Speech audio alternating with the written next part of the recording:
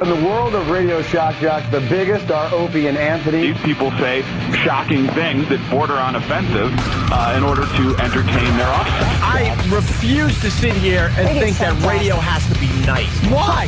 Why does radio, out of any other medium, have to be nice? We are being now held to a standard where we have to be nice and make people feel good. Go screw!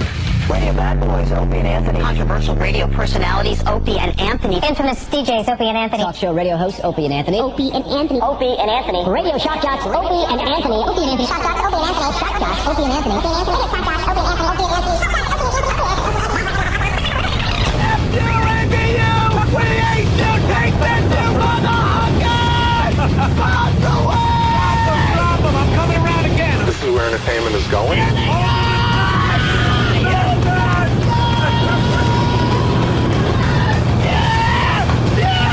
Sick freaks! Woo! Yeah! We'll be back on the grind in a few minutes, man. We are outie. Mission a success! Woo! You guys are the reason that just crap radio. Someone's home going, if they can do this, so can I. Okay? But enough of this palaver. Let's get the show on the road.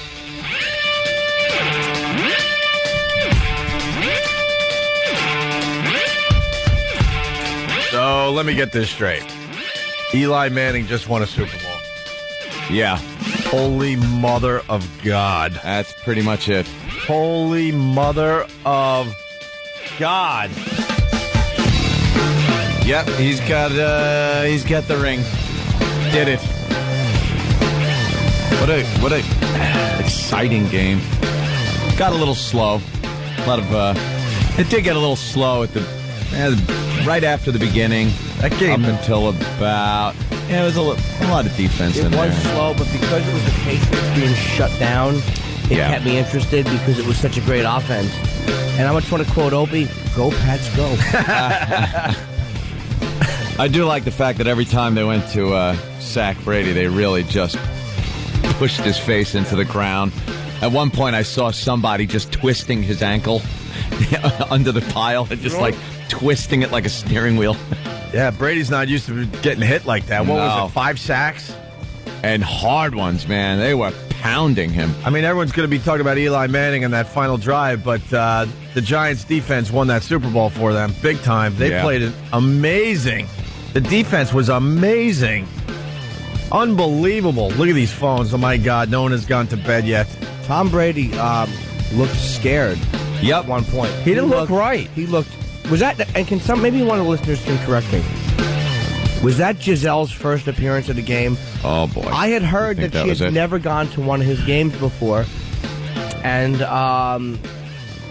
then someone at Oak's house, I went to Oak's house, I said, no, she's at every game. But I'm like, no, I don't think I don't think she goes to every game. No way. Oh, boy. That was the first time I remember seeing her in the stands like that. So she has been going to games, man. She's well hidden. Brady just didn't look right. Maybe that ankle injury was something. I thought it was like just a little possum they were playing, but he just seemed off. But he also got hit so many times. He was probably a bit dazed by the end of that game. Well, the phones are just freaking lit. Let's say hi to Phil in Bayshore. Phil, what's up? Yo, what's up? What's up, Phil? I just wanted to let you know that when that sports curse really counts, you really pull through for us. So, go Pats! All year long, I was saying, go Pats, go. I was feeling good about myself. The freaking, I just knew the sports curse was leading to something. I just knew it. It was hiding for a little while. Hiding? This is like the biggest sports curse ever. Went into remission, and then it came out big. Let's say hi to Nick. What's up, Nick?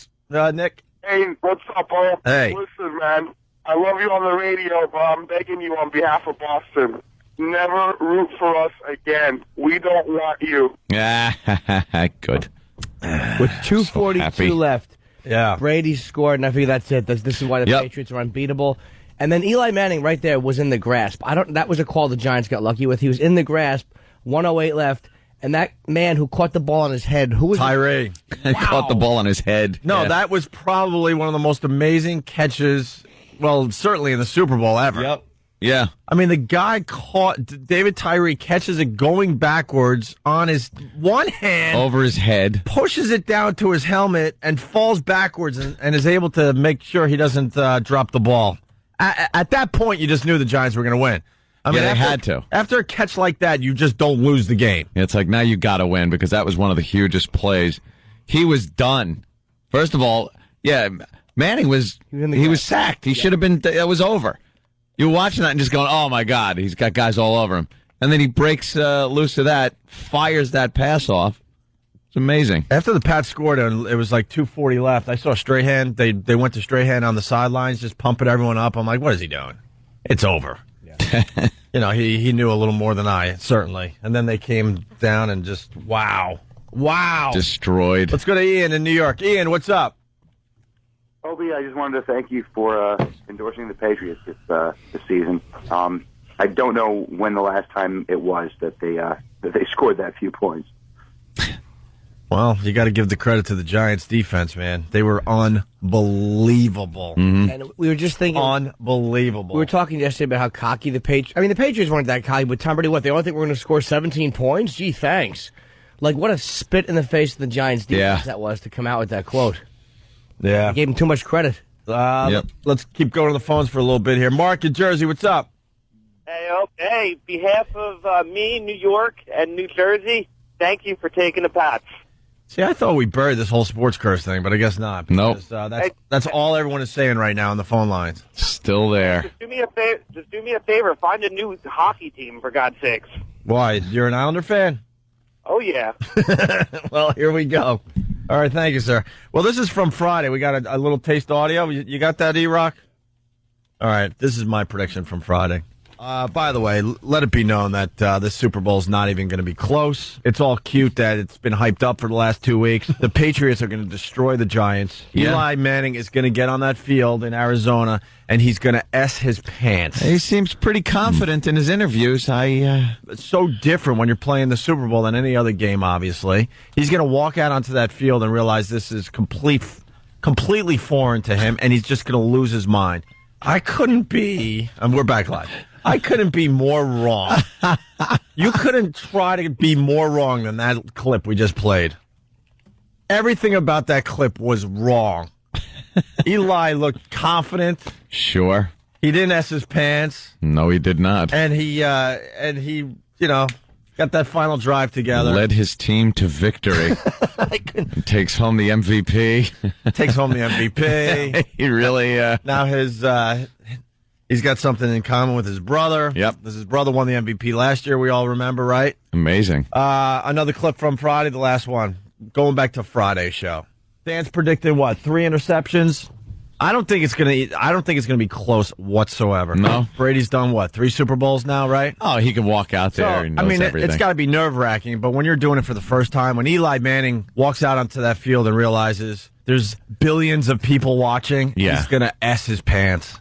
And they're watching you. Yeah, I don't. For the most part, all eyes on you. Right, which is just completely nerve-wracking, even if you've been there a few times. But for the first time, it's going to be so foreign to him that I'm telling you, it's not even going to be close.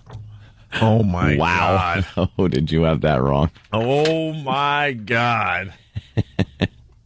Let's say hi to Chris in Boston. Chris, what's up? Hey, I'm actually from Boston. I just wanted to call and congratulate you guys. As a fan of not only the Patriots and just the football, you guys played a hell of a game last night. Yeah, we did. Right? I'm still feeling it a little, though. I'm achy. Yeah, I'm a little sore, too. Yeah, a little sore. It's funny. I'm not a Giants fan at all. I hate the Giants, but I was really rooting for them yesterday. It was funny. Yeah, I was the... Yeah.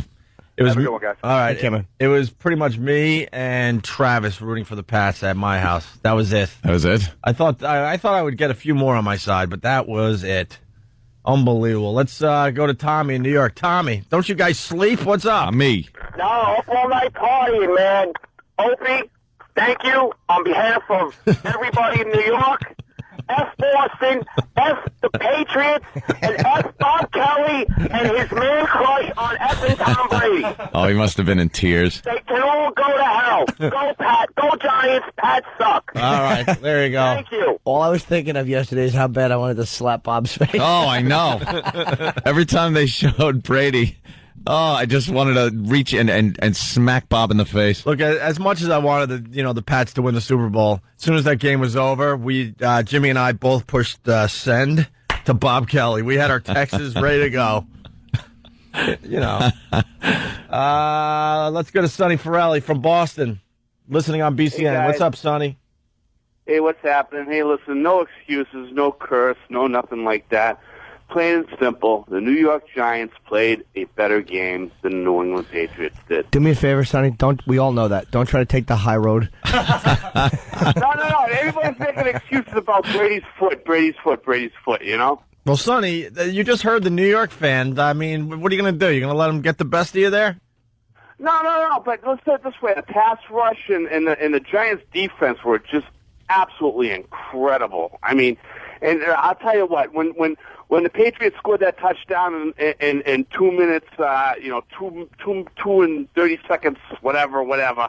I kind of knew that Eli Manning was going to come back for the win, you know. It was just one of those weird games where, like, the momentum finally shifted to the Pats, and then I looked at Jimmy and I'm like, man, you guys are in deep trouble. But then when Eli started that drive, you're like, oh, my God, I think he's going to do this. Yeah. You just got a feeling that he was coming back to freaking do that. And once he got that miracle pass off, that was it. Tom Brady just never got into the rhythm at all throughout the whole game. Just never got into You know what, though? He's not used to having that much pressure. The Giants were all over him all game. What was it, once again, 5 sacks? Yeah. I think that's the most sacks he had this year, right? There was one sack. I don't even know who the hell did it, but he put all of his weight on Brady's body when he sent them to the grass. Right. And he made a point of lifting his legs up and his arms up so his entire body weight slammed down on Brady. It was amazing. There was one sack where somebody forced to fumble on the ball there and wrenched his arm. Yeah. Oh, they were pulling at him. They were pulling at his arms, his legs, just trying to make him hurt. Oh, just and it was effective. Brady. Just a bunch of animals getting getting to that supermodel Tom Brady, as Bob Kelly calls him. I don't think Tom. I mean, there was one point I was sitting next to Lindsay's father, and I said there was one point 2 plays in a row. I said I don't think he has gone down 2 plays in a row all year, right? I can't probably has, but I don't know. Very rare. 2 hard sacks. You know what I was thinking of? You got me. Thinking what? Oh, maybe he got you. Hey, he got me. Whatever. Let's go to Brooklyn. Purnell, what's up? Opie, thank you, my man. I made $50. I love you, man. Well, take that $50 and get a better phone, all right? Really? What are you talking out of a football phone? Oh. All right, Purnell. Let's go to John on Long Island. John. Hey, John. Hey, how you guys doing? Darren. Hey, what's up, man? Opie, thank you very much. Why is there I love that sports curse. Boston right underneath the keister of New York again. I really thought the sports curse wasn't going to be a factor this morning, that we could just talk about the game. No, huge. The instant feedback's going nuts. I knew it was just too good to be true that I'm finally rooting for a winner like I was all year long. It was guaranteed, wasn't it? And by the way, the sports curse all started with the Super Bowl. Like when I was working in Buffalo, I was up there for 3 out of the 4 losses, and then we were up in Boston when the Pats lost the Super Bowl, and then I came back. We came back down here, and the Giants lost the Super Bowl. It's pretty much wherever. It's just amazing. I can't tell you the last time I picked a Super Bowl winner that I cared about. Some of these games are like, I'll just take the Broncos, whatever. But in general, when I really, really feel it, I cannot pick a winner. The Patriots are obviously a great team, but they beat the Rams, I think, on the last play. I didn't realize how close their Super Bowls were. They're not the, I hate to tell people, but they're not the Steelers of the 70s or the 49ers of the 80s. They're great. Why are you rubbing it in now? No, I'm really not. Why are you rubbing it in? 18-1, good record. Why are you rubbing it in? It's that one. 18's a lot of wins. It's like if they got that one on game, 14. Hey, look, you know what? Went and got won the Super Bowl. You got to blame Mayor Menino. Yes. We're being heard on BCN in Boston right now. You got to blame the mayor. Yep. He's getting a parade together and all this stuff. The victory parade will make its way to Boston. We're starting to beyond. Beyond. You got to blame the mayor. He was the one. He jinxed you. And the team for trying to copyright 19-0. Well, They wanted to yeah. copyright that. How He tried to copyright it, and some dude, who owns it? Some dude got the copyright a few years back. I forgot what team was was undefeated for a while, and the guy looked ahead and he wrote 19-0. I was reading over the weekend. I can't remember right now. Anyway, here's the highlight. Manning lobs it. Burris alone. Touchdown, New York. There you go. It's almost like being there. And the New York Giants 1 second away from pulling off this upset. Eli Manning, 19 of 34, 255 yards, 2 touchdowns. 1 to Tyree, 1 to Burris, 1 interception. Toomer, 6 catches. The Giants defense, 5 sacks. The Giants have won the Super Bowl. I think you should have went with a Hail Mary. 1 second left. We're throwing it up in the air, let them catch it. Yeah, just throw it up in the air. That last drive was questionable, by the way. Throwing 3 bombs like that. I thought he had enough time to kind of march down a little bit. They had, 2 or 3 timeouts? They had 3. Yeah, it was really questionable to go all out. I think three long passes in a row, right? Yeah. Looked a little desperate. Yeah, it really did, and he got sacked badly on one. There was one that I've never seen anybody sacked more efficiently than Brady got in that last drive. It was like a moving wall that hit Brady. Yeah.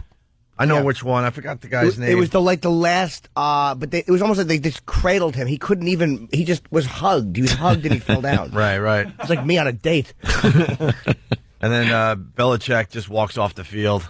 They're going to be talking about that for a while. I mean, he left with 2 seconds left. Well, he hugged the Giants coach first. He did say congratulations, though. Yeah, but then technically there's still 2 seconds left on the clock. I know a lot of people were on the field, but he just walks off. Yeah, like that, and then they had to clear the field out, and so the Giants could take a knee, But I don't know. That seems a little.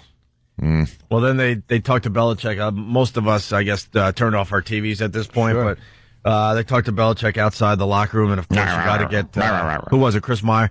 You had to get the Chris Meyer whispering because it's a very it was the somber. So, Coach, and what went wrong? And it's obvious by listening to these 2 quick Belichick clips that the NFL makes you. It's part of the contract, obviously. Oh, yeah. After the game, win or lose, we want you to talk to the media. You have to. You have to, because what Belichick said, there's no way he would have done that on his own. No. Thank you very much. We're outside the Patriot. Thank you. We're outside. Thank you very much. It's not like, thank you very much. Here we are. Oh, my God, the victory. Thank you very much. We're outside the Patriots. Mausoleum. Right. We're at the funeral home. Thoughts and prayers. The body is inside. Gonna get a few words from the participants of the wake. Thank you very much. We're outside the Patriot locker room with Coach Bill Belichick. Coach, you haven't had this feeling for a long time. How would you describe it? Not a very good one. I know we're disappointed. Where did the game get out of hand, in your opinion, or you want to talk about the last drive? Well, we had our chances on the last drive. They made some plays, and they made big ones at the end. No, what was interesting? He don't want to say a word. Oh, he didn't want to acknowledge that the Giants, usually got to give the other team a lot of credit. Yeah. They just were better than us today. He didn't go there at all. We had opportunities. Nah.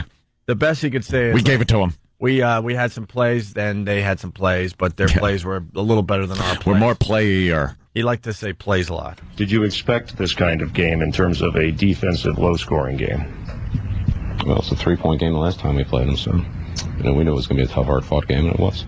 Can you talk about what the defensive plan was in that last drive? And it looked like Eli Manning was going to get sacked, obviously, and he got away and completed his play. Yeah, we got our hands on a few balls, and we had some pressure on them, but, in the end, they made those plays, and we didn't, so that's the difference in the game. And I know this is difficult. What do you tell your team after, a perfect season up till this point? Yeah, well, we're disappointed. Okay, Coach, thanks very much. Oh, is he pissed? All right, back to you. Oh, man, he's... is he angry? You might find him in the Charles River. Have you ever heard of Duller Man, though? Yeah, he's just meh. It's nothing. He doesn't seem to be a good sport. He's not a good Good sport. He's a horrible talker. He doesn't want to acknowledge that Coughlin, No, he was giving those short answers. He was giving those short answers that just, like you said, he was obligated to give. Yeah. They won the game. We didn't. Clip? Oh, here's I always laugh now when I see De Niro speaking instead of acting in a movie because Jimmy reminds me all the time that he can't talk and he just stands there and he puts his stupid glasses on, makes the De Niro face, and just looks down at and the looks paper down. and glances up. I'm very happy to be here for this Tribeca Film Festival. Shut up, act. Always make a weak joke, and like, who's more of a New Yorker than me? It's just the worst. Good one, Bob. One more clip from Friday's show, everybody.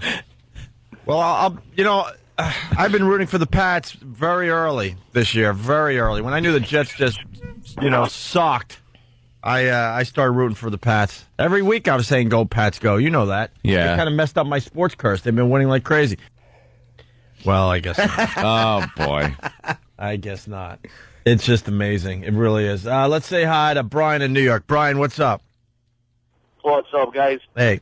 Hey, Jimmy, I want to have your mouth. No homo. All right, I got another one for you.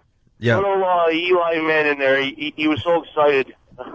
He didn't even take his pads off. He couldn't wait to get that damn Super Bowl shirt on. He had that damn thing on over his pads. I thought it was hilarious. Punching out. Did he? Eli Manning, he just looks like a boy. Yeah. Well, now he's the MVP of a Super Bowl, so you got to give him a lot of credit, obviously. But Got to give him some credit there, Megan. when he was walking around after the game, it looked like he was excited because, he was going to get like an ice cream cone. Yeah. For that victory. Like he was going to go see Dad, and they were going to go get ice cream because he had a great game. He just doesn't look like a man, but he certainly got the job done yesterday. All right, we're just getting started. Can I make a request to Boston fans? Yeah. I'm curious if a Boston fan, could somebody call in and tell us about Giselle? Has she been there before?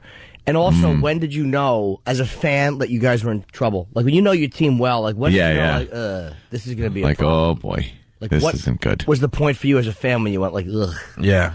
We're also going to talk to Bob Kelly. It's a hack bit, but we'll talk about the Super Bowl ads after the break.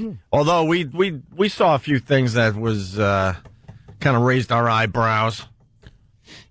We'll talk about that next. As long as it's not sex, it's okay. And speaking of commercials, I think we could officially talk about Bada Bling. We started talking about Bada Bling, and then someone shut us down, but now it's in the paper, so now I think we could talk about Bada Bling. Yeah, we were on this within seconds of seeing it air. And we don't mind, but we'll get into that as well. We got lots to do, and the phones are just lit, but if you're going to try to get in, that's cool. Phone number 877-212-ONA. Want to hear from Boston. We got a bunch of Boston calls on the line. Boston and New York, it's all about those two cities today, so we'll continue in just a bit. As we go to break, Bob Kelly with the man crush on Tom Brady. Baby, it's a dream come true. You have a crush on a man? Yes. Who do you got a crush on? I have a huge man crush on Tom Brady. Yeah, I wouldn't have sex with Tom Brady, but I would date him. Have the nerve. Really? Yeah, I'd like going on a date. Why do you have a crush on Tom Brady? He's hot. Brady has a perfect little bum chin. His eyebrows are nice and neat. His hair is He's nice. really looked into this. This isn't even a bit. His torso is like even with his legs. His hands aren't mushed up. The nice hands. Wow. You ever see him walk out?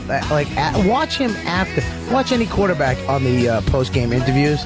They're sweating still, and they just look grimy. They got some T-shirt on. Brady comes out looking like a supermodel, and he changes it every week. One week he's kind of rough with a little scally cap on. The next week he'll come out with a suit with the napkin coming out of the pocket. Then they'll switch it up and just wear a black raincoat to look like New York sleek. He's not even hot. He's perfect. Tom Brady is perfect. I met him and my knees got weak. They took us into the locker room and it was... did you see stuff there? Just naked football players. You were in heaven, Bob. He walked out. He was in a double-breasted gray suit with the white napkin coming out of the pocket. Oh, the picture right there. Oh, God. I was just staring at him. I couldn't stop staring. You know this is not normal, right? Oh, it's not normal at all.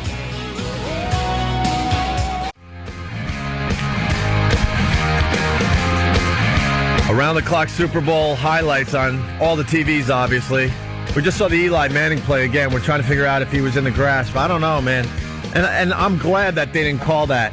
Final drive of the Super Bowl. You let these guys play. And they were calling a lot of stuff last night. Yeah. A lot of flags being thrown.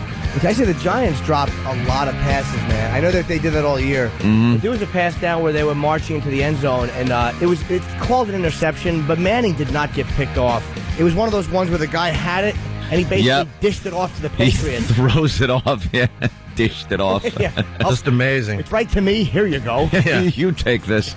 Hey, on the way, we got a Patriots fan crying on the news in Boston. We also got the mayor's bet thing. Yeah, the mayor's bet. But first, you guys touched on something during that first break. Robert De Niro. It's something Jimmy is always gets me laughing with, his De Niro impression, but not the De Niro that you see in the movies, which is the cool De Niro that we've grown up with, the gangster De Niro, right, the one that knows how to say everything and be the tough guy because it's written down for him in a script. But when you see him and he's just kind of being De Niro, whether it's at an awards show or he's pitching his Tribeca thing, he comes off kind of like an idiot. And he always tries to put some cheesy movie reference in there. Here in New York, tempers are raging.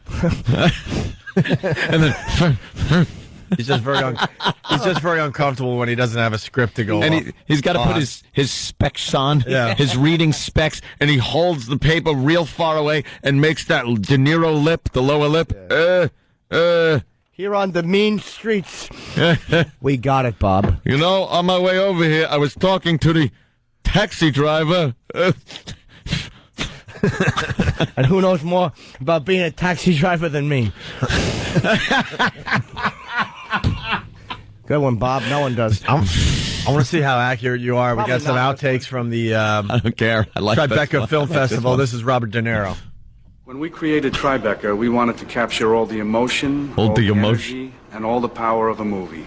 See for yourself. Tuesday on Fox. Do another? Yeah, that's all right. Good. You did try one just generally more energetic than it. I'm sorry. I got that's energetic. You don't know what you're talking about. Yes. Okay. Excuse me. Good. No. The Tuesday on Fox. No. Sorry. I'm not selling cars. Okay. Wow. No. Sorry. That's energetic. That's not energetic. I'm not selling cars. He goes, we tried to capture all the emotion of a movie, unlike I'm doing right now. Right. Well, I sound like Belichick. Yeah. They wanted him, I guess, to hit the Fox thing and really punch that up. But he didn't want to. All right, let's say hi to on Fox. Let's go to Sully in Boston. Sully. Yellow. Sully, let's go. He wanted to say, I knew we'd lose because Belichick wasn't wearing his normal hoodie. Oh. That was pointed out at lucky hoodie? At my house, yeah. He went with that red hoodie. Sure. Everyone's used to him in that just awful gray, just looks like it hasn't been washed in weeks hoodie. Why would you change that if it's working for you? You got to have all nice and shiny stuff for the Super Bowl. Mm. We were talking about that on Friday, right? Except the ring. Yeah, let's say hi to Ryan in Boston. Ryan, what's up? Hey, how's it going, fellas? Hey. First time listener, first time caller. Yep. Allow me to be the first conspiracy theorist, but is it just me, or is it kind of convenient that right after the senator wants to call a congressional hearing about the whole Spygate scandal, all of a sudden the game starts, the Patriots start playing a bad game, Brady doesn't look like he's into it, the offensive line disappeared. It's just you. Yeah. And Jimmy, by the way, to answer your question, if she ever was at any of the games, they never pointed her out, and they never announced it on the radio or on the TV. So I'm going to have to say no. Well, Travis came in on the break and said that she was at the AFC Championship game a couple weeks ago, so maybe she was. I just hadn't seen her. Well, they showed her, last night, drinking wine, sitting there. She could care less about the fact that her guy was in the Super Bowl. She doesn't care. Her life is so different than Tom Brady's. She's like, all right, I'll go to your cute little Super Bowl, but then I gotta little Super Bowl. Then I gotta go model somewhere cool.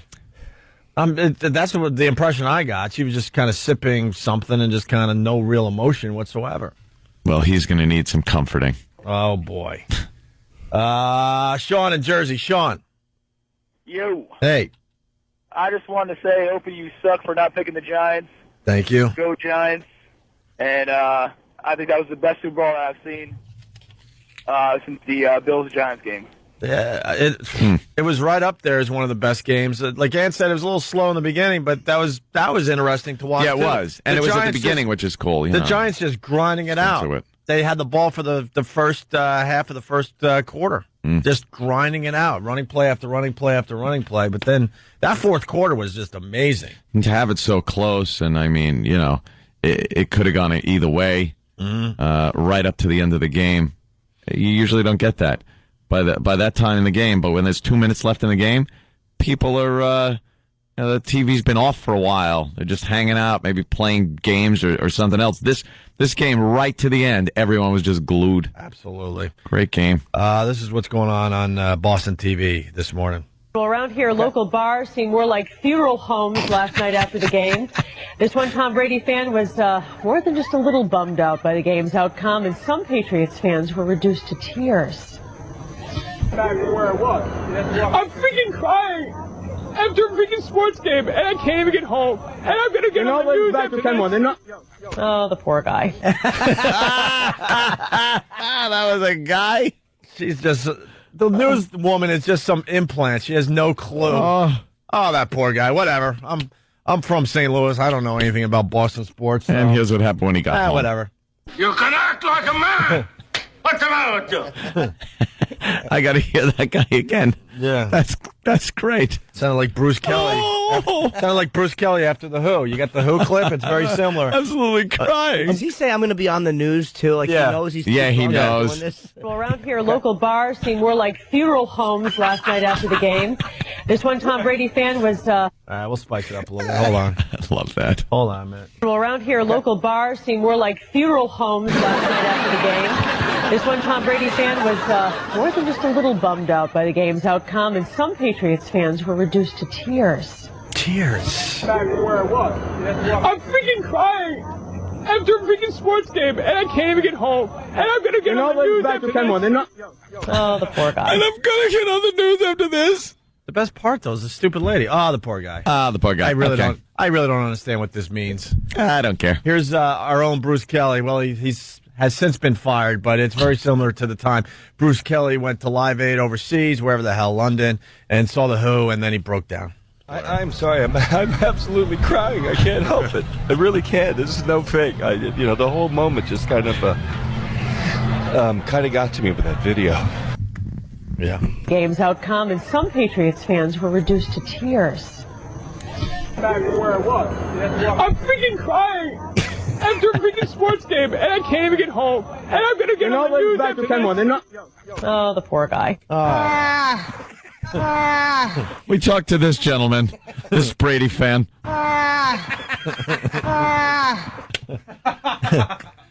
Bob Kelly has left a message on his phone that he's not going to be talking to anybody for the next 2 weeks. We're gonna have that audio on the show in a minute or two, but our pal Bob Kelly is already like in hiding. Audiences all over the country have just won. Yeah, no kidding. What do we got? Is this the Bob Kelly thing? Track one. All right. Boppy. This is Bob Kelly. We're trying to get him on the show, obviously. Huge Pats fan. He was in the Pats locker room. He took a knee with the Pats. No, Dane did. Bob took a knee in the parking lot. Oh, okay. I will not answer my phone for the next 2 weeks, and I will not listen to any messages. Any messages will be deleted. If you want to get in touch with me, call my house phone or send me an email, and that's it. So, no messages, no answering the phone. Don't even try. It's not going to happen. Go yourself. I hope Tom Brady dies. Wow. That's a jilted lover, is what that is. Well, you know something? Maybe Bob is going to want to get away from everything just by playing a little Xbox Call of Duty. So if you want, you could drop them a line at You Stink, the number 2. You Stink 2. It's You Stink, the number 2. And just drop a message if you're on Xbox. I'm calling him right now at his house. About the Pats. I'm sure he'll want to read it while he's trying to forget about it by playing Call of Duty. Does he answer him? Of course he's not. All I want to hear is the phone pick up and then a gunshot. Are you on the message thing yet? Not yet. Oh, it's still ringing. There he goes. Now we got to wait through that long message? You've reached Bobby. All right. Oh. Hey, stupid. We're trying to call you on the radio show. We're not going to tease you, and we're not going to make fun of the fact that your team was involved in the most colossal meltdown in sporting history. Give us a jingle. I'm sure he's getting right to the phone. This New York-Boston rivalry is getting interesting because you got the Yankees and what they did, and now you got the Giants with a little payback. Hell yeah. It's kind of interesting, this whole freaking rivalry. Hey, here's the mayor's bet because it's all about, now they got to pay up. So this is what the news down here in New York is doing today. Mayor Bloomberg is waiting for a special delivery from Boston. He made a Super Bowl wager with his counterpart in Beantown. But the big winners will be New York City's homeless shelters. Boston Mayor Thomas Menino will send 42 pounds of Dunkin' Donuts coffee, 100 cups of New England clam chowder, and 144 Boston cream pies to the shelters and other charities here in the city. Oh, that's not the clip I wanted, because there was a clip that said, and the homeless are the true winners. Are they? Because of the bed, and they're going to get all this free food. And I'm like, yeah, that's just like having a Super Bowl ring. A nice true winners. bowl of clam chowder. How about they do that every day? Yeah, right. It's like once a year they give out 100 cups of chowder. Give a bunch of bums some Boston cream pie. Why not? Yeah, right. And got to take bums. Got to take notice of this. Terry Bradshaw's had a little potty mouth. Yeah. Yeah, he said the F word. He dropped the F-bomb. Really? During the Super Bowl pre-show. Yeah, here it is. I'm going to pick New England to win their fourth Super Bowl because I want to see history, and I want them to go 19-0. I'm a Boston boy, and the New England Patriots turn out to be a perfect fit that'll fit that big head for immortality. Wait, what? I don't know what he said. Wait, anyone know? No, he obviously... Travis knows. Of course he does. Obviously, it's the F-bomb, but what... he was done with his thing and didn't realize his mic was still live? Yeah. Oh, sorry. Like that. Like that, right. Howie Long was putting on a Patriots hat, and then he commented to Howie Long whether or not that hat was going to fit his big effing head. Oh, no kidding. That's funny. Oops, no dump button for them, huh? So they get fined, you think? Oh, absolutely not. Of course not. Of course. They're not a dopey radio show. It's just a one-slip thing. They'll go, it happens. Yeah, but when it God happens forbid. on radio, everyone gets fired. Yeah. Everybody gets fired. Clean the room out. How boring was Tom Petty? Oh, no, he was good, though. I mean, it's like there's songs that you've heard before, and he really... That was hilarious. The Super Bowl, they do this thing every year now when, the artist starts. Did it start with... was it U2 a couple years back? I forget now. I think it was U2, where the band starts playing and everyone just rushes the field because they got to get close to the band. And I'm like, are they actually doing that for Tom Petty? No one has cared about Tom Petty in 10 years, and all of a sudden these young kids are excited to see Tom Petty because they let the floodgates open and everyone runs onto the field. It's this big moment that they like to do. Yeah, everybody that they handpicked. Right, no one was buying know who that. it is. It's not like from the stands. They're not just jumping out into the field. Are they fans coming in, do you think, or only Super Bowl people? No, that's all pre-planned. They got a bunch of people, and your job is to run. As soon as Tom Petty starts playing, is to run to the stage and take look your places. Excited. And look excited like you're seeing the Beatles for the first time. It's Tom Petty with a dyed beard. I mean, he was good, but it was so safe. It's disgusting. Yeah, that's the whole thing. They got to make this safe. When you got to dig Tom Petty up to do the halftime show, they've completely run out of anything to put on there that's interesting, compelling, edgy. Right. I mean, they tried, with Prince, and they were all upset about his penis guitar last year. That was like a big thing that got complaints, so they couldn't even have Prince on the stage. Well, they can't really figure it out every year, because this year when Petty started, did you see the arrow? No. The arrow looked like a penis, and it was heading toward the heart. That kind of, fused your imagination a little bit. I'm like, they're never going to get this right. They're going to mess up every year. Every year there's going to be something. Somebody will write about that, going, that looked a little too much like a penis. Next I year was upset. They got Anne Murray next year. Yeah. On a stool. Yeah. Saying you needed me while everybody dozes off. But then it'll backfire on them because she's sitting on a stool, not one with 4 legs, one of hers. Let's say hi to Bill in Charleston. Bill. Hey, guys. Oh, Bill. Huh? He actually said was, he said, well, that hat fits your bucket head. Talking about Howie Long's huge head. So who said that he cursed then? I heard Did it our when he team? said it. Did our guys mess up? Yeah, I think so. Who came up with the fact that Bradshaw? Oh my God! Now we got some controversy here. Nice. I like controversy. Here comes Sam. What's up, Sam?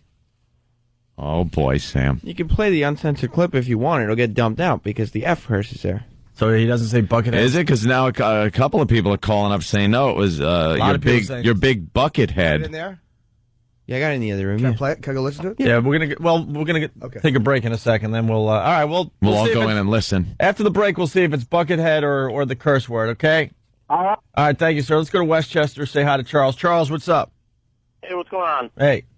Looks like a lot of guys in Africa are going to get some Patriots shirts today. Is that what they do with them? Yeah, I always wonder where does that stuff go? It is funny when you see some Fufu tribe and they're just running around with these T-shirts with American slogans and stuff on. Yeah, they're running around with Super Bowl loser T-shirts. Yeah, and as the winner. They have no idea. They think they're praying to some god. Perfect season, 19-0 shirts. Oh boy! Over there, someone getting hacked apart with a machete through one of those shirts.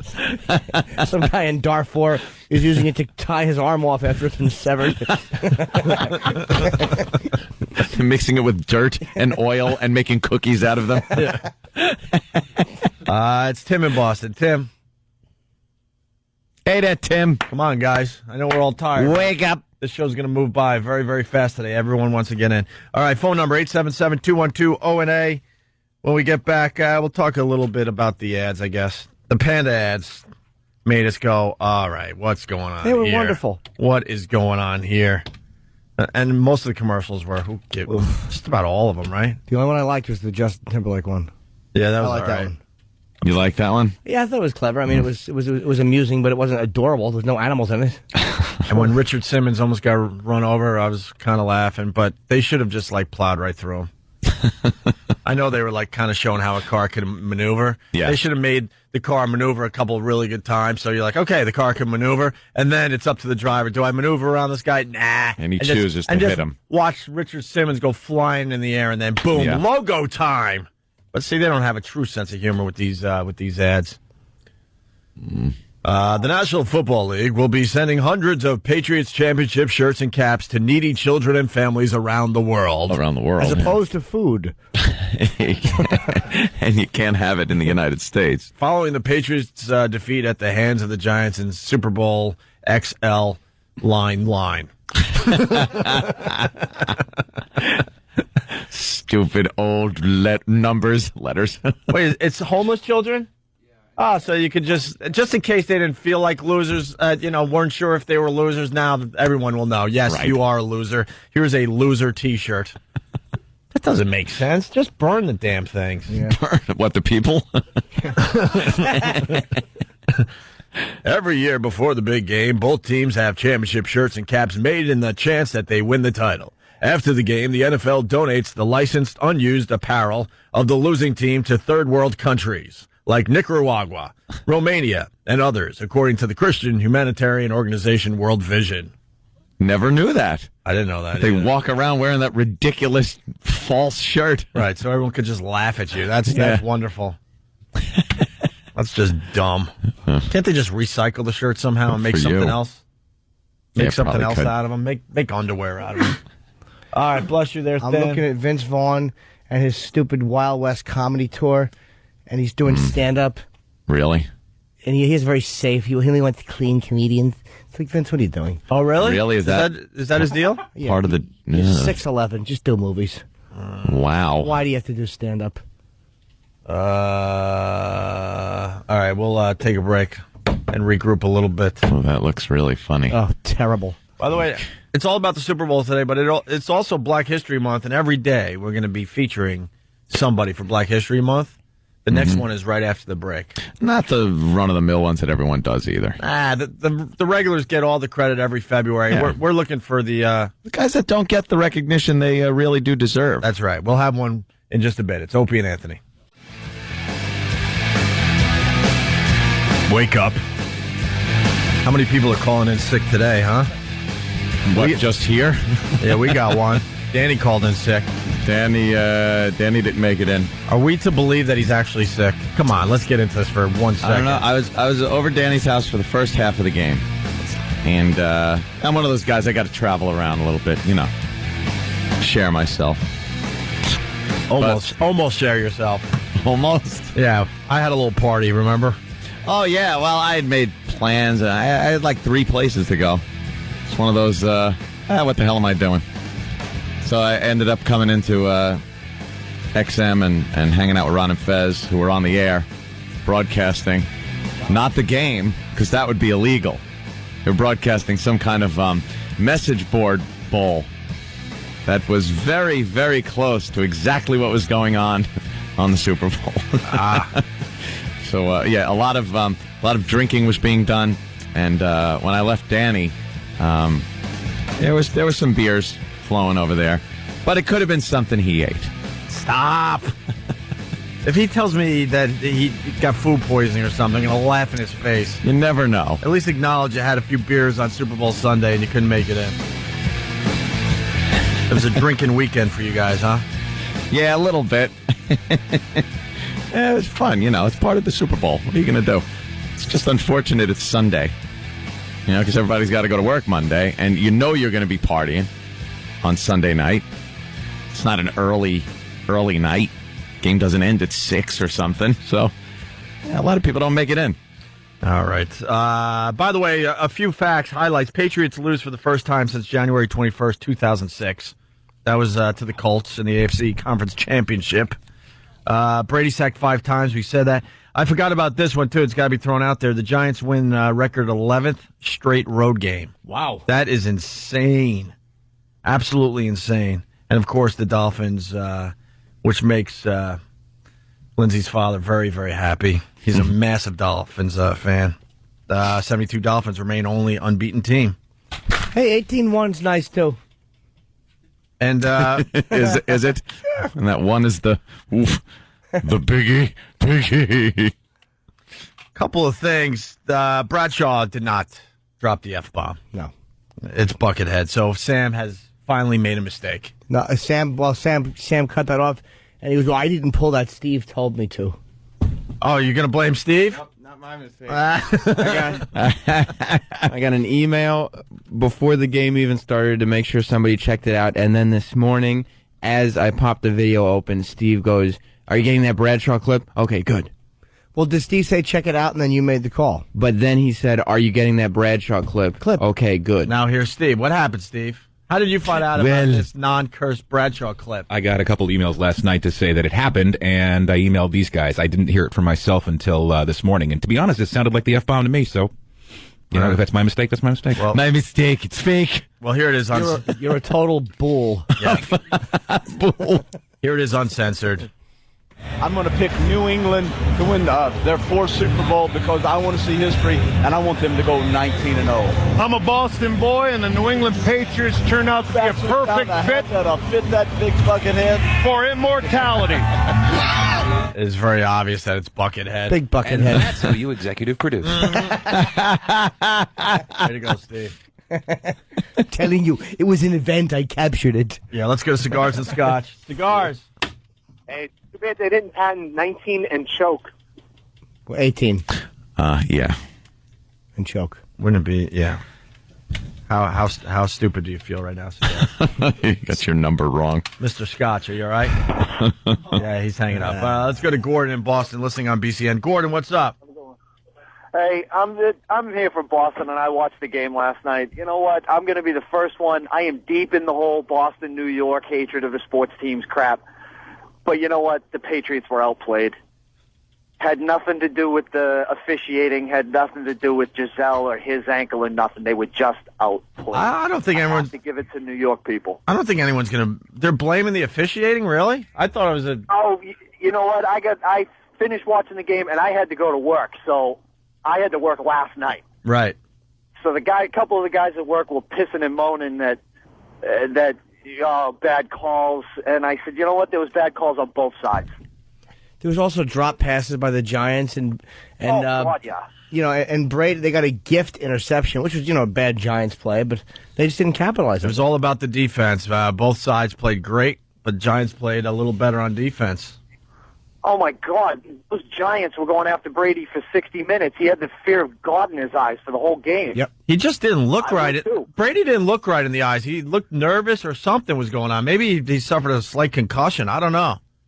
Don't know. He just didn't look like he was all there. Right. I think it was him just getting hit so much. He was like, why am I getting hit so much? This never happens. Yeah, I'm not used to this. I got to protect my supermodel looks. Right, Bob Kelly? He did what he got paid to do. Yeah. He got him down there. There was 2 minutes and 45 seconds left, and they had a 4-point lead. Yeah. And he said, here you go, defense, win the Super Bowl, and they didn't do it. You know what? You're right. You can't really blame Brady. He marched down and got the job done, and then, you know, it was... Although his last drive, he had 35 seconds. That's a lot of time with 3 timeouts. Yeah, well, I guess they just wanted to get him into field goal range by going to Moss, then Moss, then Moss. Yeah, he had 3 Hail Marys in a row. I thought they had more time to maybe run a 10, 15-yarder here and there. Do we have audio of Brady? Toss one to Welker. Huh? Go ahead. No, go ahead. No, toss one to Welker like they had been doing all night in the middle and let him get to the sidelines at the 40 and go for the big kick. Let Gostkowski do his job. Yeah, just tie the damn thing and figure it out in overtime. All right, sir. And make me have to listen at work. Have a good day, guys. All right. Gordon from Boston. Here's Brady laughing at the fact that the Patriots were only going to score 17 points. We're only going to score 17 points? Okay. Is Blacks playing defense? Well, I know they have confidence. They should have confidence of the NFC champs. And they're very talented, and you know, we don't make predictions, or we just let our play do the talking. So how cocky. Well, come on, they all were though. I know. Yeah, during media week. Plaxico's a hell of a player, and if he feels that way, I mean, I think that's great. I'd hate for him to think that, you know, he's going to lose this game. I mean, that's obvious. Nobody does. So 23-17. I wish he said like 45-42 or something like that. At least he gave us a little more credit for scoring a few points. Ooh. Wow. Well, a little more credit. Didn't even get the 17, right? Gave him too much credit. What was it, 17-14? Yeah, too much credit for somebody. All right. Let's go to John. John, what's up? Hey, could you imagine? Vegas must be dancing the jig this morning. Nobody. Hey, that isn't necessary. Huh? What? I said in Vegas they must be dancing the jig because nobody Hey. has the Giants. What were the odds What? on the Giants? Just say it again. You broke up. What was that? I said Vegas must be dancing the jig. Hey. Nobody bet the Giants. What's wrong with your phone, sir?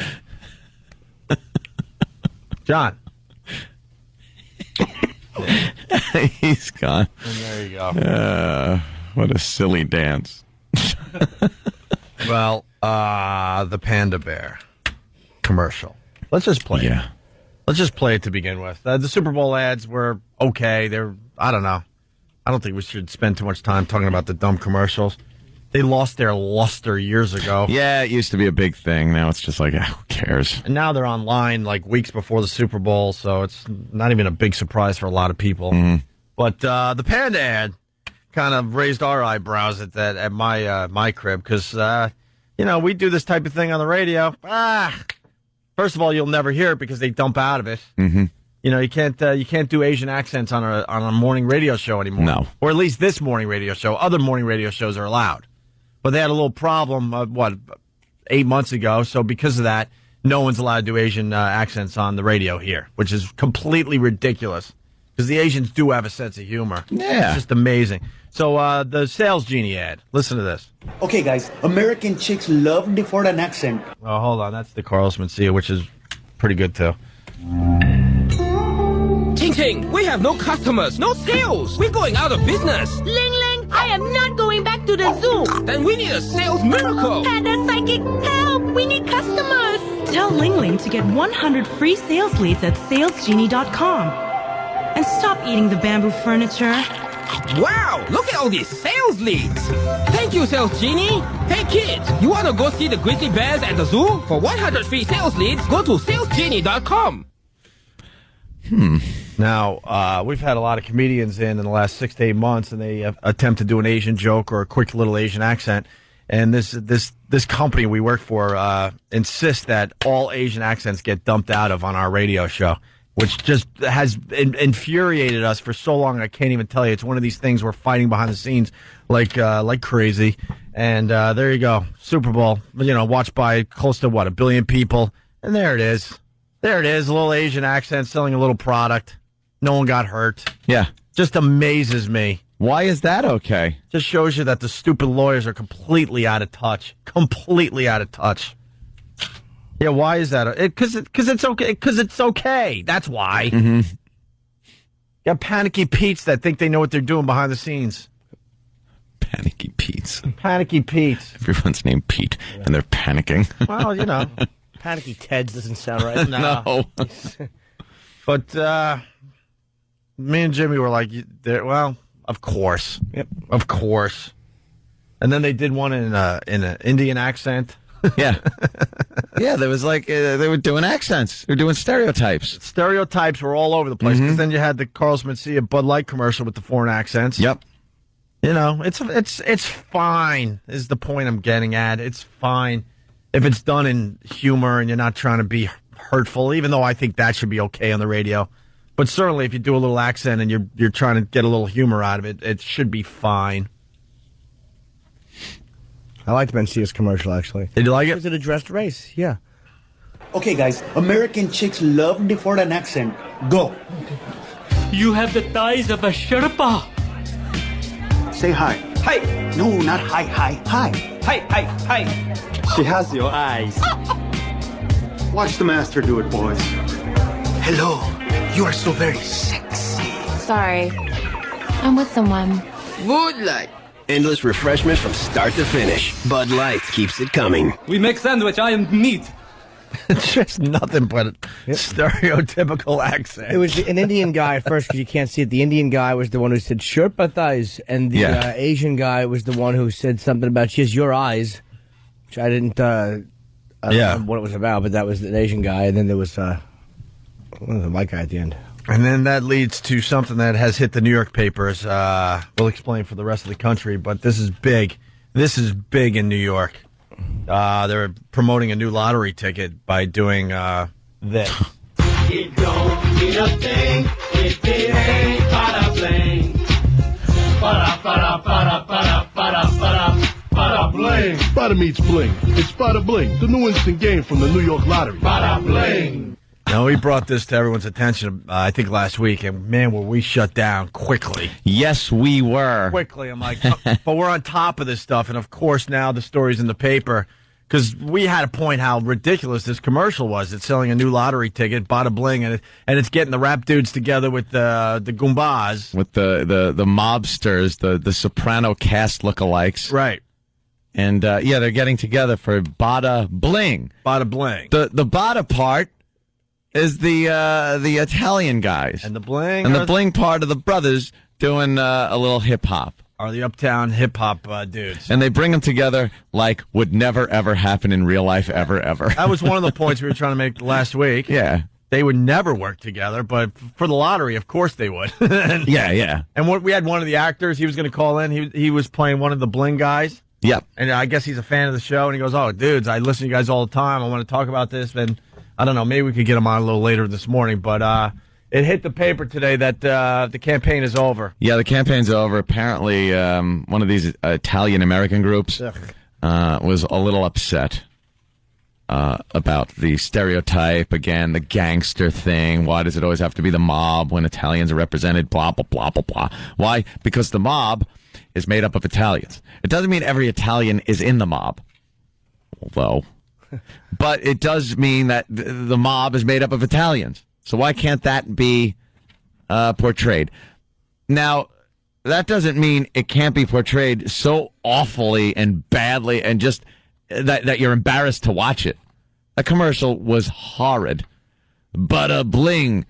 And then he really got upset because at one point, I guess in the commercial, one of the big fat Italian guys goes, "It is 3 ways to win." Tree. It's classic. It's just like real life, though. The blacks run the numbers for the mob. I mean, that's exactly what that's like with the lottery. 3 ways to win. So who's outraged? Some guy. Stella, maybe a girl. Stella Grillo, a representative of Sons of Italy in America's New York chapter, made the complaint. I know a lot of people are saying you're overly sensitive, she added, but Americans have become more sensitive to most racial groups, and it should apply to Italian Americans. All right, first of all, Americans have not become more sensitive to most racial groups. No, racial groups. A very small group of Americans have gotten a bit sensitive. In general, no one gives a crap. In general, we are all stereotyping our asses off at work, at the bars, wherever you may be. Making jokes. It's not America. America wasn't pissed off about what Imus said. It was a small group of people that were pissed off that don't represent the masses, by the way. No. Whatsoever. Yeah, Tree Chances. she was upset about that. And, the game is still going to go on. But they're not going to do the bada bling commercial anymore. And they issued an apology saying they didn't mean to insult anyone, the lottery. Let's say hi to this dude. I don't know your name, sir. It's not on the screen. How does the lottery apologize? Like, what are people going to do? Boycott it and not try to win $8 million? I don't understand. Like, no one's going to not play the lottery. A bunch of addicts. I think the run just ended. I think it's a timing thing. This thing hit the paper today, but the ads were supposed to end today anyway. Yeah. So, John, what's up? Hey, who did the Italians want to be portrayed? Would they want to roll out their grandmother in a black dress? I mean, what Honestly, what are they going for here? Honestly, John, I think most Italians don't give a crap. It's always a small percentage of people that want to think for everybody. Most Italians, I'd imagine, are just kind of laughing at it. Oh, that's funny. Yeah, they don't care. They don't care. Andrew in Jersey, what's up? Hey, O&A, what's up? Hey, man. I got a new Super Bowl song for the Patriots. Okay. 40 seconds to go. Eli to throw. Back to go. Whoa, whoa. Go Giants! He's goofing on one of the Super Bowl songs. Right, well, this was my favorite awful Super Bowl song. Just a little taste here. Here we are on the brink of destiny. Everything that we worked for, all to see.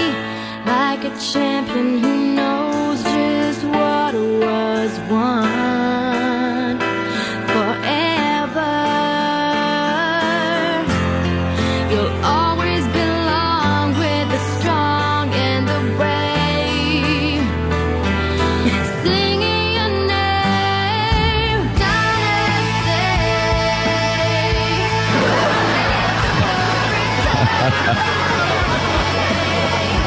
no one else could ever make us feel. You're more than a champion, a legend is born.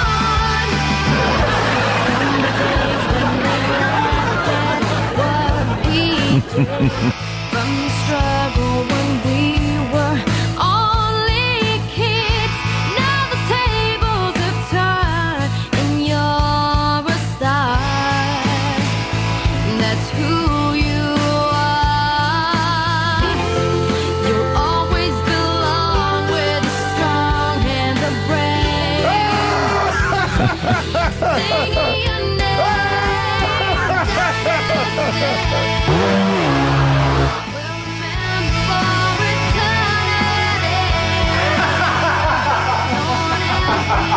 That's terrific. That's terrific.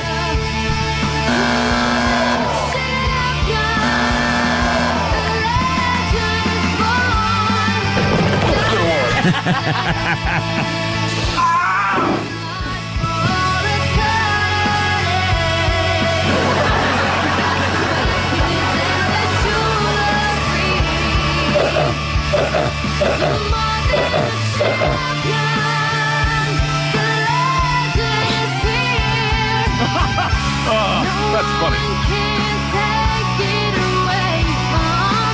Damn, you just been pwned.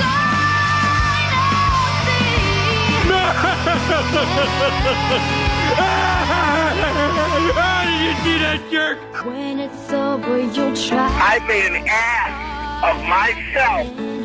I'm sorry I did that. I'm embarrassed that I did that.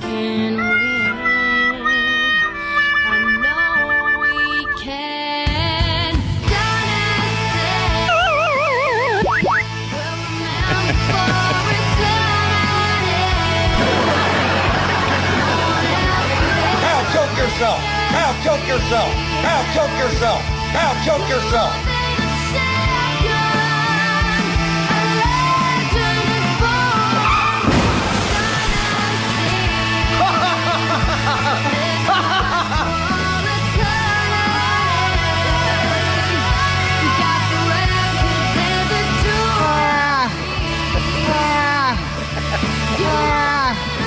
That's terrible. I'm sorry.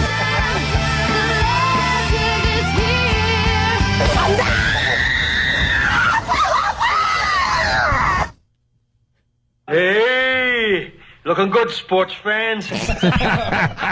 Okay, terrific.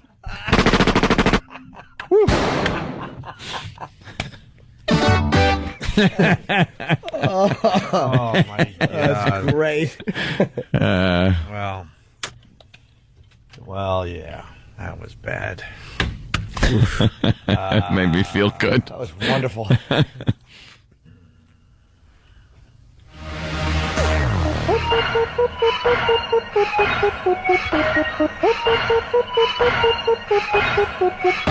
Yeah. Let it ring. You see the rings? We got an undefeated team, the best one ever. Them Pats making history up in her. 18-0, 18-0. One more to go to Super Bowl. I was only joking. The Giants scared as hell. They don't stand a chance. We stop the Chargers. New York's gonna get a smash. 18-0, 18-0. One more to go to Super Bowl. Man, I never seen nothing like this before. How a team gonna go up with me? Scored! No. Oh, my, I'm telling you something. How did that not go in? Yeah, we want to get Stella Grillo on the phone today. Yeah. That would be very nice. So, I asked this last night. Matt in Brooklyn. What's up, Matt? What's going on, man?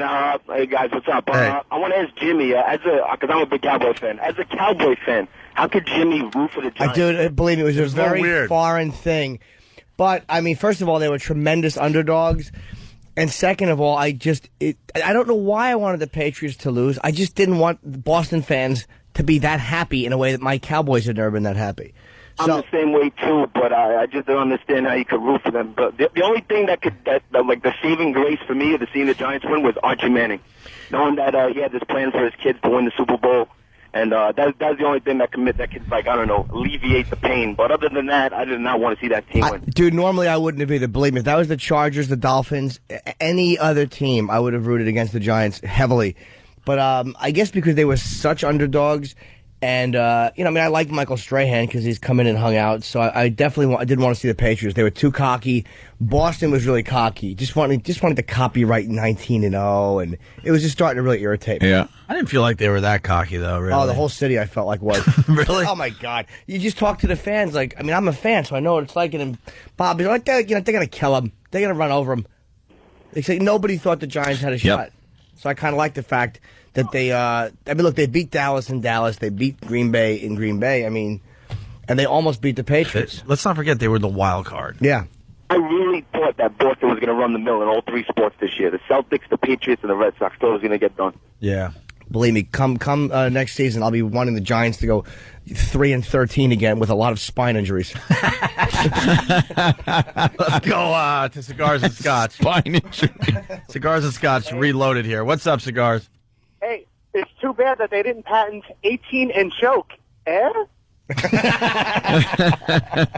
There goes Holiday. He's on the track. He's at the wall. She's gone. The milkman delivered. No. What are they saying? They're saying. What they're trying to say is. They're saying, and by that you mean you said. Right. We got to get this guy on again. Well, around here, local bars seem more like funeral homes last night after the game. This one Tom Brady fan was more than just a little bummed out by the game's outcome, and some Patriots fans were reduced to tears. Back to where I was. I'm freaking crying after a freaking sports game, and I can't even get home. And I'm going to get on the news after this. Oh, the poor guy. Oh, the poor guy. She has no... That's good. That could just be, screw him. I'm sorry it rained yesterday. She could care less.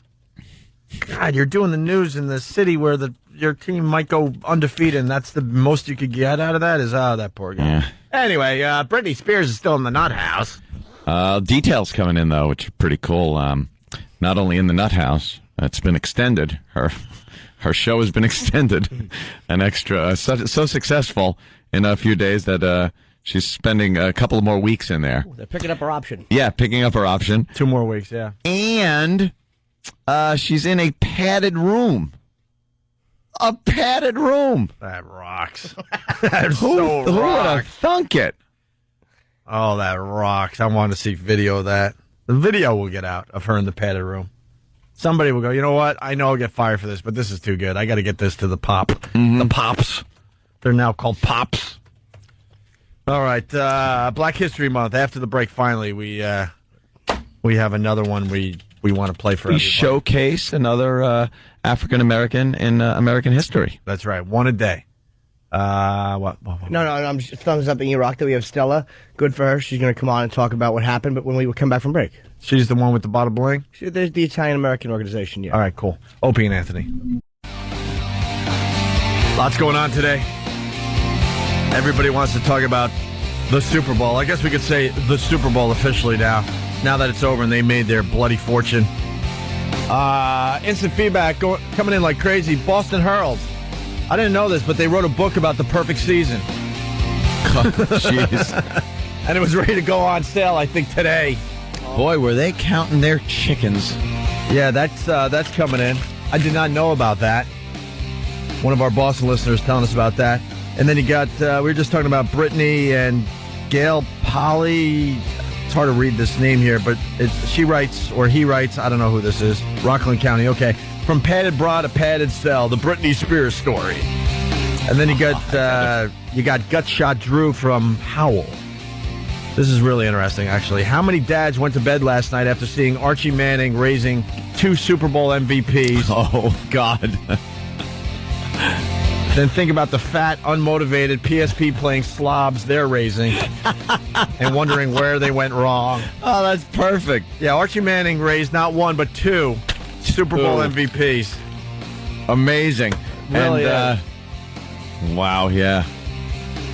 Got a couple of people that are... Oh, look at our phones. Yeah, let's talk to Stella. Look, Stella. Hi, Stella. Hi.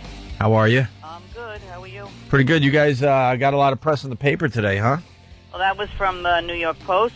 Yes. Yes. Okay. Stella, can we tell everybody who you are just in case they're just tuning in? Okay.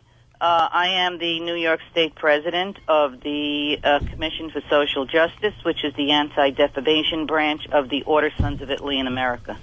And you guys had a problem with the Italian-American portrayal as mobsters in this Bada Bling commercial, correct? From the lottery. Yes, we did. From the New York Yes, we did. Lottery. A lot of our members were kind of offended because it's only a perpetuity of the Sopranos persona that Italian Americans have been bestowed with since the it goes far back. Words.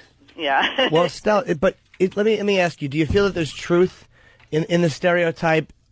in that the people they're portraying in that, which is certainly not all Italians, but do you think that at least they portray them accurately? Yes, they did. Well, they portrayed, and admittedly so. They thought the Sopranos series was a popular series, and they thought it was entertaining, and it has been a popular series, but it certainly has helped to portray the stereotyping of Italian Americans. But does it do that, or does it just portray a certain part of Italian Americans, part of their history that is, it's known? Let's put it this way. Yes. I have had calls from students who are studying in various colleges in New York City from out of town, and the first thing their peers or their fellow students will ask is your family a member of the mafia because they have an Italian last name? Well, still, understandably so, but do you mind like the Italian theme or the obsession over Italian heritage, say in Columbus Day parades or in any of the other 442 Italian festivals that you I guess your website helps promote? You mean, are we upset because... Positive stereotypes, say. Like, if there's any positive stereotypes or positive things that are attributed to Italians, does that bother you when it's say the Columbus Day Parade, which is basically all about Italian heritage? Well, the Columbus Day Parade is all about Italian heritage, and it's all about the fact that an Italian actually accomplished the things that Columbus accomplished, and it had to be acknowledged because... Our country is named after an Italian. It's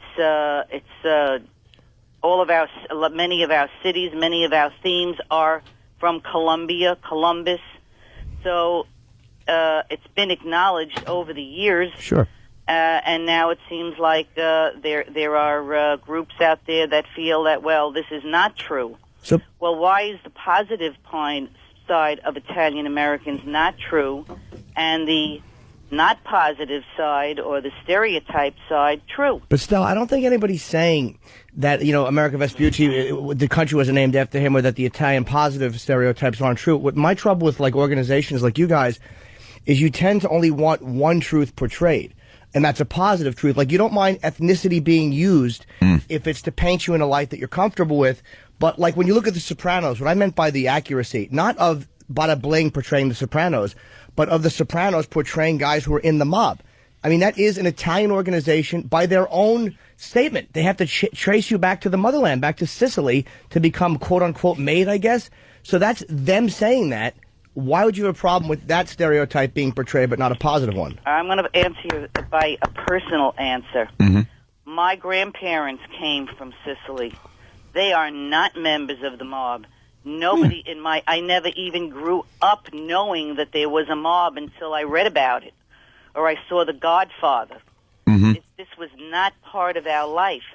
So would you believe that less than 1% of Italian Americans are actually involved in organized crime? Yeah, I would believe that, but that 1% is very, it's intriguing to people. People like seeing it portrayed. It makes some of the most popular movies that are ever made. And I honestly don't think, because I'm Italian, and it doesn't bother me in the least. I think the majority of Italians aren't bothered by it because it hasn't prevented us from doing anything that we want to do, whether it's advance in our jobs, get a career, raise a family. I don't think these movies or stereotypes has really affected Italian Americans in a negative way. I think it's a lot of it is entertainment, movies, television, based on something that did happen. It was part of Italian heritage, and again, not every Italian's heritage, but not part of Italian heritage. No, every ethnic group has their criminal element. Mm-hmm. It's absolutely true. Yet, if you go into, and I'm not going to mention ethnic groups, there are other forms of criminal activity in other ethnic groups. Sure. Yet they always say, like, the Russian mafia. Why isn't it the Russian mob, the Russian criminals? Because they're scary. They do scary things. Whatever they do, they do. But what I am trying to say is that every ethnic group has their criminal element, yet it is not glamorized, and it's not. It doesn't Sure, it's sell glamorized. movies the way Stella, the Italian ethnic movies. I hate to interrupt you, Stella, but first of all, it is glamorized. When you look at black thugs and gangsters, that lifestyle is glamorized tremendously. And I think the reason the Italian mafia is so glamorized is maybe, I will believe you that they're only 1% of the Italians. Of course, 99% are not criminals or not a member of the organizations. But you know what? They've had a tremendous influence in our country. Not all of it bad. I mean, if it wasn't for them, there probably wouldn't be a Las Vegas as we know it. And from what I understand as an entertainer, it was a lot more fun to work there when they had it than it is when these stupid corporations have it. They've had a tremendous influence in the unions. I mean, they've been a really powerful group. I mean, this was not a small fringe group that people just stereotyped and made popular. They were very, very in the forefront of American life for a long time. So now we should continue to portray and let everybody think that most Italian Americans are mob related. Do you think that's crazy? Do you think most people think that most Italians are mob? I don't think so. I really think people take it for what it is. There is the element of truth because these people did and do exist. A majority of them are Italians. I mean, you look at the names in the paper when there's mob arrests, and they're Italians. And it's glamorized because there was, and especially when you look back at the old days of it, it was this kind of glamorous lifestyle that people have in their head. If you don't look at how gruesome the actual murders were, when you separate yourself from the reality of it and watch it in a movie, people are taken by it. There have been gruesome murders from every ethnic. Yeah, exactly. We don't talk about the Irish. We don't talk about a lot of other ethnic groups. We do. They're not as interesting. I hate to tell you, Stella, but they're not as powerful. And the Irish, whether the Irish mob or the Jewish mobs or gangsters that were when the Jews first came here, they just weren't as powerful in, like, I guess, the 20th century as the Italian mafia was. I don't know why that was, but I mean, criminally, they did a lot. They were in the forefront of our lives for a long time, and I'm not even knocking them. I mean, they did a lot of things that I like, as well as a lot of bad things. Well, as I said, now we've got Italian Americans in every walk of life. Do they still have to be stigmatized by this persona? Do you? I don't even disagree with you, but why is it that you only want certain stereotypes to be talked about?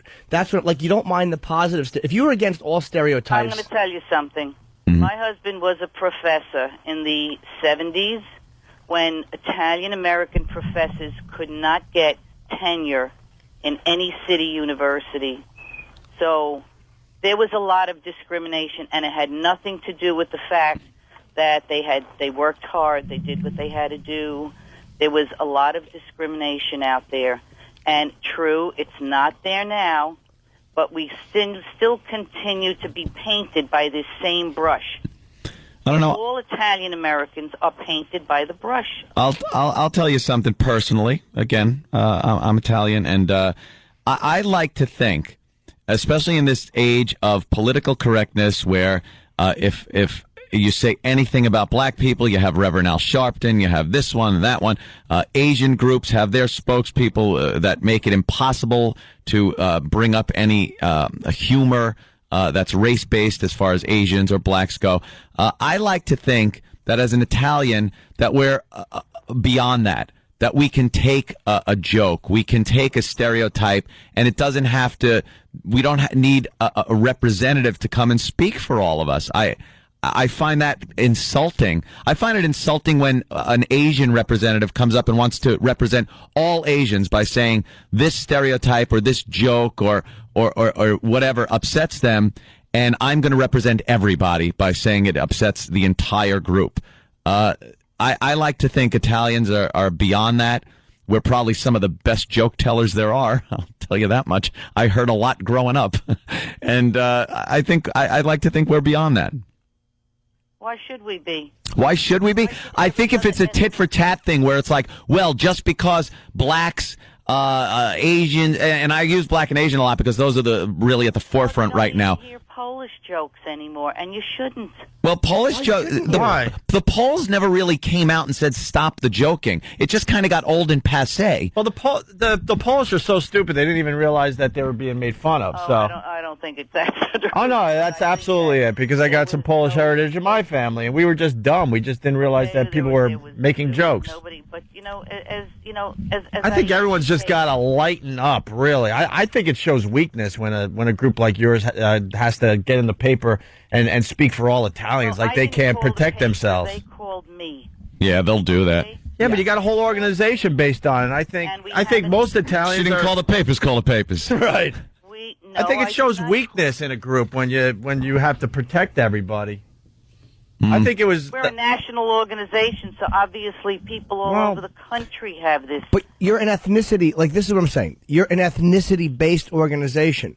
No, so, we're actually a fraternal organization. Well, you know what I'm saying.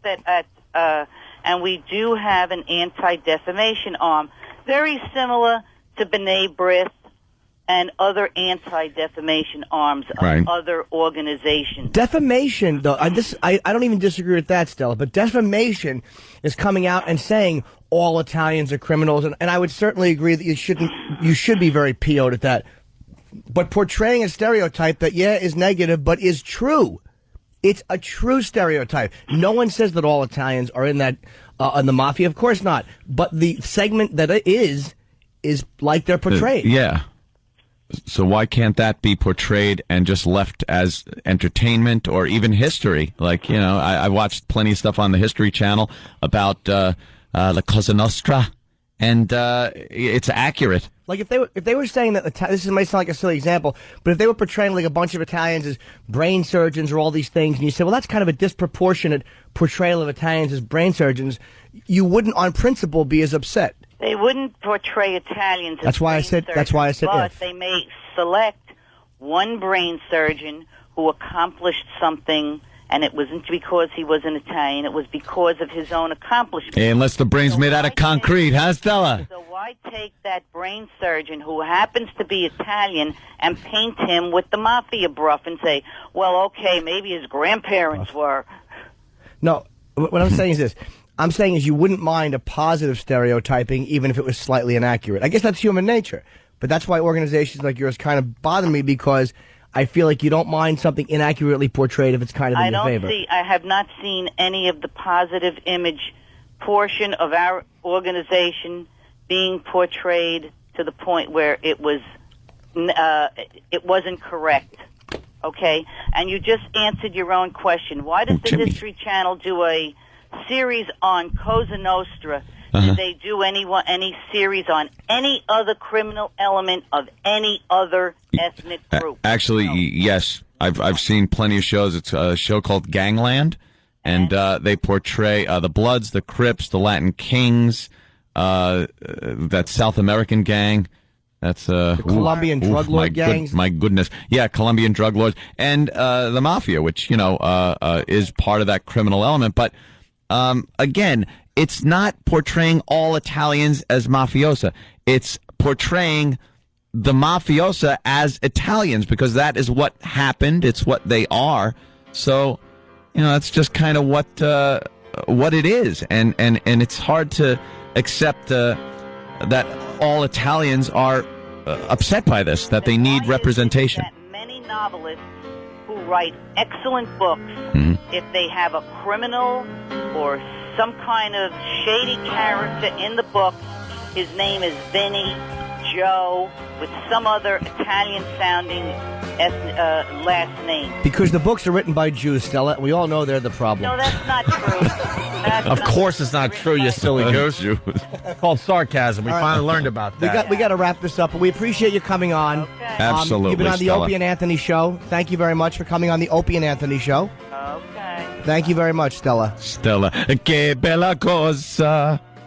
There she goes, Stella, everyone. There she goes. It's a real stick in the mud, that Stella. Yeah. And I'll never understand that. She sounds like a hoot, by the way. Italy. Italy. Old school. I know, bottle. Could you get a bottle? Get another bottle out of the fridge. I never understand that. I just don't get the whole, we need a whole organization to represent us, because Who's upset? First of all, as an Italian and knowing a lot of Italian people, we kind of bask in that whole mafia thing.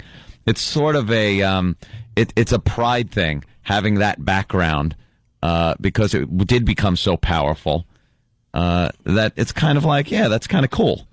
And the gangsters, come on, that's the coolest crap you ever see in movies. Mm-hmm. Jesus. I'll tell you why I dislike her organization less than most of them. Because they're coming after Italians. I don't agree with her, but she's going, they're sick of Italians portraying mobsters. They're sick of it altogether. Prejudice against Italians in this day and age. But Asian groups will criticize certain people for making Asian accents, but they don't mind Margaret Cho doing it. Right. Like, they're very selective, which means that to me they're completely fraudulent. But at least she's consistently unfunny. Oh, they are unfunny. And they get on Italians. Yeah. Is what they'll do. This group will get on Italians, whereas, you won't see Reverend Al getting on black people. Absolutely. You won't see the Asian groups getting on Asian people. This Italian group is usually going after Italians because they're the ones in the movies, in the shows, writing them. Mafia. Sure. In the mafia. Let's go to Rika. Rika. Hi. Hi, what's up? Hey, Rika. I think that the whole thing is ridiculous. I actually, my ex-husband is part Sicilian from Boston, and he used to love living up the whole mafia thing. And I just got finished dating somebody from Stamford, Connecticut. And I got to tell you, the Italian Americans in Stamford love portraying this mistake. He would boast about being part of the Gambino family, and now he's with another family. That's smart. All right, well, he's getting a little carried away. Yeah, that's a little much. Right. Wearing leather and Drakkar cologne is one thing, but naming names. Yeah. Get in the car, Rika. Get in the car. Let's go to Queens. Chris, what's up? Hey, how you doing, guys? Good. That lady before, she wasn't an Italian. She sounded more like a Jew. I'm Italian. I'm Sicilian. And the organized crime basically paved the way for, us to be accepted as more or less regular. It paved the way for Italians to be able to pave the way. You know how we are with cement and asphalt. That's how a lot of Italian-American businesses that are legal now started back then. Sure. And a lot of these groups are so phony because they only paint. If they make it look like the mafia again was this fringe group that had a teeny percentage that had no influence. They had. I'm sorry, they had a bigger influence than the Russian mafia, than the Asian gangs, the Flying Dragon. The mafia had the biggest influence of any criminal organization. And thinking that they were just, maybe a few Italians thrown in the mafia. Yeah. How come every time there's a movie, it's always all of them are Italian? Well, because that was the mafia. Exactly. I mean, the Jews did kind of help start Vegas. I guess I should. Yeah, but it was Bugsy's Muslim. That was also kind of a jittery little relationship. Your father's trucks. They were your father's trucks. Was it? How about I put a pillow over your head, shoot you, Hyman? She got everyone reacting, man. Let's go to Joe. Joe, what's up? It's John. All right, John, what's up? Hey, make it quick. A lot of people want in here.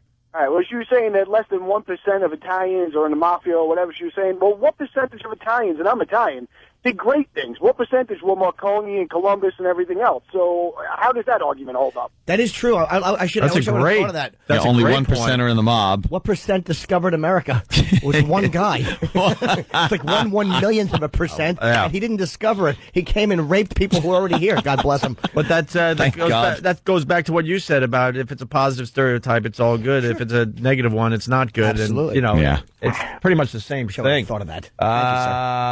Let's go to Charlie in Jersey. Charlie, what's up? Charlie. Hello, fellas. How are you doing? All right, Charlie. I used to be a president of 2 different chapters of an Italian-American organization. Is your phone bugged? With the Middle East. Should be. And before I left that organization, The Sopranos was just starting to kick off. I had told everybody back then that I think it's a waste of time to a degree of trying to focus on these negative stereotypes that are being portrayed. Focus more on the positive things, and you get better traction instead of trying to look at the mafia portrayals in movies and so forth. Look for other things. Focus on the people, whether it's science, education, films. I mean, there's plenty of actors in films that have done non-mafia related roles, non-goofball related roles. So, I think that they're off base to a degree. The commercial was really bad, and that's the point that I would make. But to go after it just because it's mob-related, I think is off. It was just the commercial is just very cartoony. It's Whatever. stupid. I don't think people are going, look, that's how they act. All of them. Every single one.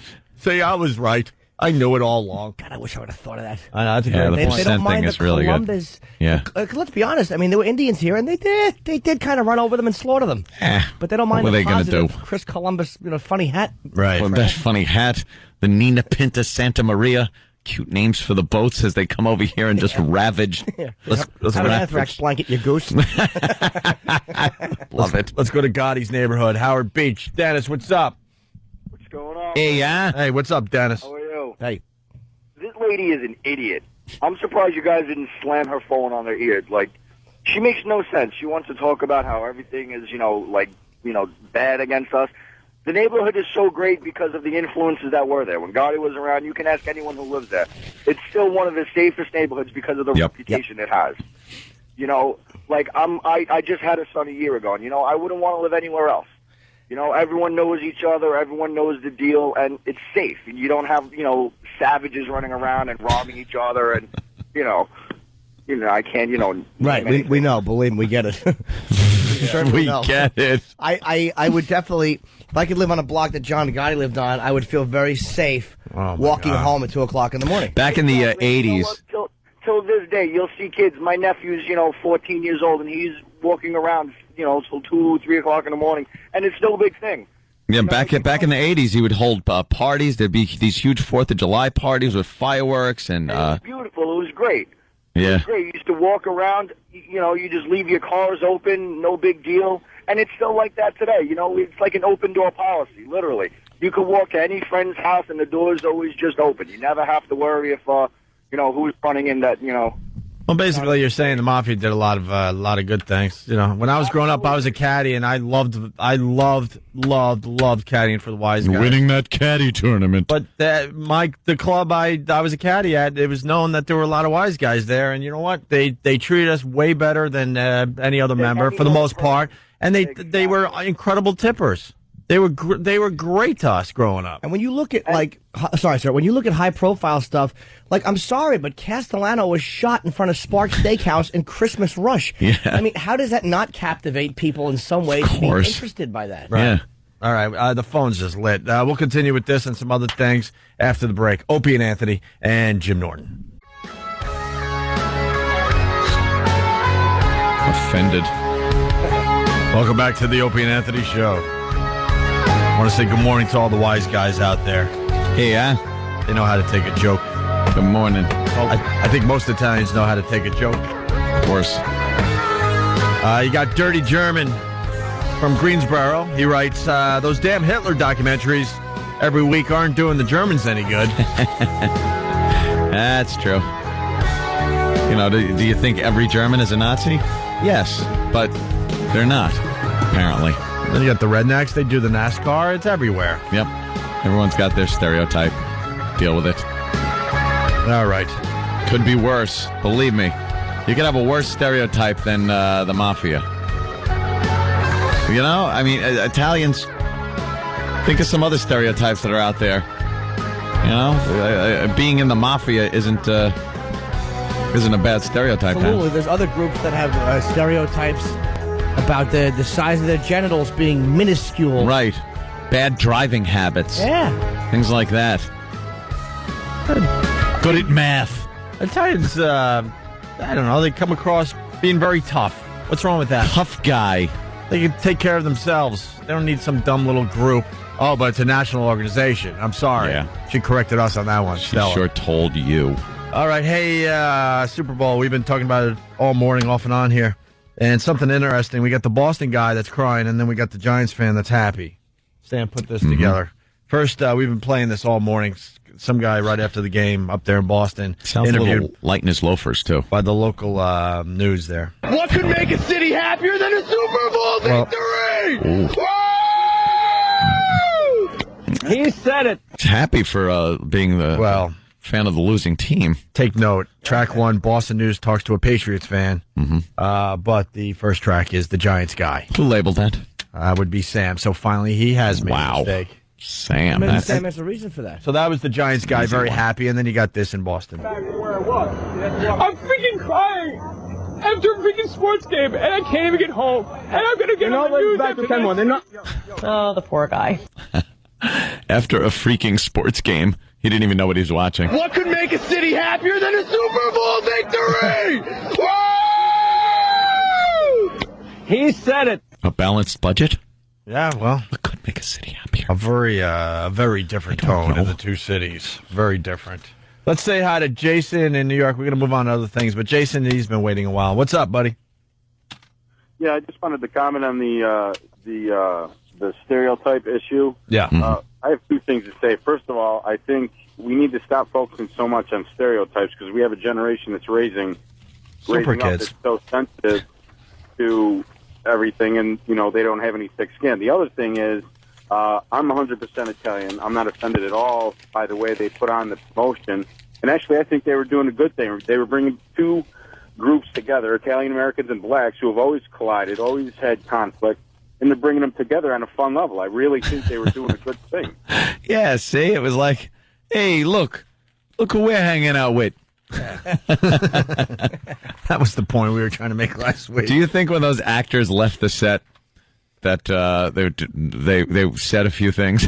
Oh, of course. Both sides, by the way. Both sides, yeah, of course. It's this commercial because Boston doesn't get it. Buffalo, well, I think it's in Buffalo because I think it's statewide. New York State Lottery. It's getting the rap guys together with the soprano Italian mobster guys. Yeah, they weren't even the Sopranos guys. They were like lookalikes. Well, that's what I meant. Yeah. Yeah. And they were promoting this new lottery ticket called Bada Bling.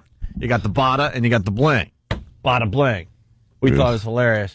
Oh, by the way, let's get this out of the way. Tom. Hello. Tom.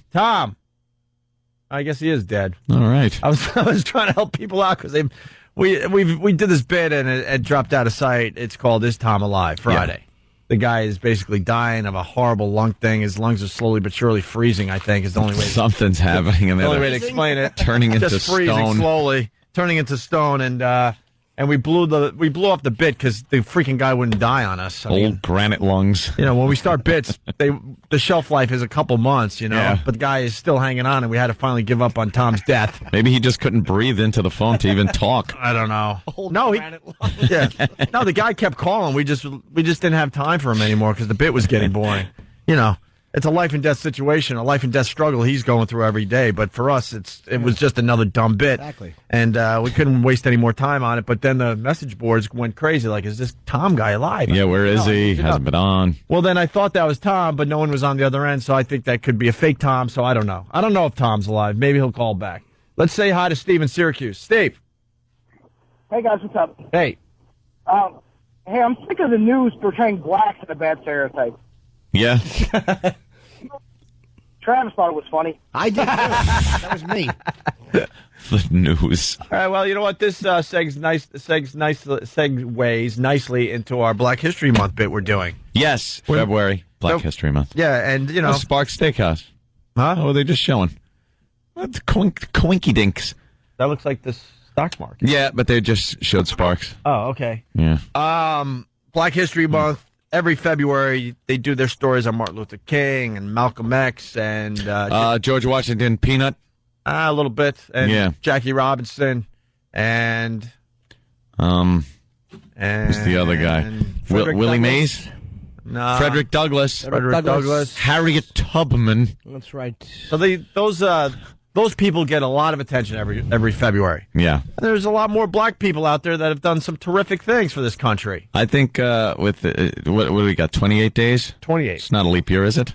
Oh, actually, it is. 29 days. We got to 29 this. So you got to come up with 29. Yeah. Black people that are worth paying tribute to. Right. Now, usually, like you said, Malcolm X, Martin Luther King, the Peanut guy. You're getting maybe. You're getting maybe what? 10? Oh, well, tops? The legit media, does 5 or 6 for the whole month. Peanut guy, great. God damn, Steve. Oh, Steve from Bayshore. It's just evil.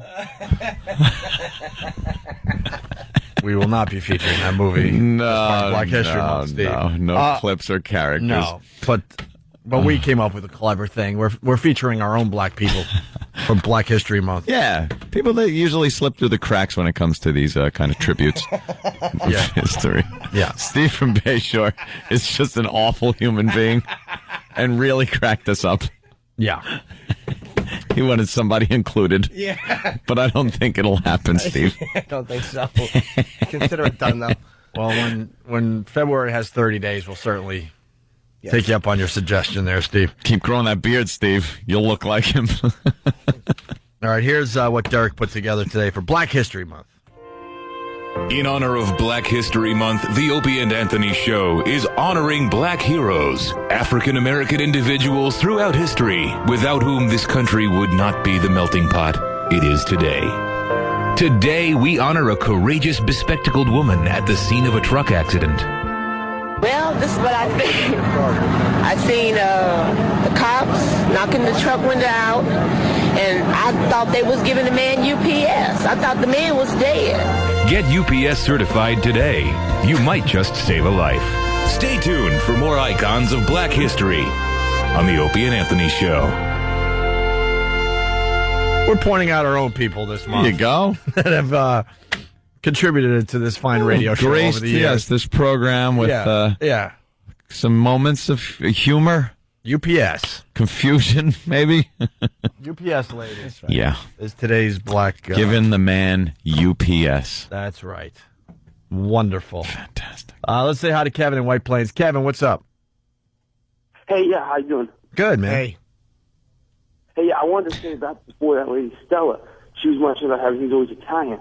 Last year's Best Picture, if I remember, was Departed, which was made by an Italian about the Irish Mafia.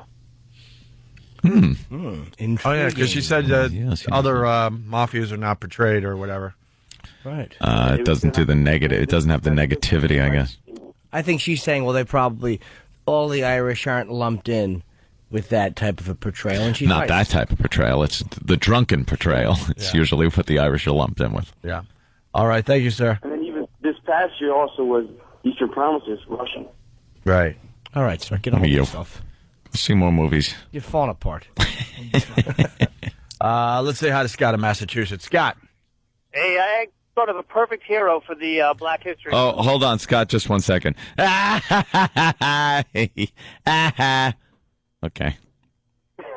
All right, Scott, go ahead. I got it. Out of the way.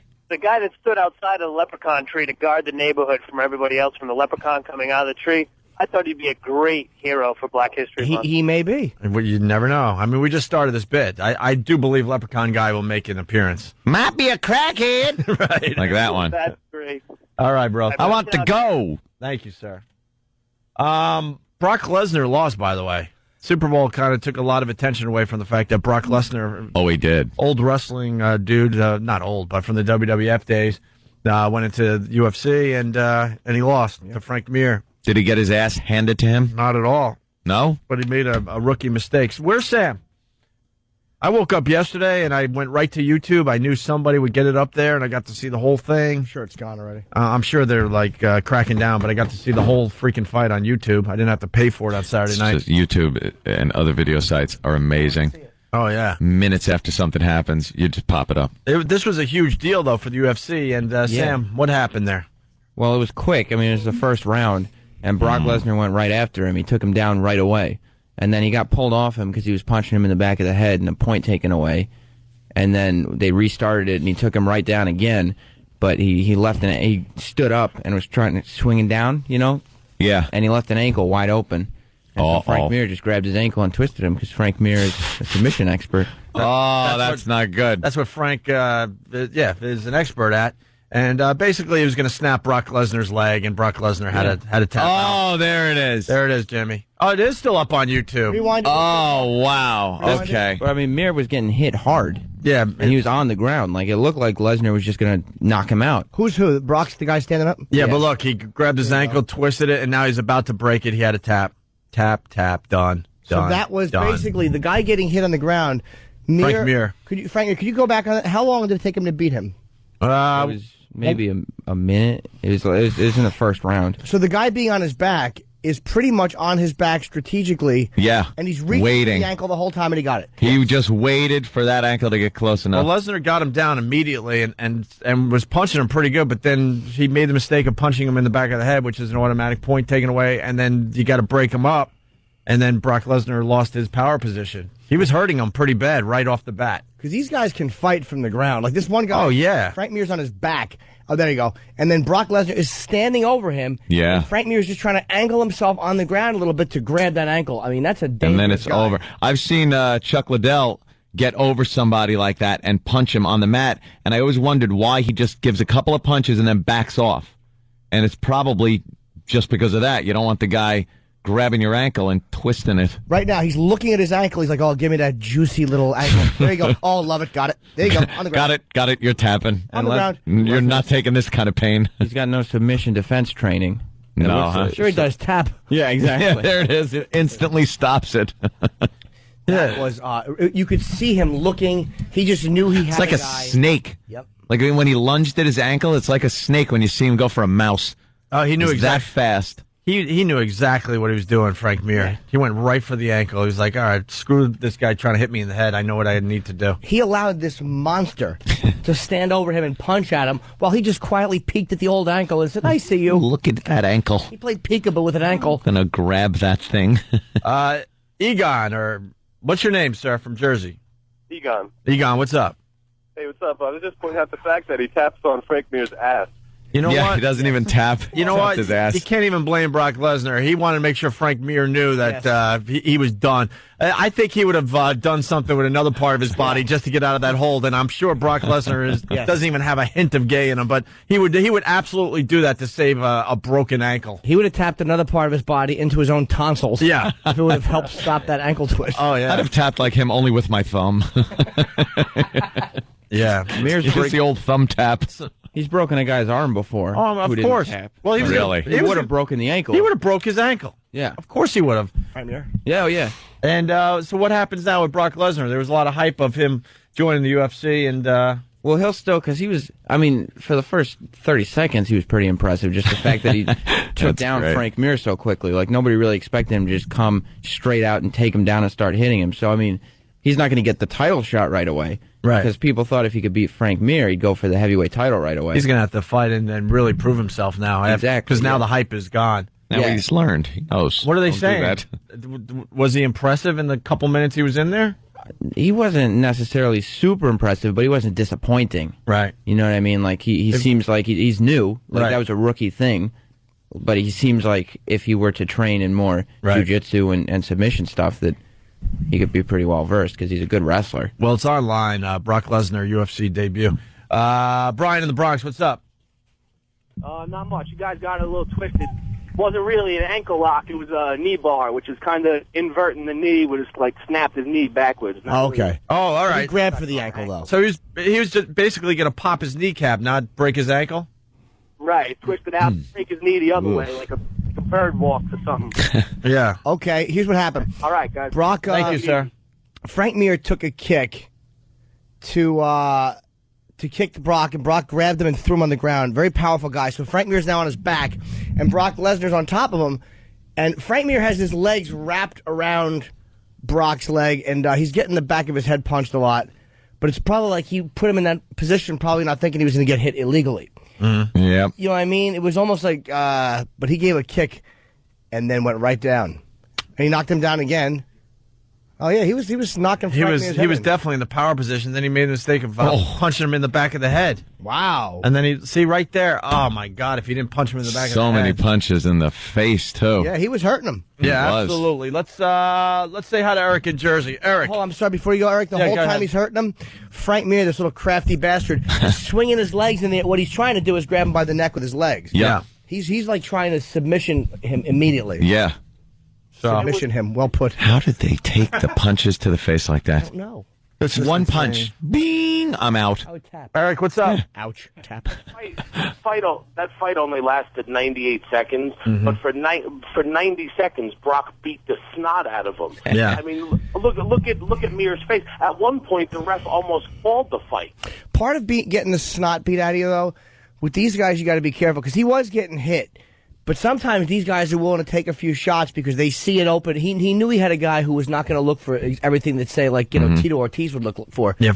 So he might have known that, like, I'd take a few shots on the ground. He might have known the ground was the best place to be to grab something. Yeah, Frank Mir was bleeding pretty good from the forehead, and looked like his entire forehead was going to just be split open any second. Yeah, I mean, everybody knew that Brock could ground and pound. Like, you can get him, he can take you down, and he can hit you when you're on the ground. Because he's good at takedowns, and he's good at hitting, but he's not good at submissions. So once you're on the ground and he can... God, we should get Joe Rogan on, man. He's a friend of the show. I agree, but I want Sam to say it like that, and don't say ground and pound again. Like, he just kind of, he's out in the gym with these guys, and that's how they talk. Sam just knows the terminology in the UFC. He knows his crap. Scott, Rochester, the home of Brother Weeds. What's up? Hey, what's going on, boys? Hey, man. Yeah, I don't know if you heard any of the pre-fight interviews, but Frank Mir was talking about he didn't think Brock Lesnar was going to actually tap. So in preparation for the fight, he said he went to Home Depot and bought a whole bunch of wooden dowels and practiced snapping them. Oh, my God. Can you imagine? Know what's horrifying about the whole Brock Lesnar fight, by the way? Was the fact that we all learned that he married Sable. Yikes. Yeah. Wow. Way to marry her way past her prime. Yeah. She had so much face work done that I didn't know if she was happy, sad, scared. I don't know what was going on. They showed her in the audience, and she had a frozen face. Brock's got to punch her in the face to change her expression. Here, you're happy. Poof. Yeah. You want to see the grind? Oh, that was it. For the old schoolers out there. You want to see the grind? No. Sean in Georgia. Sean. Hey, guys. Hey. I got to point out the many points that Sam is wrong on. All right. One, they completely expected Lesnar to go in and take him down and hit him. He's a 4-time All-American wrestler. Mm-hmm. Two, I just forgot. All right. The first 10 seconds. You've been grounded and pounded. Yes. Yeah, because Frank Mir went for a kick, dude. I'll tell you one thing. He went for a kick, and Lesnar grabbed it. It's the same way Crow Cop got beaten badly by, I think, Gonzaga, his name is. He had his leg caught when he was going for, like, a body kick. He was probably trying to keep some distance between them. He just knew what he was doing. Yeah. But Lesnar also, he's been training for 2 years with Eric Paulson and Pat Miletich in submission defense. And basically, he lasted 90 seconds longer than I would have. The 8 seconds it would take me would probably be how long it took the guy to catch me. He blew it when he hit Frank Mir in the back of the head. Yeah. That's all it was. That was, obviously the turnaround, and it went quick after that. But he was in a power position. He was messing him up.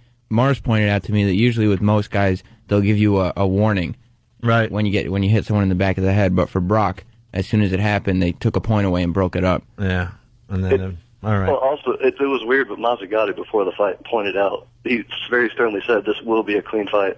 So it seems like it was almost something that he pointed out to him. He was just before the fight. Why would you do that?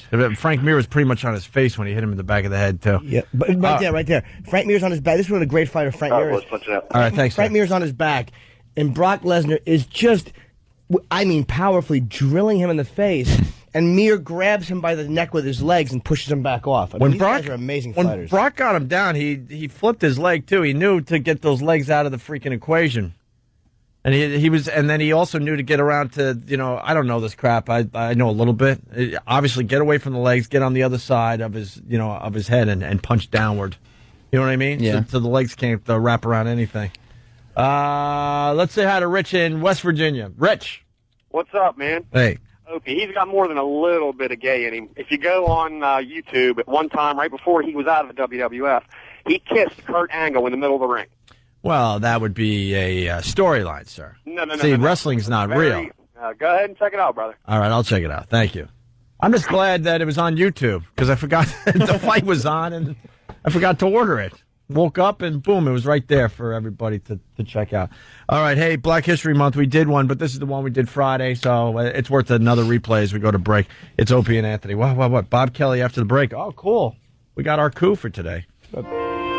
In honor of Black History Month, the Opie and Anthony Show is honoring black heroes, African-American individuals throughout history, without whom this country would not be the melting pot it is today.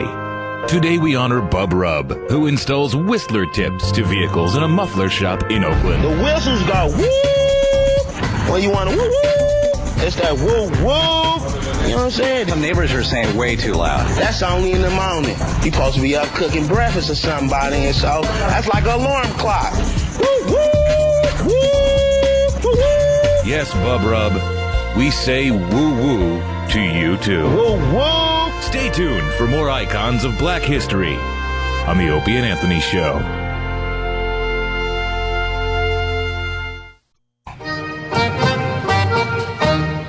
Ooh. Oh, that's right. La la la la la. Dun, dun, dun, dun. It's Opie and Anthony. Bum, bum, bum, bum. Phil. Exactly. Did that dumb groundhog see its shadow?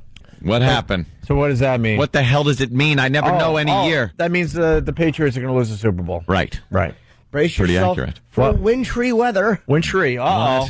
Puxatawny Phil. Ugh. I wish I could tell you the detesting I feel for Puxatawny Phil. He poked his little head out and saw a shadow. Yes. I'd like to go there one year, and he'd poke his head out, and he'd see the business end of a blowtorch. And he'd see 6 more weeks of physical therapy and skin grafts. And permanent smile. How silly would Puxatawny Phil look with, like, his fur burned off permanently from the neck up? With a Vaseline face. No eyelids. Just a mess. He'd look like a boob. He poked his head out and saw 6 more weeks of Groucho Marx glasses and hats that look silly. 6 more weeks of wigs. Dumb. 6 more weeks, but this whole thing's dumb because winter doesn't really start till March. Because of, global warming. It's all shifted now. The seasons have all kind of shifted on us. Well, it is snowing out here in New York. Oh, is it? A little snow. Good. Some cute little flurries. A little snow shower. Hey, real fast, we're sending Sam and Big A to the NBC Knight Rider premiere party at the Playboy Mansion. What? And, yeah, we want to send you there with them. A Jew? You want to send you there? Yeah. Okay. You can go to onaradio.com to sign up for your chance to win a trip to L.A. to the Playboy Mansion. And watch the Knight Rider movie event Sunday, February 17th on NBC. We got our buddy on the phone. Yeah. Let's talk very somber right now. On our phone line, one of the biggest Patriots fans in the entire world, Bob Kelly. Bob, welcome to the Opie and Anthony Show. Hi, guys. Hey, Bob. What's up, Bob? What's up, man? You all right? Well, yeah, how you doing? Dude, you don't even know. This made me question my life. Is it the worst sports loss you've ever taken? Dude, this is so bad. I don't even know if my dad's alive. Right. Dude, I left the house at the fourth quarter. I couldn't take it. Let me ask you, Bobby, as a fan, because you follow these guys real carefully. When did you know, this is a problem, this game? Dude, I knew in the first when Brady, can't even say his name, Brady, he just wasn't throwing a touchdown. Yeah, maybe that ankle injury was there was something to that because it just seemed like his passes were off. He seemed like he was a little dazed, like he might have been had the flu or something. Something didn't seem right. There was one shot where after he threw something, he looked like Eli. Oh. Brady, man, I swear to God, his eyes were sagging, his nose got bigger, and he just looked depressed. He looked scared at one point, I think because he got hit so many times. How are you, in the fourth quarter, they came, and 2:42 left, they score, you're the first guy I thought of. Are you out of your mind at that point? No, I'll tell you where I was. I was in my car, driving on the road, by myself, all by myself. And I was talking to Patrice on the phone, like 2 scared little girls. And I said, dude, I got to go. He started going, he was going, whoa, no. And I just said, I hung up the phone. And it was just me on the road. And I knew the game was over because all of a sudden, people just started coming out of houses and getting into cars. It was like I was in a funeral procession. The roads just filled up, and it was just lonely headlights. You didn't see them score with 2:42 left and make it 14-10? No, I left the house. Wow. What? Driving around. You were one of those. You were one of those people that were hoping you would leave, you wouldn't watch it, and then you'd hear everybody going, "Yeah, yeah," and realize that they won. I was watching the game and I was blowing it for them, so I left so the Patriots could win. Yeah, well, Giants dropped a lot of passes too, man. They I mean, both defenses were really good. What in the Patriots did you see that made you the most frustrated? Like, what moment? Because we all have moments during the game that just made you want to kill yourself. Dude, Tom Brady couldn't get a pass off. He was just getting killed. He was just getting killed. You ever see him take that kind of abuse? No. Did you just want to cradle his head and pat his head and run your hand through his hair and tell him he was going to be okay? I wanted to. You know what I really wanted? I wanted a sniper. I just wanted to hear one gunshot and then see Giselle fall off the balcony. Dude, how annoyed were you? Annoyed at her being there? Dude, I hate pretty people. I hate them. I hate all of them. I went off my diet for him yesterday. Wow. I ate all kinds of crappy food. There was one point I looked around the room and everybody had that little triangle, little Patriots head logo on. And I'm like, I'm a member of a cult. What did you eat that you shouldn't have? Because I ate pretty bad too. Dude, I just name it. I threw it in my face. I have 5 different sauces on my white hoodie. Bob. Yeah, you're the definitive fan. Yeah. He is the definitive Patriots fan. This is how they're all feeling today. I can't do it. I don't know if I can do it anymore, man. I mean, my life sucks enough to actually pay and really just to allow these people to come into my life and make me feel like crap for nothing. I felt like somebody died yesterday, dude. I felt like somebody died. I'll tell you who did. The head of the 19-0 T-shirt sales department. Dude, the Peyton Manning in that final drive, because I really thought that they were going to win it. Yeah, Eli. I'm sorry, I apologize, Eli. I thought that the Patriots were going to win, and then the Giants started marching back. And there was one play where they had Manning knocked back, and it looked like he was in the grasp. Have you seen that in replays on the news? I haven't watched TV. I haven't watched TV since I haven't listened to anything. I haven't picked up my phone. You guys are the first people I've talked to since yesterday. You got to just watch it and get it over with. Watch it and get it over with. There's one play that is so key to the Giants winning this. Yeah. Let me tell you something. I'd rather watch 2 girls, 1 cup on 100-inch plasma. Than to watch that replay. Yeah. But they kept showing Giselle, though. I was like, why do they keep showing her up in the thing? They kept us like the beautiful girlfriend. Yeah. I think she was sipping wine, real, like a real class broad. She doesn't even know. I think she only knows Tom Brady's name on the entire team, Bob Kelly. She couldn't have been more disinterested in that game yesterday when she was sitting up there. Dude, she thinks football is a bunch of little tan people running around kicking it. She doesn't know what we play. This is no football. I hope he gets Brazilian speedy aids from her. Speedy aids. Wait, now you don't like Tom Brady anymore? You had that man crush on him just last week. I hate pretty people. Bob is so fickle. The only way I like Tom Brady is if he gets into an accident or somebody mugs him and scars his face for a gang ritual. You know what it is, Bob? He's the guy. He just had a bad game, and it was because I think that a lot of times he might have had a rough week partying and stuff. Yep. Because they were a little cocky, man. Did you hear the? Wait a minute, Brady got the job done in the end. He marched down and he got the job done. The Pats were leading with 2 minutes and 40 seconds left. Did he? But we can't help it because half of our linebackers have walkers with tennis balls in the bottom of them. I mean, say out 38. Yeah. 38 Hawaiian. It's disgusting. I don't know if my dad's alive. I don't know where he went. Well, they showed Teddy Bruschi. They said he had been. This is like his 5th Super Bowl game. And By the way, I want to acknowledge something here. Bob keeps bringing up his dad, and no acknowledgement from us. We're like, yeah, whatever, dude. I'm sure he's fine. Yeah, I'm sure he's all right. I came back to the house last night, and it was exactly like when a little kid, when I was young, and the house would be a mess, and stuff would be broken, and my mom would be picking stuff up, and it's okay.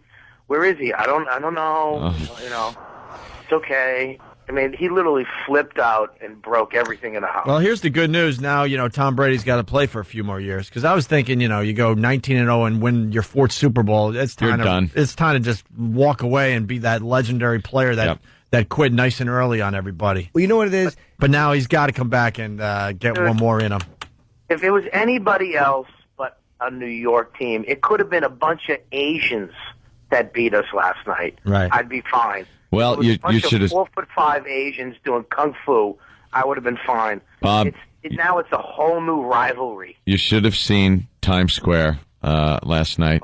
The celebrations that were going on. Oh, people just yelling, Giants. Well, it's amazing. What a comeback. What a victory. What an upset.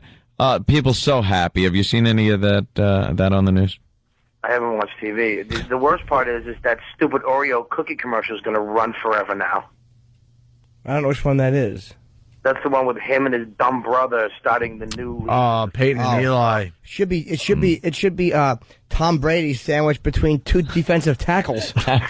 He had walls running at him. Oh, dude, there's a sack of him. Like as they were coming down, the Patriots they probably had like 30 seconds left, and they had all 3 timeouts. But they were going for bombs to Randy Moss, which was panicking, a panic move. He got sacked in the middle of that, which was probably the worst sack he'll ever take. I've never seen anybody sacked more perfectly or efficiently. They bear hugged him and threw him to the ground. He really got beat up yesterday. Oh boy, did it! There was one faceplant sack that looked great too. We got to get rid of we got to let all the defensive line go. Offensive, we got to let them all go and get some big 300-pound black guys from Kentucky. But wait. You want to get rid of your offensive line? They gave you an 18 defense. and why defensive line? The defensive line gave up 17 points. Dude, Seau, Brewski, Vrabel, they're 80 years old. They only gave up 17. Well, you got an old line now, yeah. They're too old. But this was it for them. A lot of people said this was it for them. Swan song. Here's what bugs Bob, and I understand. It's like they've been talking about the Cowboys of the 90s, the Niners of the 80s, the Steelers, and now all of a sudden you want the Patriots to be special and to be this dynasty, and then you realize like they're going to be remembered as a good team, but just as a good team. Yeah, not as a legendary team. Right.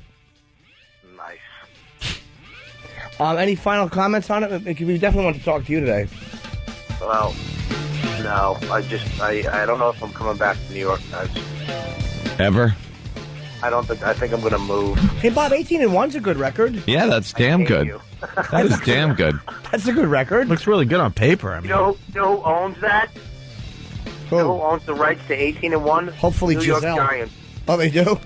Yeah, they bought 18-1, and the Patriots bought 19-0. Are you serious? That's funny. Yeah. All right, well. There goes my shirt that I bought, 19-0. Hey, just so you know, maybe tomorrow we have to get Francine in here because she's trying to get rid of her lease because she can't afford her lease. She wants to transfer her lease really on her truck. So she's got a black 4-door Honda Civic. It's fully loaded with navigation and XM radio, and she's like, if anyone needs a car, I'm trying to transfer my lease. It has 6,700 miles on it. Oh, my God. Why don't you just have someone steal it? That would be the best move. Just tell her where it's going to be parked. She said... Tomorrow she'll tell us where it's parked. You can contact her, Franny38, Frany38 at Yahoo. If you really... Be serious, though, if you want to take over the lease. It's a new car, and Francine's a mess. Just write number 12 on it, and maybe the Giants defensive line will kill it. Hey, poor Tom Brady. He looks scared, though. Your boy looks scared. Yeah. I hope. I really do. Brazilian Speedy AIDS. Poor Bobby. Giselle, they showed her a lot, Bob. Speedy AIDS. And, Bob, you're not taking any calls from people. You're not, no emails or anything like that. You know, you should just relax and play a little Call of Duty because it's not like I gave out your name so people could taunt you with giant victory. Yeah, you'll be safe there. You'll be safe over comments. there. All right, Bob, there's our music. It came and went. We got to go. And one thing. Hi, I heard you killed at the Comedy Connection, by the way. Oh, yeah, you guys, thanks. Yeah, I sold it out. It was great. I heard you did great up there. Take care, buddy. And Dr. Zayas. Yes. All right. Thanks, All right. Bob. Bye, guys. Bye. Go. This is the Opie and Anthony Show. The Opie and Anthony Show. The virus is spreading.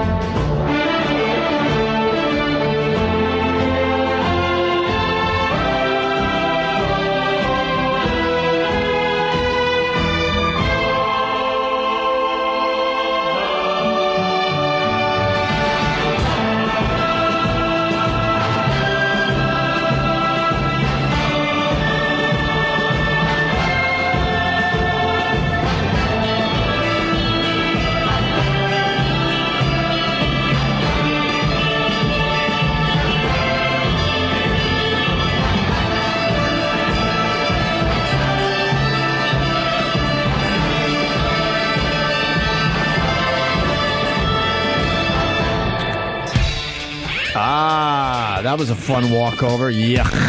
It's a little yucky out here in New York. Yucky. It's that wet snow. I like it. I'm in a good mood. Oh. What happened, Jimmy? What happened? Ding, ding, ding, ding, ding, ding. What? God, no reason. Just had a critical phone call drop the other day.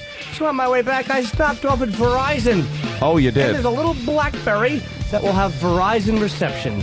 And now I can use that, and I can take pictures, and I can text them, and I'm fucking going to keep my number now. But I'm so happy. You're getting rid of your iPhone? No, I'm going to keep it and keep my number because the AT&T reception has gotten slightly better. Yeah.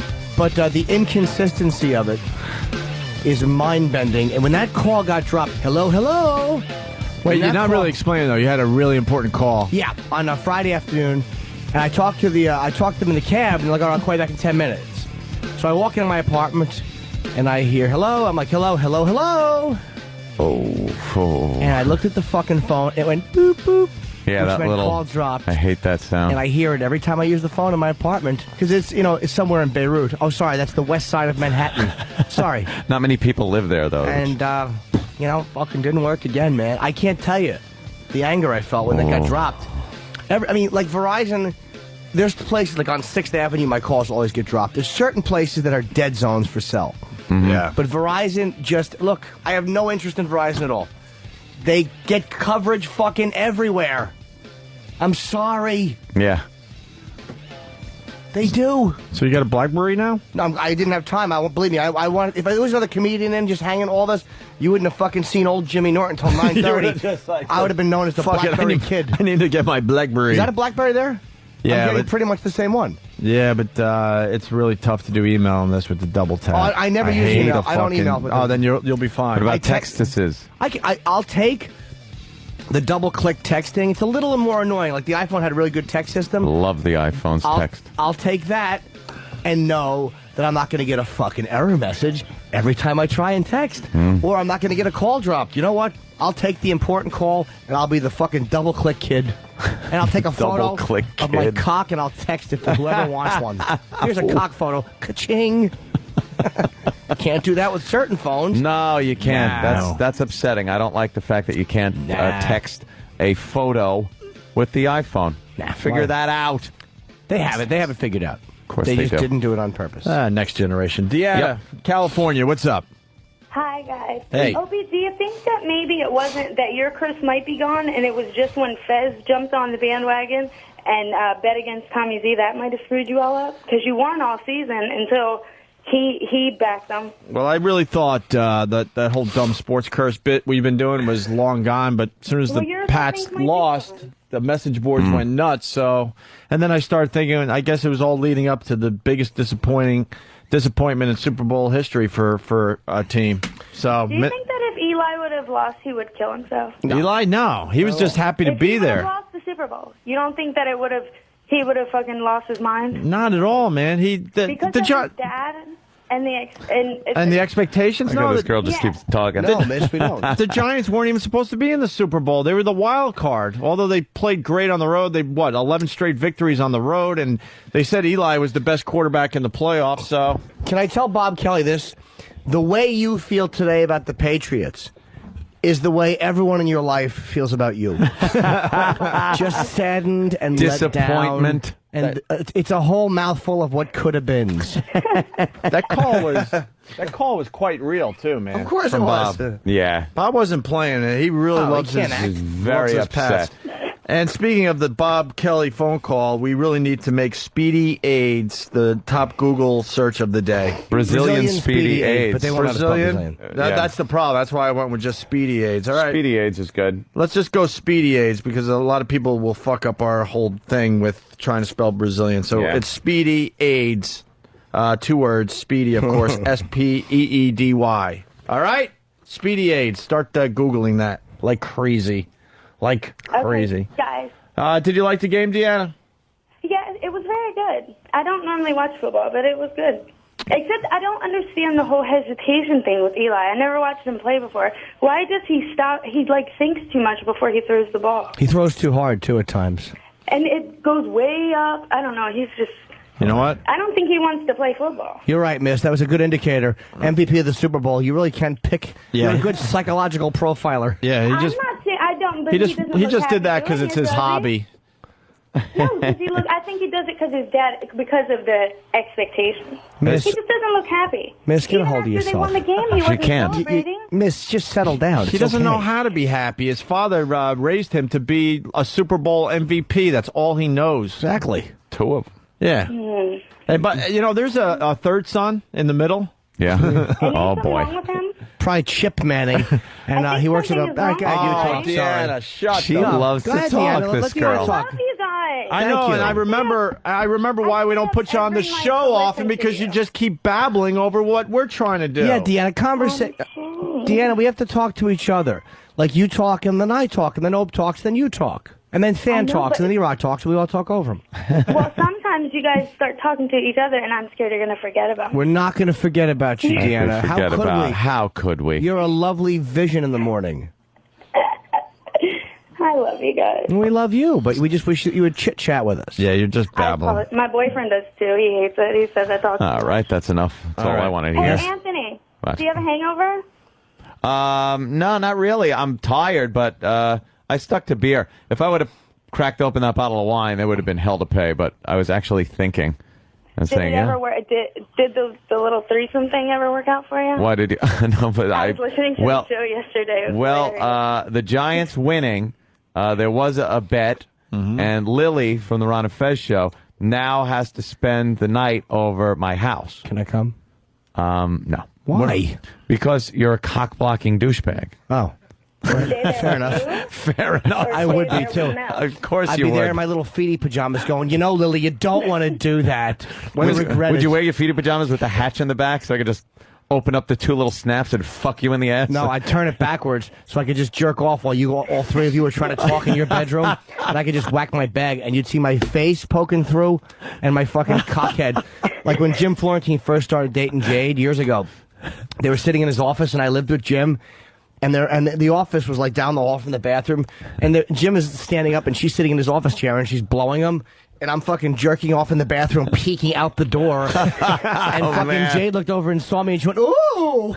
And so I was like, sorry. I had to go sorry, I'm just that's great. like a fucking monkey. You're it like was a awful. monkey. I was like one of those things you order in the back of a comic book, throw water on it, and jerks off. When's the big sleepover? I don't know. We got to figure out time, The logistics. timing stuff. Is it going to be on cam?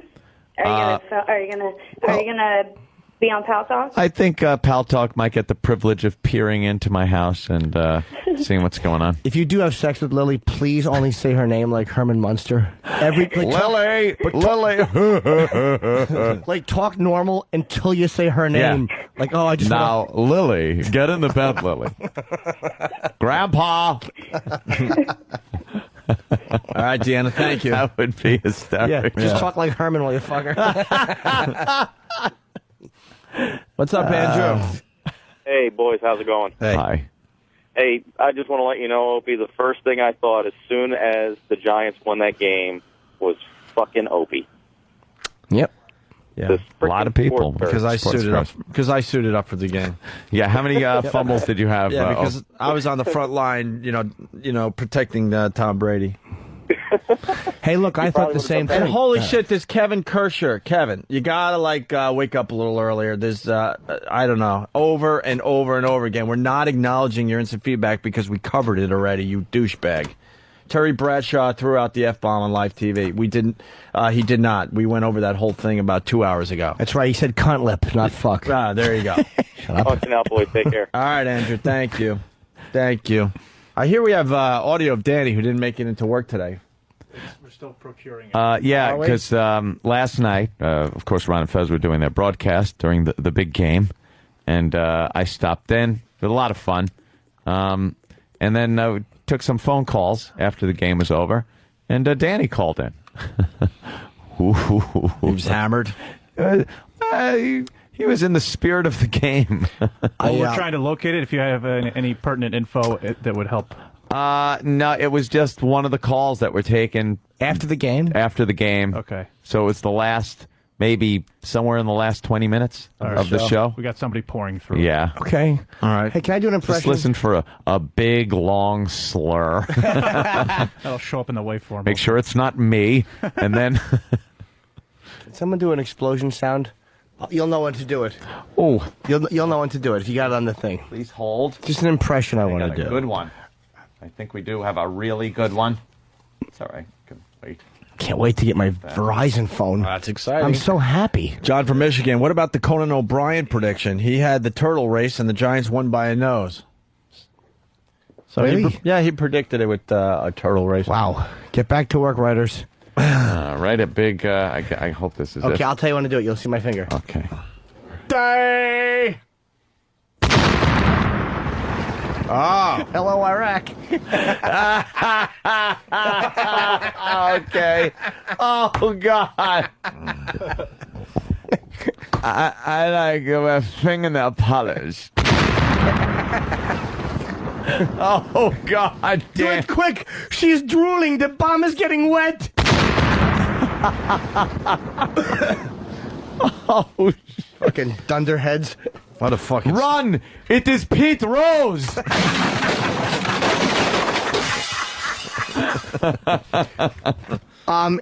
Two mentally retarded women strapped with remote control explosives, of course, because they would not have pulled it at the right time. Were used as unwitting suicide bombers. Witless would have been more accurate.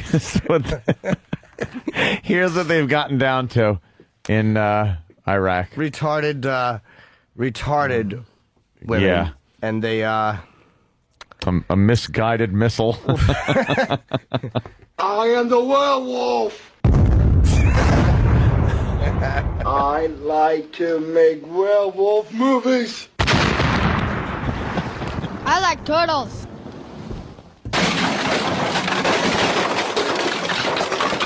My name is Wingham, and I like fingernail polish. Yeah, they, My name is Wingham, and I like to wear dresses. Of all the dramatic things I've ever seen, goodness gracious! The one goodness gracious! The one bomber's just standing there with a throw rug on her head. The other one's eating the wires. Dan D from Fargo, the Iraqis haven't quite mastered the smart bomb yet. Yeah. That's hilarious. Their theories are they're running out of willing men to do this, or they've just found that the men are better used for, repeat terrorism and shenanigans and hijinks that they do over there, shooting and bombings and stuff like that. So they're using disposable people, as they say, to put bombs on them, walk them into a crowd, and remotely detonate it and blow them up. But why do they trust them to pull it themselves? Well, come on. They probably come back. What, am I supposed to do this? No! Blow them up. Have a vest made. Yeah. Here's a vest, stupid. Walk over there into that marketplace. Was she behaving suspiciously? Yeah, she was reading a book. We knew there was something wrong. They didn't know that it was a woman bomber until they found the head, they said. Oh, my God. Wow. Yeah, that was all they found was Jesus. the head. And the big tongue. Yeah, That's probably where the bomb was under the tongue. Like a fucking nitroglycerin. They took one of these retarded women. She had Down syndrome, and she worked in this. It's called a pet market, or most of them are birds. They just, for some reason, they sell fucking birds there. Yeah. She was the bird brain of the outfit. Yeah, kill two birds with one stone. Bird brains with one stone. Oops. John, North Carolina, what's up? Yeah, buddy. Hey. Hey, is she going to get 40 points added to her IQ in heaven? British fine. They, she worked there, and they rigged her up with a bomb, and then she said, "Hey, I'm selling birds." So a bunch of people gathered around her. I guess it was a cut rate price and everything. They all gathered around her, and then they remote detonated. That is unbelievable. How annoying is it when you realize you've been duped by a retard? A retard has gotten you. Let's go to Chris in New York. Chris? Hey, these guys have been doing this for a while. When I was in Iraq in 2004, they were using retarded people. This is nothing new. They have to go find people to trick them into blowing people up. I mean, this is new, nothing new for these guys. Yeah, real freedom fighters, huh? Yeah. When I was there in 2004, they took a guy and told him, "Hey, drive this truck from point A to point B, and make sure you drive by this hospital. We want you to drive by it." And when they went by the hospital, he blew it up. And the guy had no idea. Yeah, well, he survived. They don't even know. The front window. Yeah, well, he got blown out the front window, and he has no idea. And I'm here. Wait, he didn't know what he lived? Yeah, he lived. He got blown out through the front windows of the truck, and they picked him up. And when they interrogated the guy, he had no idea what was going on. He said, "Oh, I just told to drive this truck," and next thing he knows, boom. I always wondered about that. I always thought there's no way all these people are willing to blow themselves up for Allah. So I bet you they're like this incident. They're tricking a lot of people into doing their dirty work. Here's some ice cream. To drive this truck. Maybe some guy just trying to make a few bucks, a few whatever they're called over there, and said, "All right, here, drive this." Yeah, a few clits. Drive this truck for us. The dreaded PHB is the acronym the Army's using. The Puddinhead Bomb. Let's go to Carl in Jersey. Carl, what's up? Hey, it's a win-win for the Iraqis. They thin out the gene pool, and then they get to kill some people on the same day, It's disgusting. Yeah, they're not We very really good. shifted gears on that one with bombs. I hear you, man. All right, we go to Philly. Kevin, what's up? Hey, most victims were killed by flying pennies and marbles. Jesus. Just whatever it had eaten over the course of its life. Please, everyone, end your calls with that. She's calling today? Cool. Is she calling back? Yeah, tomorrow's Super Tuesday, so, we get only the best political guests out there. We got Donna Derrico from Baywatch fame. I need we didn't get her when she was popular and hot. We get her now. That's wonderful. This nothing but the best for this. What is she doing? Radio show. It's not your normal run-of-the-mill ex-has-been starved. She's interview. a big fan of Ron Paul. A lot of people love this Ron Paul, but he doesn't have a shot in hell. No, not at all. Doesn't have a shot. Hey, moving backwards, by the way, the Manning brother that's not playing football. This is a bummer. Born in '74. What's his name? Cooper Manning. Only Manning brother not playing professional football, works as an oil and gas trader in New Orleans, was diagnosed with spinal stenosis in 1992, which ended his hopes as a professional football player. So he had every intention of playing football as well. And what is this spinal stenosis? I do not know. I don't know, Did but we look it up? Bet you can't be an MVP of a Super Bowl with it. He's an oil trader, though. He's probably making enough money. Yeah, but you got to think. When you're sitting there at Thanksgiving dinner while they're all carving the turkey, talking about with those huge Super Bowl rings on their fingers, and he's there going, "Yeah, hey, you seen that price of oil? Yeah, I'm making a few bucks on that. Let me tell you that. I know how to trade." 2 Super Bowl MVPs, and he's been deep dick in the country for an extra $20 a barrel. Fucking rapist. What do we know about spinal stenosis? Just that it's a condition due to narrowing of the spinal cord, causing nerve pinching, which leads to persistent pain in the buttocks, limping, lack of feeling in the lower extremities, and decreased physical activity. It's a homosexual disease? You're a stenosis. And a child must have. Yeah, you got to be careful. You got to get checked for that, young.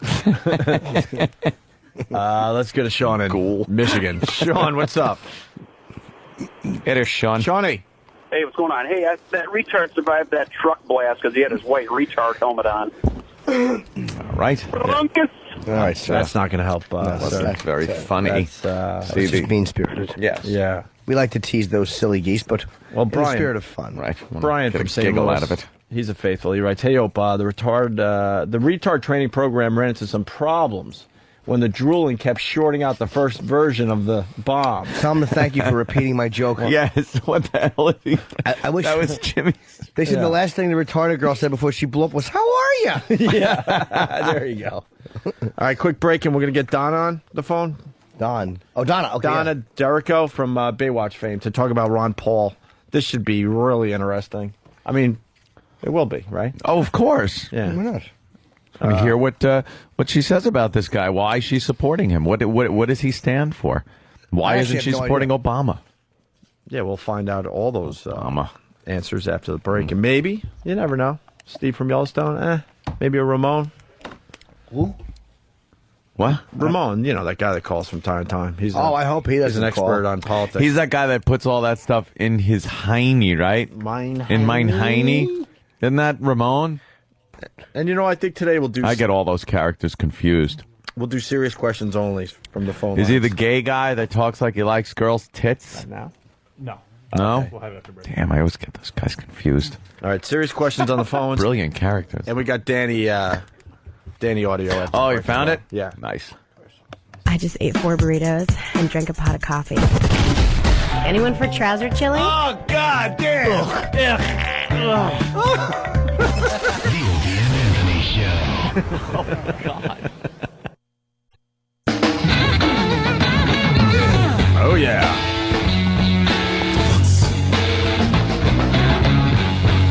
Don Zerico calling the show in a few minutes here. She's stumping for Ron Paul. Oprah's back on the campaign trail. She's stumping for Obama. What a surprise. And no one is stumping for Hillary. Except Bill. Except our husband. Bill. That's a biggie, though. Yeah. He's still effective.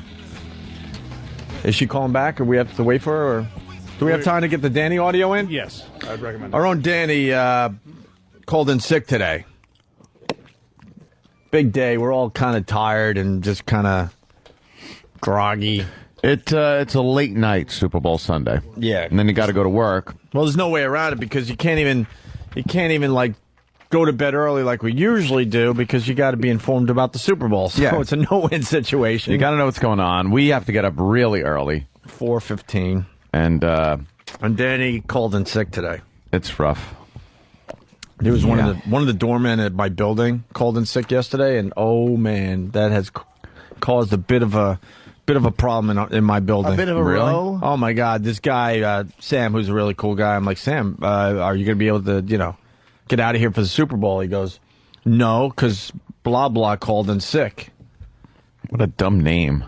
Right. You think you got to tell people blah. his name. But what a dick move, because obviously the guy isn't sick. He called in sick so he could enjoy the Super Bowl, and now this guy that wasn't working, that was going to enjoy the Super Bowl, had to cover for this douche. Amazing. Let's say hi to Danny. Danny. Hello, fellas. How are you? Well, better now than I was at 4 in the morning. What's going on?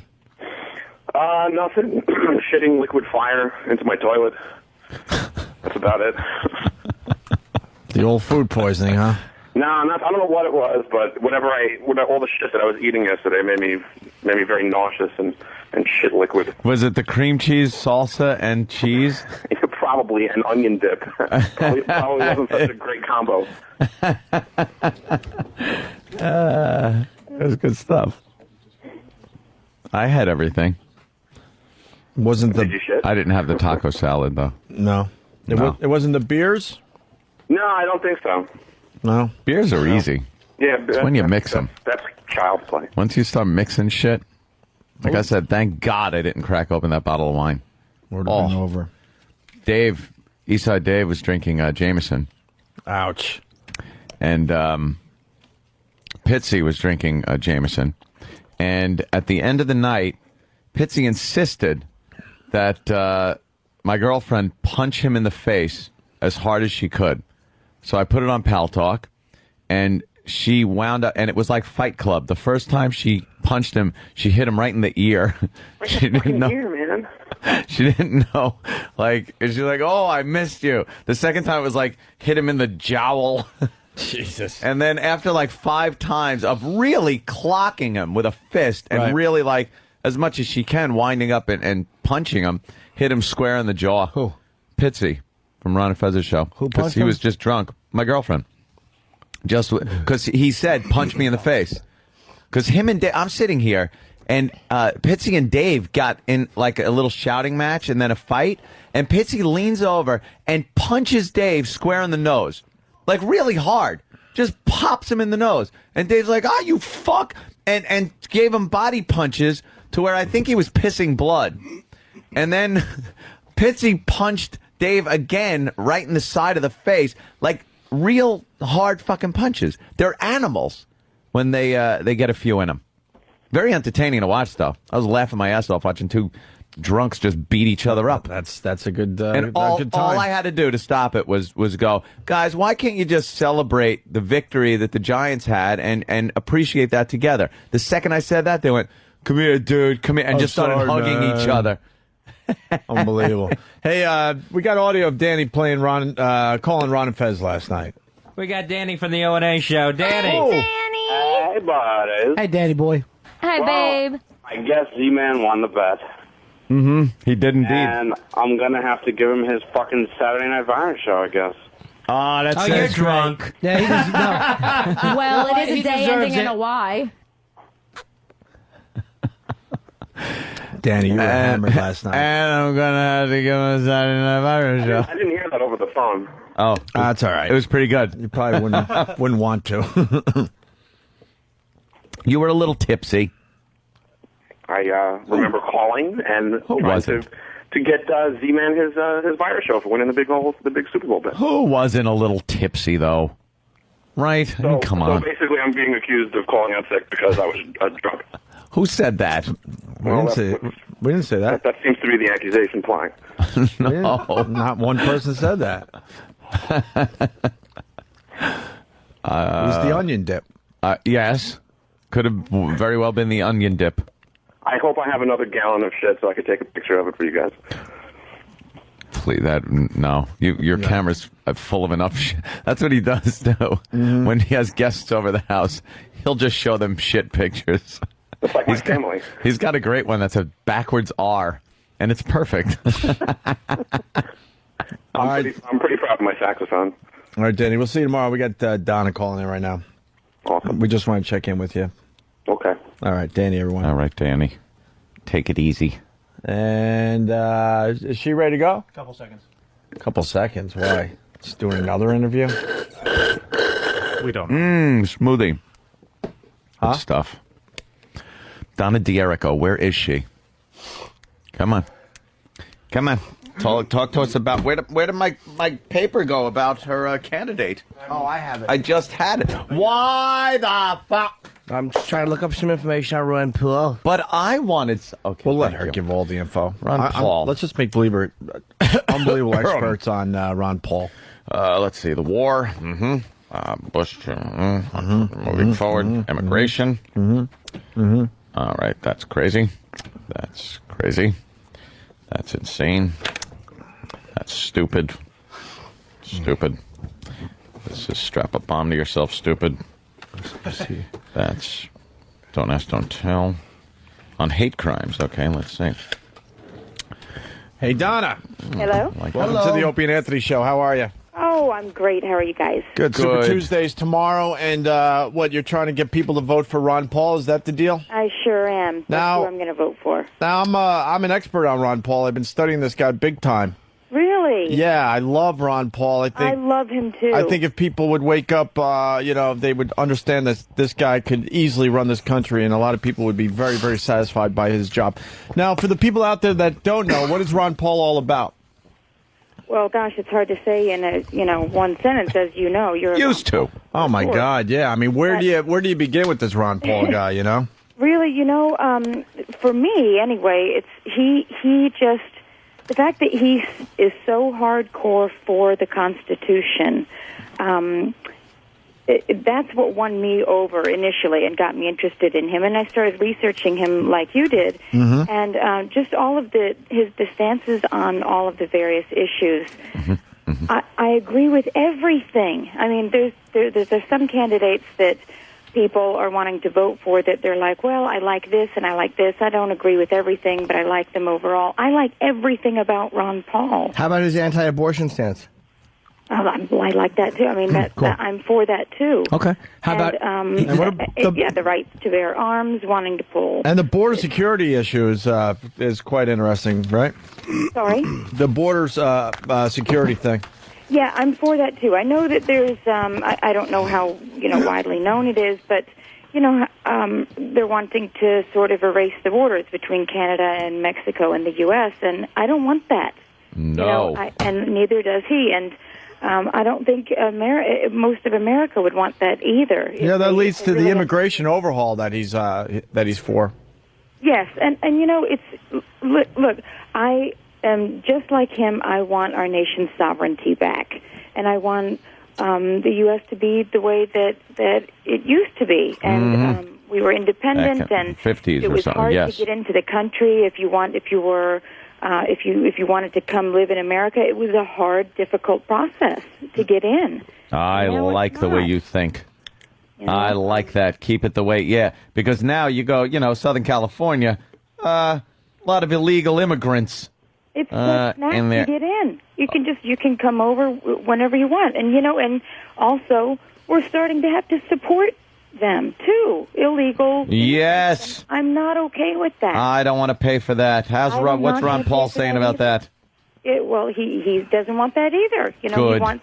He's very pro-American and pro-Constitution. And yeah, we got a lot of calls coming in, a lot of Ron Paul support. I didn't mean to interrupt you there, but these people have been chomping at the bit. I've been promoting the whole Ron Paul thing all morning because I'm like, it's about time we got to get the word out on this Ron Paul guy. Yay! And I knew Donna Derrico from Baywatch would do a fine job with that.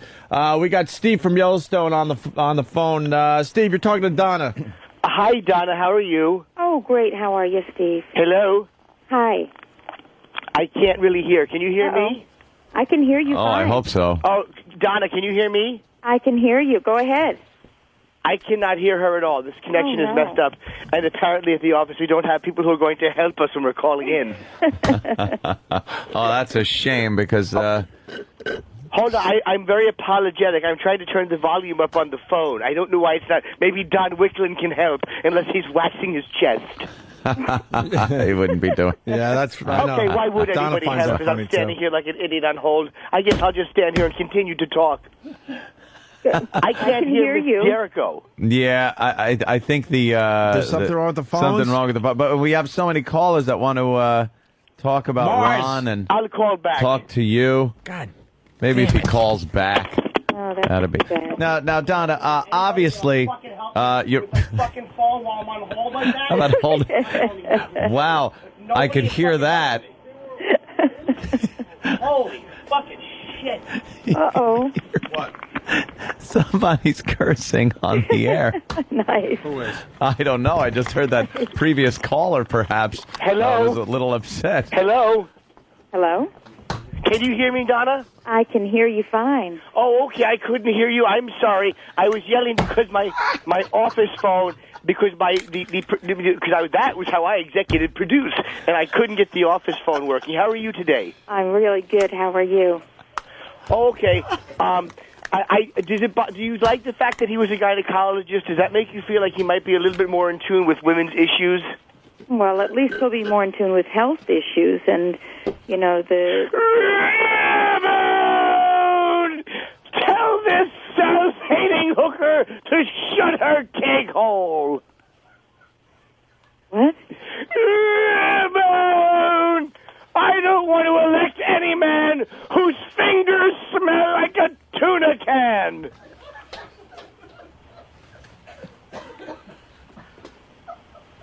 Hello? Ramon! I want to put Ron Paul in mine hiney! Donna? Hello? Hello? Yeah, I don't know what happened there, Donna. Continue. What was that all about? I don't know. That guy was obviously a problem. Ramon! I'd rather vote for a retarded Iraqi with a nail bomb strapped to her tongue! All right, look. This is not the time or place for this. Don, I'm very sorry about that.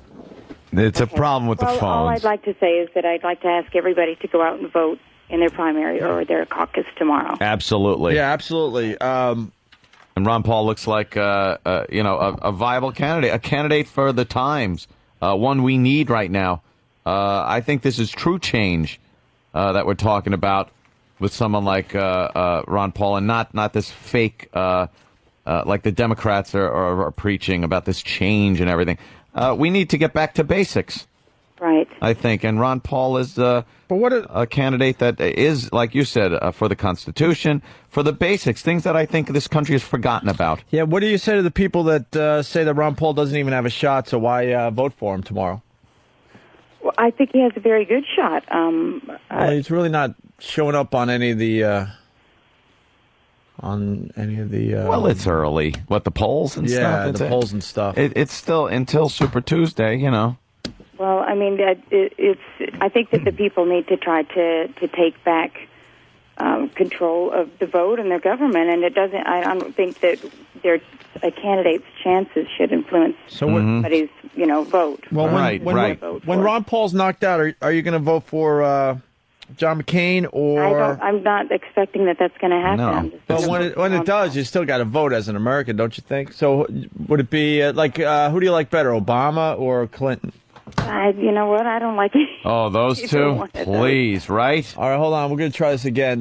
We got some serious questions coming in. We got Paul from New York. Uncle Paul. Uncle Paul, you're on with Donna. Hello? Hello? All right, Uncle Paul. Hey, Hi, how are you? Can you hear me? I think the last caller was right. There's something wrong with the phone line. It seems like something's going on, but you have a question for Donna. Yeah, because it seems like I'm very involved in children's interests, and it seems like Ron Paul has the No Child Left Behind initiative. And when I was working at the McMartin preschool, I got very interested in the children's issues. Do you feel his stance on that is accurate or no, Mr. Erico? His stance on what? The No Child Left Behind law. You know what? I'm not. I don't know. That's a big one for Ron Paul. Yeah, it's a big one for him, madam. Yeah. Well, I don't know. I don't know, and I know you're mentioning the McMartin preschool. I don't know.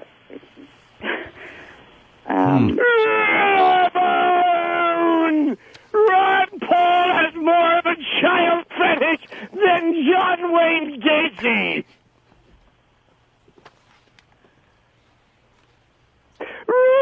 Ramon! If this idiot gets elected, coat hanger sales will go through the roof. Oh, my God. Someone's getting fired today, Donna. I'm sorry for that. Donna? Yeah, the phone screener's obviously letting that guy through today. Screwing up. Well, there are a lot of people, apologize. Donna, a lot of people very emotional about who they're going to vote for. Obviously, that's a Giuliani fan. And well, you know what? I'm going to have to go, but I just I just one more time want to ask everybody to go out and vote tomorrow in their primary. Are you all right? Thank you guys very much. Yes. No, I just have another one coming up. Oh, okay. I appreciate you guys having me on. But we're big fans. We're big fans. You all right? Thank you. Yeah, I'm great. Thank you. You don't sound okay. I'm great. Let's smooth things over here. I apologize. We had some issues with the phone. I have another phoner that's coming up. This one ran a little bit long. But thank you guys very much, and I hope everybody goes out and votes tomorrow. For Ron Paul. For Ron Paul. You sound upset, thank though. you, guys. Donna, you sound upset. I'm not at all. I'm just a little pressed because I have some other phone interviews. Very busy. We were very. Thank you. We're very much. This is a big. Do you know Ron Paul voted against the No Child Left Behind? I didn't even realize it. Yeah, of course we Uncle didn't. Paul was busy. Uncle Paul was a little busy at the McMartin preschool when you said that. Uncle Paul couldn't hear shit. I was some of the phone lines, I think, because you can't hear. Funniest part, you can't hear her. You're on the phone. You want to get help. Opie comes in to help. The phone is still going out over the air, and you're going, why can't we get a fucking phone that works in it? Dude, because no one was helping me. Hysterical. And I'm like, we have the guest on hold, and all of a sudden the office was empty, and I'm standing here with a phone. I can't hear anything, and nobody came in. I can't hear, goddammit. It was great, though, because you're just cursing, and I'm like, I don't know what that is. That's how I knew you could still hear me. Fuck shit. Oh, She sounded really depressed at the end of that. Oh, yeah. Let's go to Steve in Connecticut. Steve, what's going on? Hello. Guys. Hey, Steve. I'm actually a big fan of you guys. I was disappointed. It was a couple weeks ago when Anthony, you guys were playing the campaign songs, and Anthony said something made a little offhand comment about those Ron Paul weirdos or something. And right? Did I? Yeah, I was a little under the breath because Opie had mentioned Ron Paul a couple times. He was actually advertising on XM in 202 on your station. I swear to you, I don't remember saying a bad word or a good word about that guy. I forgot exactly what the word was. It was like kooks or something, and there definitely are some passionate kooks for Ron Paul, but a lot of the guys who are friends with your show, like Joe Rogan, Penn Jillette, even John Mayer, have all said positive things about him. Good for them. That's terrific. But I got to tell you, but he doesn't have a shot in hell, unfortunately. Reading this one sheet, right. dude. The whole thing is rigged. It Dude, really listen is. to The me. media I'm reading is this one completely sheet. ignoring Dude, him. get a hold of yourself. I'm reading this one sheet on him, and I agree with the partial birth abortion ban. But, like, you know, he wants the states to be able to ban abortion. You know, he's just a fucking arch conservative, it seems. He's not. He's a libertarian, Jimmy. Listen. And I've seen you live, Jimmy. I own your DVDs. All right. Well, okay. Well, then I'm voting for Ron Paul. That's a threat. Oh, I'm just telling you. I'm not a plant. I didn't think you were, dude. The thing about abortion, I'm a liberal. I ran for Green Party on a local ticket a couple years ago. And I come from a liberal family, a Democrat family. Right. And I've registered Republican very painfully for this man. Wait, hold on. Let me ask you a question. This guy's libertarian. And he thinks that homosexual behavior in the military is disruptive and should be dealt with? Well, this is what he see. Things are twisted. They asked him, what do you think about gays in the military? Okay. And what he said was, any behavior that's disruptive, whether it's gay, whether it's straight, is a problem. He voted against the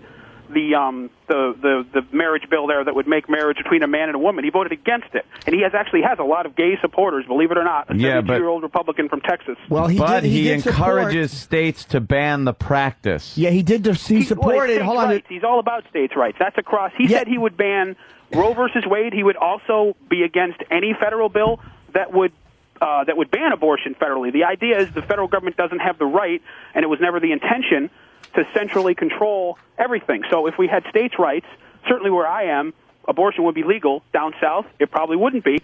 But you could just go to the next state, like an hour-and-a-half drive, and get an abortion. Yeah, I understand that, but I think there are certain things we can have federal laws about, and I don't think we should live in a country where every state has such drastically different laws.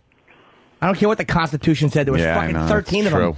I don't give a shit. 13. They didn't have abortion back then. They didn't have 48? a lot of things we have now. I think abortion's a divisive issue. At this point, right. They're trying to get Republicans to vote. That's the problem with Ron Paul. I see the most signs around here. He's raised, I don't know if you guys know this or not, but he raised more money in one day than any presidential candidate has ever done in history. I don't even care about abortions. I'll let Stacey go and get her own.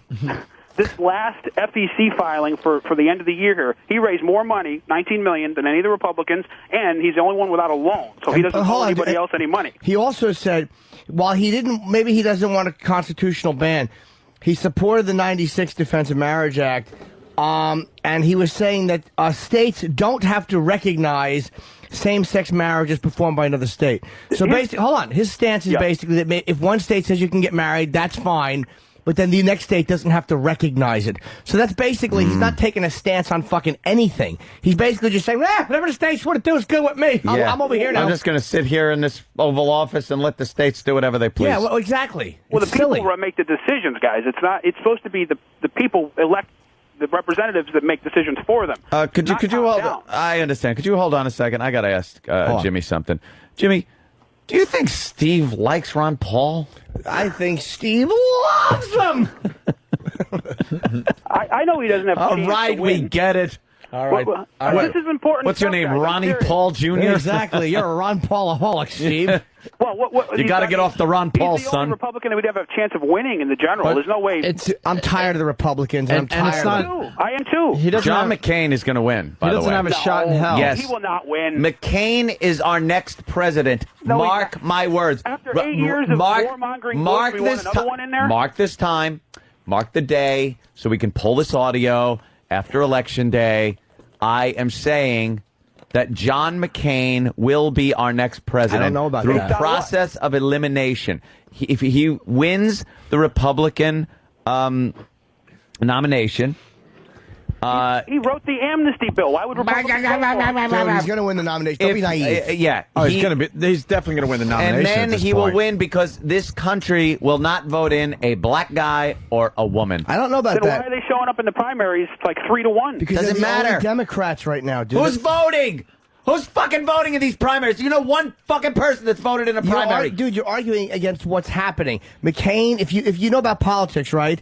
Ron Paul, I'm looking right now, has 3% in the Republican primary. Wow, undecided is 11%. He's not getting the nomination. that's for California. Where are the numbers coming from, Jimmy? Dude, listen to me. The TV right in front of us. all right. Yes, because there's a corporate media blackout of Ron Paul. You understand? He got second in one state. They didn't even report it. They Conspiracy. misreported it. Okay, so you think he's going to get the nomination? got Okay, all Louisiana. right, you know, we're all idiots. You ran for the Green Party. McCain's not going to get the nomination. Ron Paul is. No, You're right. I'm not saying he is. I'm saying it's going to be Hillary or Barack. That's for the Democrats. He's not going to win, That's guys. for Come the on. Democrats. What about- We're talking about the nomination. Why are we voting? Why are we worried about voting for who's going to win instead of voting for the person who best represents our views? I'm Ron telling Paul's you the what's only real dude, Republican. The other hey, ones are dude, fakes. stop soapboxing. I'm not saying you shouldn't vote with your heart. I am saying that's the reality of what's happening, and you're denying it, saying McCain's not going to win. And He's going to win the nomination. Yeah. Possibly, but it's actually going to go to. It's going to go to a what do you call it? It's going to be the delegates will be split. So it'll be when they go to the Republican convention. That's probably where they're going to pick the nominee. Mm-hmm. So who's going to be our next president? If no Republican will get elected, there's only 25% of people even registered Republican, and it's only because of what Bush has done for 8 years, and you can't really blame anybody. Personally, who do you think the next president is? I do not know. It'll probably be Hillary or Obama. As much as I don't want. What if Obama and Hillary team up? What does that No way. mean? Fucking done, finished. You think, right? It's a double whammy. It's too much. I think Obama has a shot actually at beating McCain, because I really do think people are very annoyed at this. And this is my problem with Ron Paul. There's so many issues that he annoys me on already. Like, I don't think it should be up to the states. Personally, I think if gays want to get married, they should be able to. Well, yeah, he said, the whole gay marriage thing, what he ultimately believes about marriage, and this is for men and, regardless of the sex, is that marriage should not be under the jurisdiction of the state at all. In other words, if a church wants to marry whoever, or a justice of peace wants to, it's a private ceremony between I'll agree. them. So, but he's saying that one state should not have to recognize it. So, They shouldn't. Okay, good. So, how about this? If a straight guy marries a straight woman, should New Jersey have to recognize it if they got married in New York, or should state to state be able to decide? That's such a divisive. No, it's a real question. It is. If you get It's a married real in New question. York and then you move to Jersey, all of a sudden your marriage isn't recognized if you're heterosexual. Yeah, how about interracial marriages? A black man and a white woman, should they be recognized in states that might not agree with that? No. Oh, sorry. I thought you were asking. You got to look at state constitutions and the Constitution itself. It, in fact, states that all men are created equal, or all people are created equal. So that's very silly, sir. Because when that was written, there were slaves. Don't start falling back on that. There's nothing in the Constitution about slavery at all. Right, that's why the Constitution is at times beautiful and at times just a silly document. It's a statement against slavery if it says all people are equal. Sir, the fact if you write something and it says all men are created equal, and then you have slaves, there is something kind of silly about that in principle. You can't disagree I agree. with that. I'm not saying the founding fathers were right. There was slavery in many, many countries. The point I'm making to you is if the states cannot recognize gay marriage, why should they be forced to recognize interracial marriages or be forced to recognize any other form of heterosexual marriage? I think that in actual action, if there were states down south that, let's say, didn't want to recognize these types of things or, sort of regressed back, what would happen is the marketplace essentially would take care of it. In other words, no one's going to want to live down there where this is going on. And okay, so the Constitution. Okay, so the Constitution saying all men are created equal means nothing. The marketplace will dictate. So your rights should be contingent upon the marketplace in the state in which you live. No, what I'm saying is the marketplace will take care of any inequities. I'm not sure what that means. And that means that if, in other words, let's say, right now, the way we have it, we tell private businesses what to do. In other words, bars, you can't have people smoking. There was the person you had on there from Philly. He had Gino. He had the steak place that said he had English only. And they said, no, you can't do that. That's wrong. They didn't say you can't do that. They just kind of protested. He should be able to put up any sign he wants. We agree. We know that. We agree. Hey, what do you Ron Paul people want? What we're doing is building. Actually, at this point, after New Hampshire, it was quite obvious. What we would like is, first of all, fair elections, because I know you're listening to everything I say from a bias, but I mean this. There is election fraud going on. It's right on video. They're violating the procedure in New Hampshire, and that bothers me. No matter who you are, it should bother you. So why didn't they do that with Barack? What do you mean, why didn't they do that with Barack? They did. They screwed Barack. He was supposed to win New Hampshire by 16 points. In the hand-counted districts, he did. In the computer-counted districts, he didn't. There's a recount going on up there, and it wasn't even covered. Sir, I'm not going to disagree with you on that, because I'm not saying the election system is not flawed. I'm not going to say you're wrong about that. Well, that's a huge, basic, fundamental thing if your votes aren't being counted. But I don't like the fact that we were talking about this gay marriage thing. You said the marketplace will dictate. I'm still not exactly sure what that means. I really don't. What it means is, you know... Like, I'm sorry to interrupt you. Should the federal government just have allowed, if you're saying state to state, blacks not to be admitted into certain colleges in the South when they had to send the National Guard in to protect them? Should they not have done that? Should they allow the state to treat one group of people like shit and another group differently? No, because that violates law. I'm not saying they didn't violate these things. But wait, how did they violate law if they were saying that they didn't want certain people going to certain schools? The state thing. How is that a violation of law? Well, actually, government-run schools are obviously have to let everybody in. A private school, they do it right now. There's private schools that are black only and Hispanic only. But they will admit someone else though. What would happen? They actually just did. A guy got into a girls' college. I think if you go to court, you fight. There's no school in this country that's black that won't admit white people. All right, Steve, wrap up, please. Well, I particularly concerning the FCC, he's made a lot of quotes about that I was hoping you guys would pick up on, about, basically, again, the private marketplace regulating content, not government. So, in other words, if you guys are putting offensive content on your programming, if it's pay, it really shouldn't matter at all. But Agreed. if you were on terrestrial, advertisers would leave, and if there's enough of a real, not a fake protest, but a real protest, then again, the marketplace will take care of itself. I know these concepts are like... No, I agree with you on that, dude. We completely get that. agree with you, and that's what is going on right now. We're not. Hold on. We're not scared of the FCC anymore. It has nothing to do with the FCC. We're in compliance with the FCC. It's the advertisers that are going to, get us fired the next time around again. You're right about the language and the marketplace dictating with that stuff. I completely agree with you. But now when it comes to gay marriage or people being married... I don't have a problem with gay marriage. I'm not saying you do. I'm just talking about your concept about the states and the marketplace dictating stuff. Honestly, this stuff's new to me. I came from your typical liberal, government helps you type of family, what can government do for me type of thing. And now I'm just now realizing the government screws stuff up. They screwed New Orleans up. And even his military stance is not just Iraq stance, but his stance about our policing of the world, which is unconstitutional. I don't know if you guys know this or not, but these last FEC reports, he gets 3 times the donation from the military of any other candidate. Right. What does that mean? Is he the one that wants to take... Hold on. The military backs him and not John McCain. Is he the one... People over there want to be fighting for the right reasons and not... Is he the one that wants to... Is he the one that wants to pull all the military off the bases? He would pretty much close most bases around the world that aren't needed. All right. It's not a weak on defense thing because he's... No, I know. I'll agree with that. I don't want our fucking soldiers in South Korea. No, I like that. I don't care if Kim Jong-il walks in and takes that shit. Doesn't matter back. to me. Fuck all of them. I'll agree with him on that. It's not, and they try to say, well, it's un-American, the military doesn't support him. The military actually does support him. If you look at really the motives of why we went into Iraq, he voted to find bin Laden, he voted to fund for that. We ended up using it to build a base in Afghanistan and everything else, and that's what he's against, and that's why someone like McCain, I don't believe, personally, can win in a general, because so many people, 60-70%, are against this Iraq thing and don't want to go into Iran either. Look at there was the MTV MySpace debate the other night, and McCain and Romney didn't even show up because they're not going to tell a bunch of 16-year-old kids, yay, we're for Iraq, and hey, we might have to draft you because they've used the word draft. 16-year-olds don't vote, so fuck them. Yeah. Right. Well, yeah, but they're the future. The Republicans are The forsaking young future. people. There's no future, dude. We're going to just blow up. Not if Hillary or Obama are president. I'd like to see Obama get involved and win. Thank you, sir. The only good thing... All right, sir, you keep talking. The only good thing about Obama would be that, that hopefully Sharpton and Jackson will be out of a job because they can't complain that black people are held down in this country But anymore. I also want a Democrat because I want a bit of a change. Like, I think we need a balance. And I would like to see a balance, and I would like to see a Democrat get in, and just for a change. I just want to change. That's it. That's what most people want, but I don't think they're going to change anything. All right. All right. See you guys. All right. Thank you, sir. Let's go to Ken in Connecticut. Ken, what's up? Hey, Catty Ron Cathy. Paul actually said that he disagreed with the Civil Rights Act of 1962, Yeah. and that we should have paid slave owners when we took away their slaves because it was robbing private citizens of private property.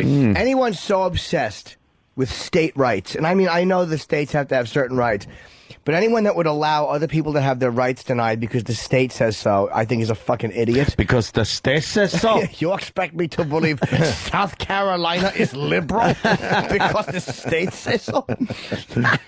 It's just, it's like, I don't know. I love the Constitution, but at times it's like, all right, we get it. Enough. It has to be amended. Let's go to Daniel in Tennessee. Daniel. Hey, what's up, Bo? Hey, man. Hey, I was just calling to tell Anthony that Damone skit he did when he said he didn't even care about abortion and sex should get her own. That shit was hilarious. I like them all. Anthony, you're a genius, man. Oh, thank you, my friend. I watch much too much television. That's right. all. Hey, I love Fast Times. All you guys are great, man. Appreciate it. I do an impression of that guy, too. Isn't this great? You do. Yeah. Yeah. Isn't that some great iced tea? That's good. Hey, You do wow. retarded Damone. That's awesome. He doesn't even take the sip of the iced tea. Hey, He's such a some liar. great iced tea. Let's go to Kevin in Virginia Beach. Kevin. Yeah. I want to know all You these got a pool. Ron Paul people, are they suggesting we elect a super president? Donna wants to know. Very nice. Bob in Pennsylvania. Bob? Hey there, Bab. Hey. Hey.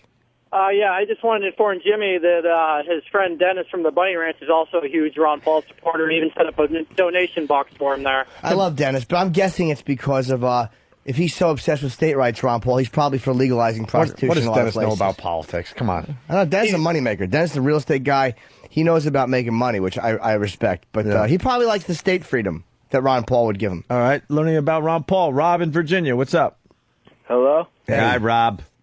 Hey, I don't know a lot about politics, but Ron Paul is for legalization of pot, and that's reason enough to vote for him right You there. sound like the kind of guy that could really run with that. Are you on pot Or right just now? walk slowly. Did you smoke this morning? No, not right now. I'm getting ready to. Yeah. You're getting We'll ready wake to- and bake. Dude. All right. Yeah. Fantastic. They're talking to you, sir. Uh-huh. All right. Rob. Yeah. They're talking to you. Who's talking to me? Rob. Yeah. They're talking to you. Who's talking to me? They're talking to you. Where? Right there. Where? Rob. From the other room. The other room. Yes. I'm outside. Get out of here. Do we have audio of this Joanne Vandersloot? Can we get this? I don't know. It's a huge story. This fucking guy is basically admitting that he killed Natalie Hathaway, this piece of Well, shit. he's admitting that She died. in Yeah. his presence. Right. They were on the beach here's what he said, having some consensual whatever, and she started convulsing. Yeah. And he said it was like in the movies where she was just like bucking and convulsing, and he was just saying, oh, he was trying to give her CPR or something at UPS, and saying, why the fuck does this got to happen to me, you fucking bitch? Really being a nice guy. And then when he assumed she was dead, he called a friend instead of the police or 911 or something, whatever they got down there, and said, hey, could you help me get rid of this girl? The friend came with a boat. They threw her in the boat, took her out into the ocean, and dumped her body out there where it will just disappear. I just hate this fucking kid so much. I think he's a privileged, just a spoiled little rich cunt. Hope he gets caught and goes to jail. Let's say He's hi a to week. Michael, Missouri. Michael. What's up? Hey, man. I love Hey, man. the show. Thank you. You guys rock. Oh, thanks. All right, let's go to Sean in Virginia. Sean. Shouldn't you be selling birds in a market? And Blowing yourself up. What's up What's going there? on, guys? Hey, Sean. Hey, man. Hey, Ron Paul, going back to him, he's actually trying to get rid of the IRS because we're trying to pay back the debt from the Federal Reserve and all that. And I like that idea. The more I hear about this guy, though, the more nutty and too many changes He's like Yeah, too but- many changes at once guy, so Yeah, but it'll he's never gotta go happen. He's got to go through Congress to get all these state things passed. I mean, there's a lot of other things that, I mean, just because he says it doesn't mean that actually all of this is going to happen, you know? Oh, good. So we'll just get a guy in there that isn't really going to do this stuff. Yeah, but I mean, I'm sure he's going to push for it, and, you know, And, the people are going to decide in the end. And yeah, how does that work in the end? You can push for anything. I love the idea of some kind of tax reform where, you pay maybe a flat tax. 17%, like Steve Forbes said. I like that. Fair enough. I don't mind. That's good. And everyone pays. Doesn't matter what the fuck you make, don't make. I kind of like that. Because now I just find it ridiculous that you're constantly being taxed. You get the second you make money, it's taxed. And then every time you go to spend it, it's taxed. And then once you buy something, you got to continue paying taxes on. It just doesn't make sense. They can't keep their fucking hands out of your pocket. Yeah. The second they need money, instead of fixing something that's broken, to maybe plug the leaks of money that's in the government, they just tax the fuck out of you more. Whether it's the tolls, they just cannot keep their fucking hands out of your pocket. You're a 50-50, at least a 50-50 partner with the government. Disgusting. Yeah. Let's go to Jessica. Jessica. Yes. Jessica. Hi. Hello, I just Jessica. wanted to- Sorry, I'm really nervous. I've never been on the air before. Aw. Could you be nervous? Could you take like all your clothes off before you talk to us? And, No, because I What? wanted to actually give you guys some credit Oh, because oh. people call up and expect you and Jim Norton to be idiots because they Yeah, think you not guys me, don't though. know anything. And it's very aggravating to listen to you guys every morning and then have these assholes call up. Ooh, I'm not allowed to say that. I'm sorry. Yes, you can. No, you can say that. You can say whatever you want. And most happy idiots, people- most Go ahead, people I'm don't call us idiots. Well, They don't, but they try to undermine you. Maybe the media or something, but the listeners. not to our face. Not to your, but they try to undermine you, like bring up things like you guys don't already know, and then I love when you jam it down your throat. Yeah, Like so this do I. last guy Make called up choking about. sounds. All right, Jessica. Thank you. I just want to. I love you guys. Thanks, And sweetheart. I'll see you at Poughkeepsie, Jim Norton. Oh, good. Bye, Jessica. Well. I'm there. Hello, Jess. You walk up and tell me that. Oh, Jimmy. Jimmy, I hate when they. I love What how do you you hate? I love when you shove it down people's throats. I hate when they call up and they start. Oh, God. And then you go open wide, sweetheart. Yeah. Have a gullet full of throat yogurt, you silly goose. This Friday, Saturday, bananas, Poughkeepsie. Have a jizz popsicle. Yeah. Oh, I like that. You make cumsicles. It's good for when it's hot in the summer. Travis pulled Jim freaking out on the phone. The phone call with Don. Oh, no. Oh, it's so funny. Derico or Dierico or whatever. Apostrophe. I was calling her Jericho on purpose. Dierico. It's Donna Dierico, right? Wait, can we hear this? All right, I was yeah. very annoyed. Here we go. Hi, Donna. How are you? Oh, great. How are you, Steve? Hello. Hi. I can't really hear. Can you hear me? I can hear you Oh, I fine. hope so. Oh, Donna, can you hear me? I can hear you. Go ahead. I cannot hear her at all. This connection Oh, is no. messed up. And apparently at the office we don't have people who are going to help us when we're calling in.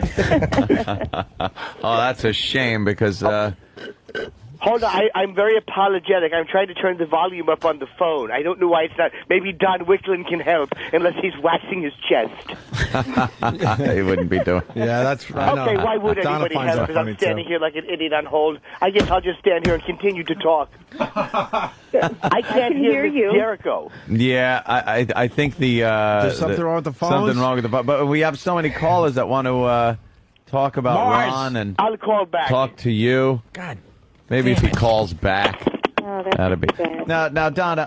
Obviously, you're. Fucking phone while I'm on hold like that? How about hold? Wow, I could hear that. Holy fucking shit. Uh-oh. Somebody's cursing on the air. Nice. I don't know. I just heard that previous caller, perhaps. Hello? Was a little upset. Hello? And then he comes on Hello? all jolly. Can you hear me, Donna? I can hear you fine. Oh, okay. I couldn't hear you. I'm sorry. I was yelling because my office phone, because that was how I executive produced. And there you have it. Wow. I missed all that because I went to try to help you. Yeah, he's just he completely breaks character. Hey, get anything working on this fucking phone? And then yes, hello, I'm back, the fun guy. Only because everybody walked out. I was just me and E-Rock sitting there. I was like, what the fuck? Yeah. Everyone's gone. I'm alone in this room. All right, let's do a quick break and we'll continue. Stay there. I can't wait to get my BlackBerry. BlackBerry. Verizon. Do you realize who you hired? He's a disruptive influence. Anthony, he happens to be a dwarf. What horrible people! Our new bosses said you guys could get as crazy as you want. They keep creating new ways to celebrate mediocrity. Opie and Anthony Show. It's psychotic.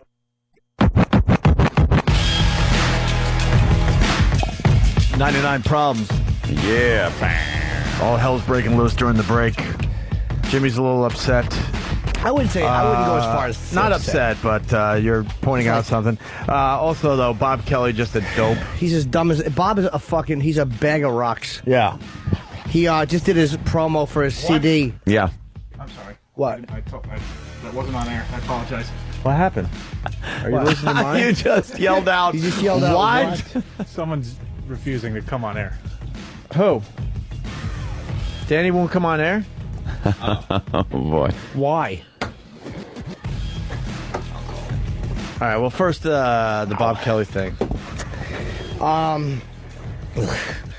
Tower Records, which is where Bob said he can get his CD in April. Bob, you fucking stupid fat body. They've been out of business for a year. An idiot is promoting it, which is actually where you should go if you want to buy his new CD. Yeah, Tower Records. And if they don't have it, try Corvettes or Two Guys. You fucking mokes. Corvettes are two guys. Oh, what a yutz. We have the clip isolated if you'd like to hear it. Oh, can we hear that? Yeah, here it is. And in April, my CD comes out, Just the Tip, through Comedy Central Records. I want to make it #1. That's right. I want to beat Dane Cook on the Billboard charts. So if every one of you fans goes out in April and buys my CD, that means I'll be on the Billboard charts. I want to be #3. I want to be before Prince and U2. If those albums come out, I want you to go and buy it. Just the Tip in April. Make sure you go down. Tower Records. Buy it. You want to beat Dane Cook, you fucking idiot? You couldn't beat Jim Cook in CD sales. Go to Tower Records. Oh, what a total asshole. We got Danny on the line here. Danny. Hello. What happened? Yeah, what happened, man? Steve said he got a text. Where's Steve? No, I was just having an IM conversation with Steve. I don't know why he felt that it needed to be broadcast.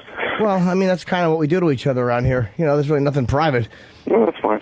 So, Steve said that you felt like you kind of got thrown under the bus, or what? No, being thrown under the bus is just fine if it's legitimate. It just sucks that, people think one thing when it just wasn't the case. What are they thinking? Well, it's being implied that I just, lied to take the day off, and, I legitimately didn't feel good this morning. I don't think anybody doubted. Nobody thought that you were feeling up to snuff. I don't think anybody was saying you were lying. I don't know. I think the implication was maybe that if you had a few too many, it happens. I mean, it's... Yeah, but that's not, dude, that totally just wasn't it, man. If it was, I would just fess up, but it wasn't. Okay, then the audio just sounded a little questionable. Yeah. That's fine. Dan, it's like I was telling you before. No one's. Oh, you know him better than we do. You call him Dan. He was Listen, for me. Dan. That's like when Jay Leno goes to Robert De Niro. Bob. All right, Dan. Okay. I want to call him Dan too. You go ahead and you call him Dan. Steve. All right. It's like I was telling you before. I don't think anybody questions the fact that you're not feeling well. I think I think the ball breaking was you calling in, sounding a little tipsy to the Ron and Fez show last night. So, fine, but a little tipsy. He sounded like Ted Kennedy when he fucking pulled the car into the ground. All right. There's me trying to be nice. So did Anthony. Yeah, Anthony sounded loaded. I was doing all right last night. Having some fun. And why not? Super Bowl Sunday, for fuck's sake. Like, I'm just, obviously it looks terrible because it's the day after the Super Bowl, but I mean, that's why I knew this was coming, because I'm like, fuck, when I was, this morning, when I'm shitting my brains out, I'm like, this sucks, because I'm gonna call out, and everybody's just gonna think that, it's for a different reason because it's the day after the Super Bowl. And I knew there was nothing I was going to be able to do about it, but, I mean, that's how shitty I felt this morning. I was like, there's no fucking way I could possibly go in right now. Yeah. Bill K from Philly's Hate right. that. Hey, Opie, you get the fucking shits when you drink too much. Yeah. It fucking happens.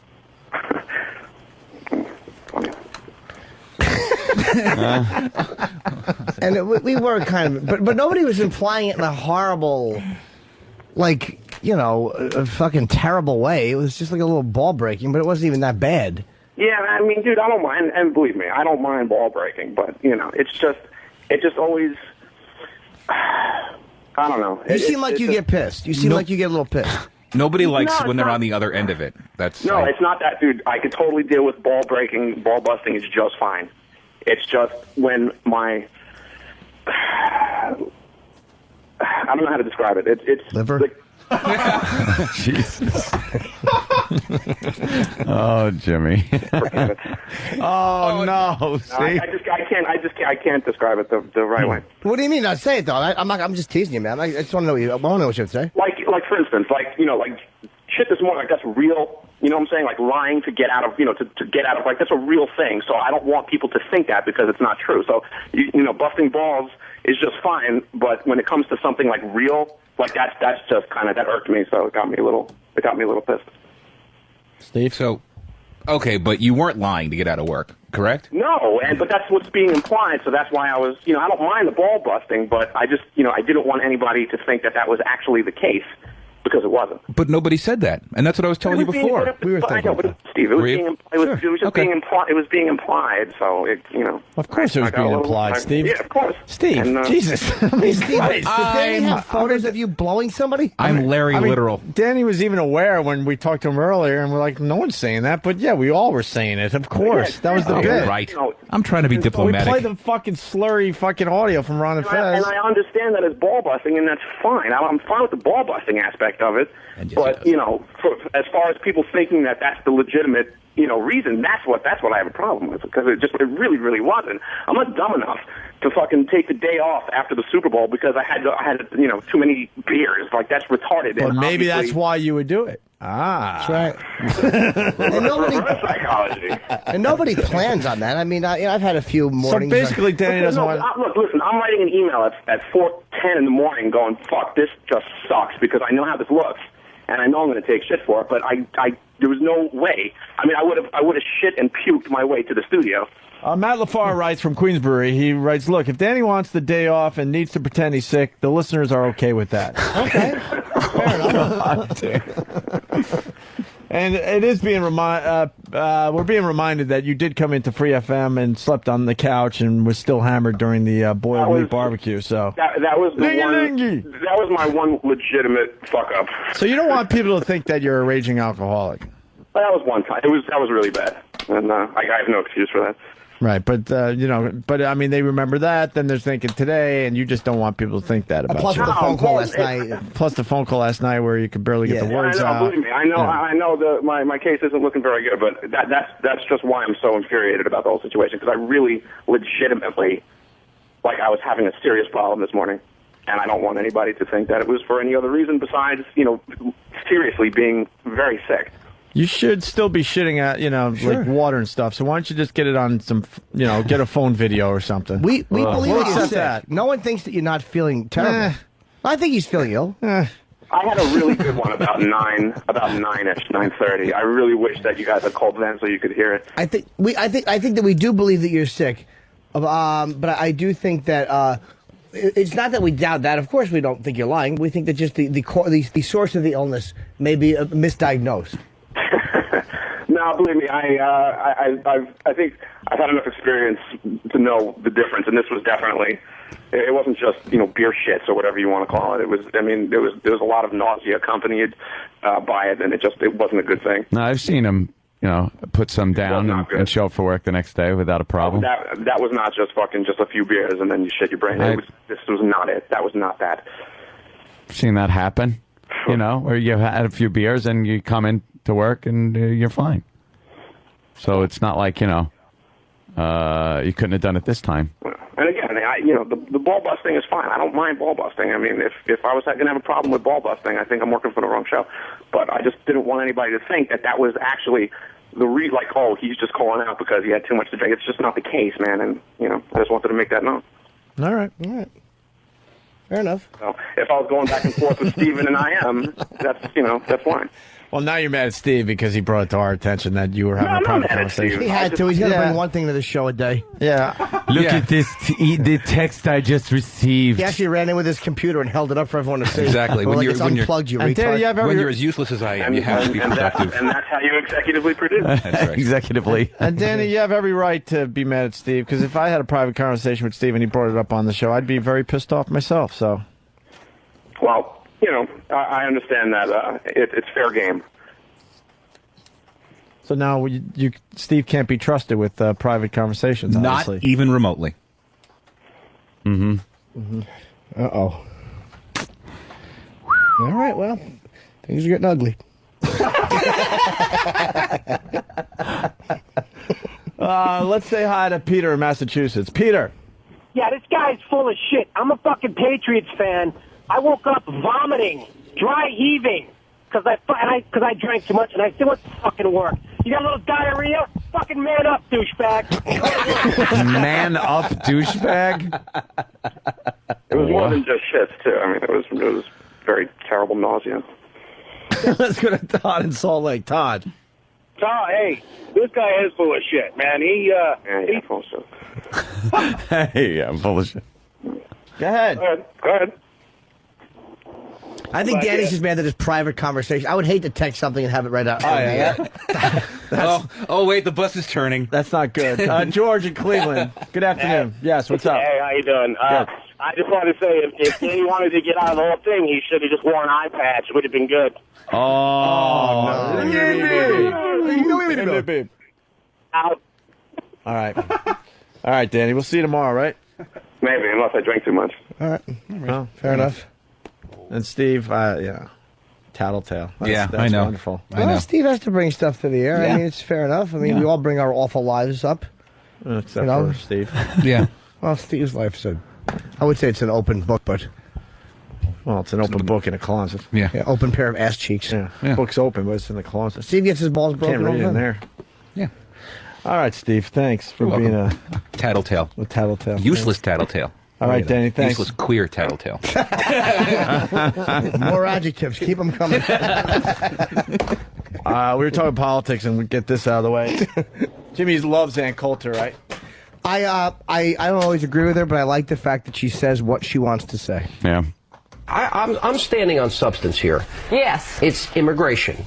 It's limits on free speech. It's not supporting tax cuts. Anwar, it's torture it's at Guantanamo. Class warfare rhetoric. Right. It's interrogations. It's Guantanamo. It's Anwar. These are not small issues to conservatives. No, and if you're looking at substance rather than whether it's an R or D after his name, manifestly, if he's our candidate, then Hillary's going to be our girl, Sean, because she's more conservative than he is. I think she would be stronger on the war on terrorism. You really I believe absolutely believe that. This idea that's the one area I disagree with you on. Can I just say one thing? She will, yeah, we're going to sign up together. But let me explain that point on terrorism. We're going to be together. You would vote for Hillary Yes, over... I will campaign for her if it's McCain. That's pretty impressive, huh? Wow. Yeah. Yeah. It's a little... She's pretty... she's hardcore. I wonder if that's got anything to do with the woman thing. Yeah. Ann Coulter's not above that, man. Wanting to see a woman get in. Really? Yeah. I don't think she's a human being. I mean... All right. Way to explain it. She's a human being. And I fucking dig in my nose with my wrinkled tissue. Oh. You're feeling a little snotty. I'm a zilch. SkiColoradoNow.com for info on great deals on 26 world-class resorts and up-to-the-minute show again with the show. Oh, it's all right, sweetie. Holy shit. Up-to-the-minute snow conditions. Log on to SkiColoradoNow.com. A runner-up line of the day. Shit was eating the wires. Dan D from Fargo, the Iraqis haven't quite mastered the smart bomb yet.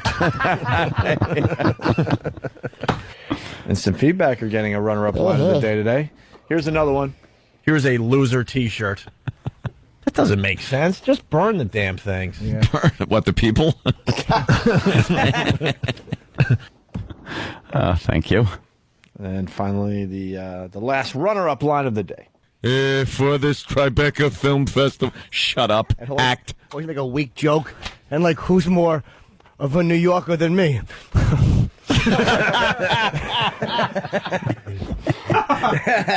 The breathing makes that bit. Yeah.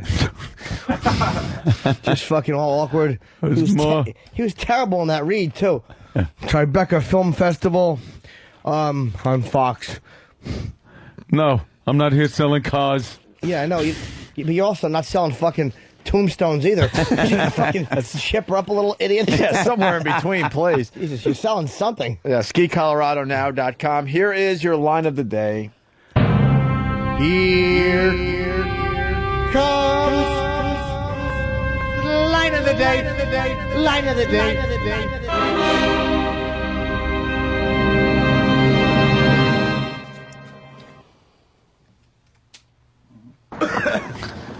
Oh, fucking dunderheads.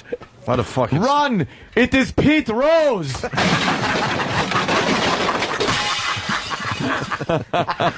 This was queer Tattletale.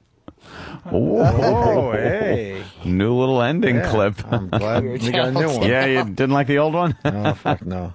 All right, quick out today. We'll see you guys for Super Tuesday. I said peace. That's how you do the out. Which, I got to do cool. All right, go. Super. Peace.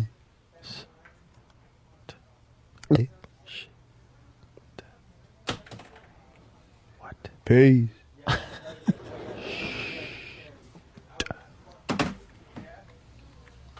Who's babbling? Is that fucking stupid Eric? What is E-Rock babbling about And in the his background? fucking his stupid his neck warmer that he carries around that's attached to him. Like during commercials when he wanted to talk to him, Jimmy just goes, "Send that incompetent in here," and everyone knew who to get. Of course they did. They walked of course in they did. completely clueless. Had no idea we were talking about him. He has a neck. He looks like fucking. He kind of looks like the old Mr. Freeze. Oh shit! From the original. Yeah, Yeah. From the Batman and Giant Cock A Pair of Underwear series. Fucking Burt Ward and that fucking delicious gift he called a fucking baby maker. All right, I'm just babbling. Where's E-Rock? I thought he would come in for a beating. He's got to babble somewhere. Why were you late today? How late was he? Pretty late. Got in just about 5:30. Why? Why this late time? night last night? Cleaning up and Oh, it's good to know you can make your own hours. Cleaning up what? Cleaning up. We were all cleaning up. Fucking, I had a Yeah. Super Bowl party. I would have loved to come in at 5:30 today. What were you cleaning up? our place. We had a lot of people over. What, so about you shit did- on the fucking couch? So you decided, you decided you're so great for the show. I'll just show up at 5:30. What time is he supposed to be here? 5. The latest. Which never happens, by the way. Is he late a lot? Are you late a That's lot? not true. I'm here around 5 a lot of the time. Fucking Than just threw his pen. Oh, good for He's him. not going to accept that Oh, shit. shit. Eric- Good. Man. When you're going at 11:30, you can wonder why I'm still here till 1 or 2. Ooh. You fucking waste your time, Eric. I'm so fucking sick of this. I am such a good worker facade. Really? Nobody fucking buys it, all right? Everyone knows you're on you listen to Ron and Fez, you're on fucking Pal Talk, you're IMing shit. Really? Go through that book and tell me what's in there. Where are all the Nobody archives? the fuck knows. That's the best part. Because you don't sit around and you look don't at even know what's in anything. that book. Hey, Eric, where's that fucking thing from the archive? Do you Oh, want it okay. in 45 I'm in charge of the minutes? XM Yeah. studio, but That's- hey, Eric, where's this piece of order? Where's that disco pad in front of him? Oh, it's right there in the bin. Maybe if Yeah, you I looked don't- in there. Yeah. Why should... That doesn't make any fucking sense. You want to run this shit over here? Look at it. I don't need a catalog, but you've already fucking awfully cataloged You don't even know it's again. there, though. So don't give me shit that I'm here way after all you guys putting all this shit together, and you don't even look at it. Okay, well, let's say the XM is my responsibility. Then you fuck the CBS show all the time with the amount of time it takes you. If this is such fucking masterfully, geniusly organized, why is it... How come Sam has had to burn the fucking bada bling spot 3 different times? I don't know. Maybe it got thrown out after the second time we used it because nobody thought it was going to be used again. But everything else that's really important is there. It was a fucking bit. Like, why throw it out while it's still topical? Wasn't topical up until Okay, now. what about the second time then? It How was come you had to there. burn it the second time? We had it. Why do you have to burn it again? We didn't have it after the second time. There's a lot of shit that gets thrown out. Why can't you be here? And why? Okay, fine. I leave here earlier than you. I also get here every day earlier than you. Yes, you do. And you also live a block from here. That's not a fucking excuse. You know what I do? I pay rent, and they give me that apartment. That's the deal I have worked out. Okay. So it's only fair. I pay probably more rent because I live in Manhattan and I live close to the fucking studio. So, okay. So what's I your don't point? do Like, your job, I'm and you supposed don't to- do my job. What? I don't do your job. You don't do my job. And you don't do your job. Right. So it's perfect. Okay. Let's say you do half the shit that I do on a daily basis. I will gladly My job do doesn't end after I leave here. I'm still doing shit at home, too. Do you know half this shit that I do? No, you don't. Yeah, well... No, you that's come because in it and you doesn't see bring me sitting material- there. Oh, he's in the studio. I'm sitting here looking up news stories and everything, so Eric's not Shouldn't contributing. I know what you do? Shouldn't it be material for the show? Shouldn't it not be a mystery? What do you think all this shit is? It's all for the show. Fucking sick of you. And all this fucking perception that I don't do shit around here. I don't think you use your time well. Good. I don't give a shit about your time either. You leave at 11:30, Yes, 12. because I use my time well. No, you're done as soon as the show's done. I'm not.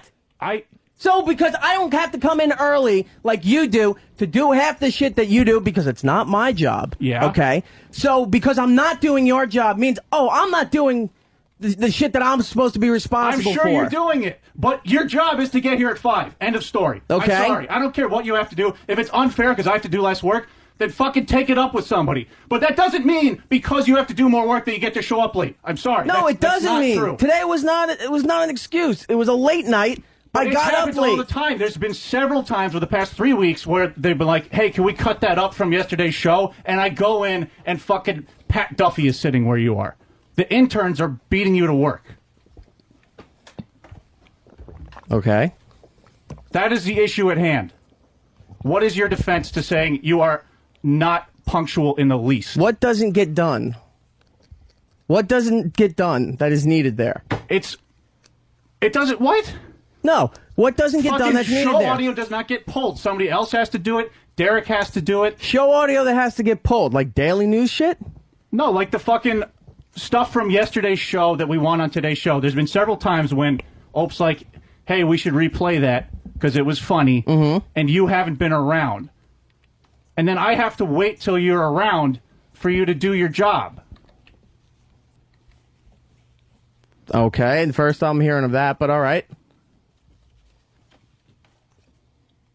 Everything is always there when he needs it. When there's shit brought up, they're like, well, where is this? Maybe because you guys didn't tell me about it. That's fine, but as long as if you're here at 5, we don't have to. It's not a race. It's not a crunch. It can actually get done in properly, and we don't have. It's not like a fucking race to get everything smashed in the last minute. Well, I don't know what to tell you. It all gets done. It's all here. Hi, Steve. Hi, Fan. I was just called in here. By who? Well, because you're kind of like I know everybody. Like you're the executive David producer. never has an idea of what's happening. No, I know. He it. always walks in like a 5-year-old watching his like parents have like a big domestic blowout. Like, what do I do? No, this is exactly it. This is that's the preemptive. Am I getting yelled at, or am I supposed to yell at somebody? Clip. Move. This has been brewing for a while. Fan does not like the fact that Eric comes in late. Eric does stay a lot later and thinks that he should be given a little bit of leeway in And terms he of does. his 30 minutes every day leeway. He comes in like late a lot. No, I'm saying he comes in. His start time is 5. Eric's Everyone start time else's is 5. So today 4:30. he showed up 30 minutes beyond when he should have been here, and he shouldn't have done that. The leeway's built in, but coming in past 5 is So not leeway. So Fan is mad at him because he showed up late today. And for the past couple of weeks, it's been. And to be perfectly blunt, as soon as he's not being monitored is what the problem is. So, as soon as I don't know, I haven't been keeping track of Eric's coming. Neither have I. So I don't really know. I don't have logged times. In fact, Ope has said that we weren't supposed to monitor a lot of Eric's behavior. So because Eric is staying late a lot, and he does do a lot of work after the show. How much of that time is spent, as you put it, dicking around? or however What's your you phrase response it. to that, E-Rock? Because Dan was saying No, that you it's listen. bullshit because when the show's done, everyone hangs around, goofs around for a while, and if they've got stuff to do, they'll do it a little later. They don't do it immediately right after the show. So if I'm on the computer looking at stuff, Danny's on the computer. I'm not throwing Danny under the bus. I'm just stating that, like, he looks at some stuff, his email or YouTube or whatever. Everyone does this shit, okay? Dan orders his lunch, sits around, eats his lunch, and then I don't know what he does after that. I'm not saying that he's doing anything wrong. I don't know what he does after that, but he's usually gone. I'm usually the last one to leave. Unless I've got some other stuff that I really have to get done, I'm always the last to leave here. And it doesn't mean, Eric's taking forever or just goofing off or anything. There's a lot of shit that I do that is very time-consuming. And it takes a while to do this, to make sure it's cataloged, to make sure it's labeled right, make sure we have it available to somebody else. For instance, what last week, what were you working on that you had to stay late for? Let's see. I had some worst of stuff. I had stuff What brought in. does it mean, some worst of stuff? When Butcher cuts up worst of, I go through the stuff that he cuts up. I make sure it's labeled right, because a lot of the stuff isn't labeled correctly, so that we have it. He gave me some older Opie and Anthony stuff that I've been going through. Yes, also been doing that during the show. I understand going through their old shows is very time-consuming. Mm-hmm. And tedious, then. Just say it. Well, time-consuming.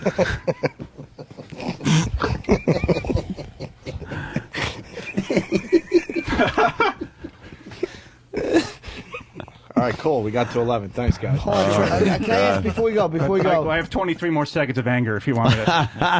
just quick, because Travis is kind of just like the middle child back there. Hey, Yeah. Jan Brady, do you have anything to contribute to this? Do you have any, you see what goes on? Well, no, I don't think Eric's excuse of Fan living closer so he can get in earlier really flies, because I wake up at 2:45 to get here at 4:30, so... Okay. And I come in earlier when I know that I have more work to do in the morning. Okay, but... Oh, boy. Eric, I live further from you, and I come in at 4:30. You should be able to get in at 5 o'clock every day. If I miss the subway, if I'm running 5 minutes late and I miss the subway, I drive in because I can't afford to be late. So I get here even earlier. I'm saying if all of us, when we first started at CBS, it was producers get in at 4:30. And gradually, your time has gotten to 5 o'clock, and you still can't get there at 5 o'clock. If all of us can get here at 4:30, you should be able to get here at 5, if we've made that concession for you. Just because Danny isn't here doesn't mean he can't fling a few barbs. This is from Danny. That is well enough to be on Pal Talk. Exactly. No, this is through a messenger. Like when he goes on Pal Talk and listens to Ron and Fez till 3. Uh-oh. That is one accusation saying that you're on I Pal don't go Talk. on their show and call their show all the time. Listening. I'm not a regular. Wait. Sorry. What are you saying? Because he was on the fucking thing last night. He's on the phone? No, he's last on night? there. He's on there all the time. Is he? He goes in every now and then. Ron will see him walk by, and he goes in. I don't think deflecting what was said, though. It says that you're on there, till 3 o'clock listening to Ron and Fez. And then, is this it? He pays Pat Duffy out of his own pocket to do work for him? That's not true. That just never happened? No, I don't pay him to do work for me. No, I don't. No, because the kid works hard. He doesn't have a pot to piss in. And every now and then when he's telling me something that he's going through a hard time, I think once or twice I've kicked him a couple of bucks out of my own pocket. How much? I don't know, maybe 10, 20 here or there. To do what? To do nothing. Okay.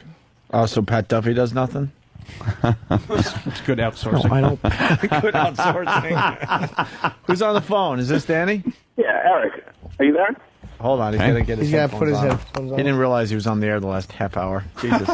Yeah. This is our post-show meeting. Eric, when am I on Ron and Fez all the time? Ooh. I don't know. I've heard you every now and then. Ron goes, "Oh, there's Danny," blah blah blah blah, and then I'm not paying attention to the show. Hang on. So because Ron mentions my name, that equates to me being on the air all the time?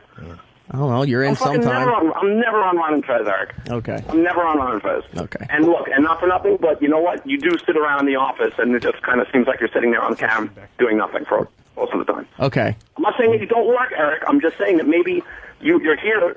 Maybe you're the last one at the office because you're just fucking hanging around, not doing much of anything. Ooh. I'd like to address a common misconception that's coming in off feedback. Shay from Connecticut. So the underlings are mad that boss comes in later than they do, tough shit, and then the rest of your feedback is irrelevant because your first fact is incorrect.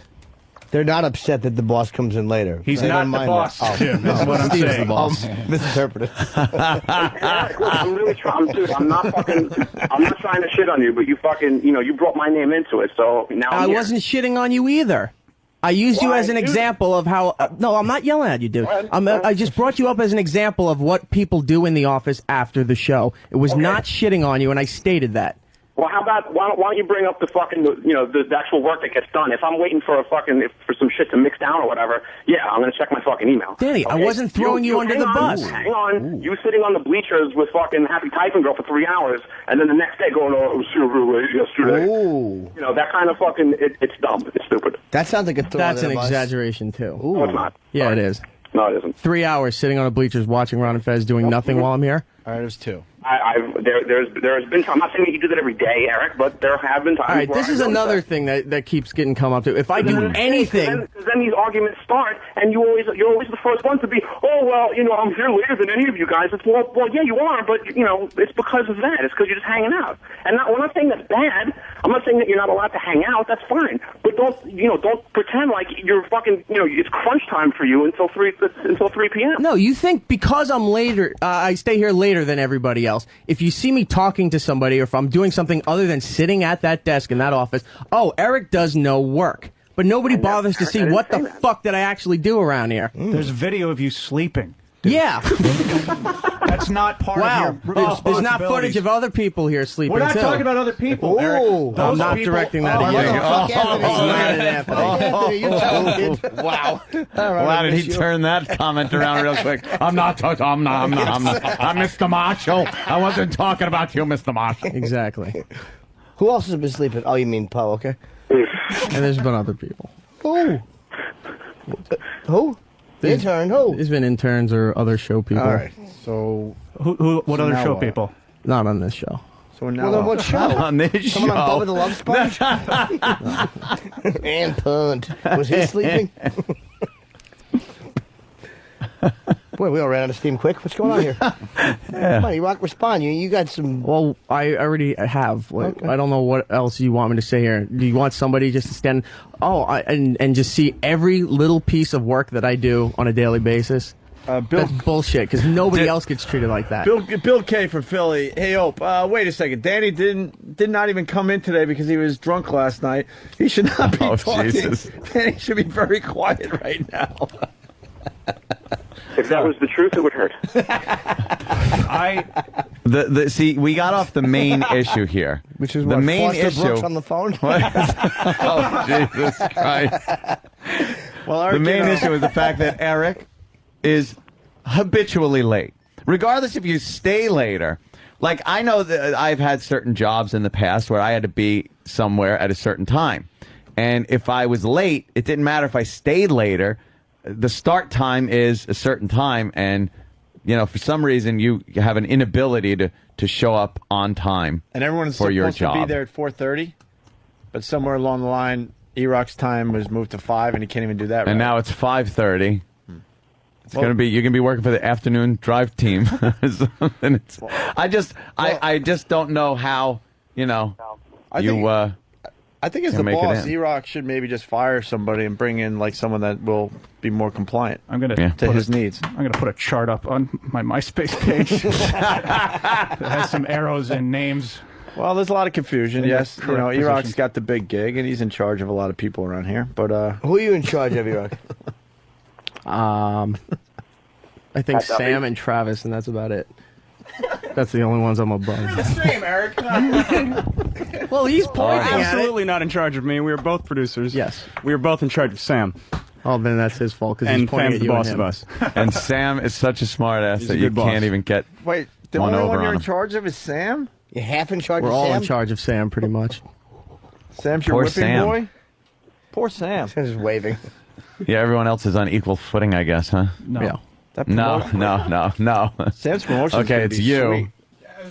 And then You're gonna get a E-Rock sweet promotion. and Travis. So you're a producer, Danny's a producer, Travis a producer. Mm-hmm. And Than is, No, Danny and I have the same title. which is... Senior. Oh, senior producer. Okay, senior producer. Drunk. No. Danny makes a good one. So wait, I don't want to stir the pot, but stir it up. Let's. In the early days of this whole XM thing, like E-Rock got passed up for the big promotion because of some of the dumb things he does off air, and there's been tension ever since. Really? Like what? E-Rock? Like he was supposed to be the guy. Like he was supposed to be, I think, Than or Danny, right? Oh boy. I'm not saying these guys aren't great at what they do now, but that's back in the day when all this like hierarchy chart was being formed, it was going to actually be like Steve and possibly E-Rock right below. E-Rock? And it hurts a little, doesn't it, E-Rock? I don't give a shit. Well, the thing with Eric is this: he's extremely valuable to the show.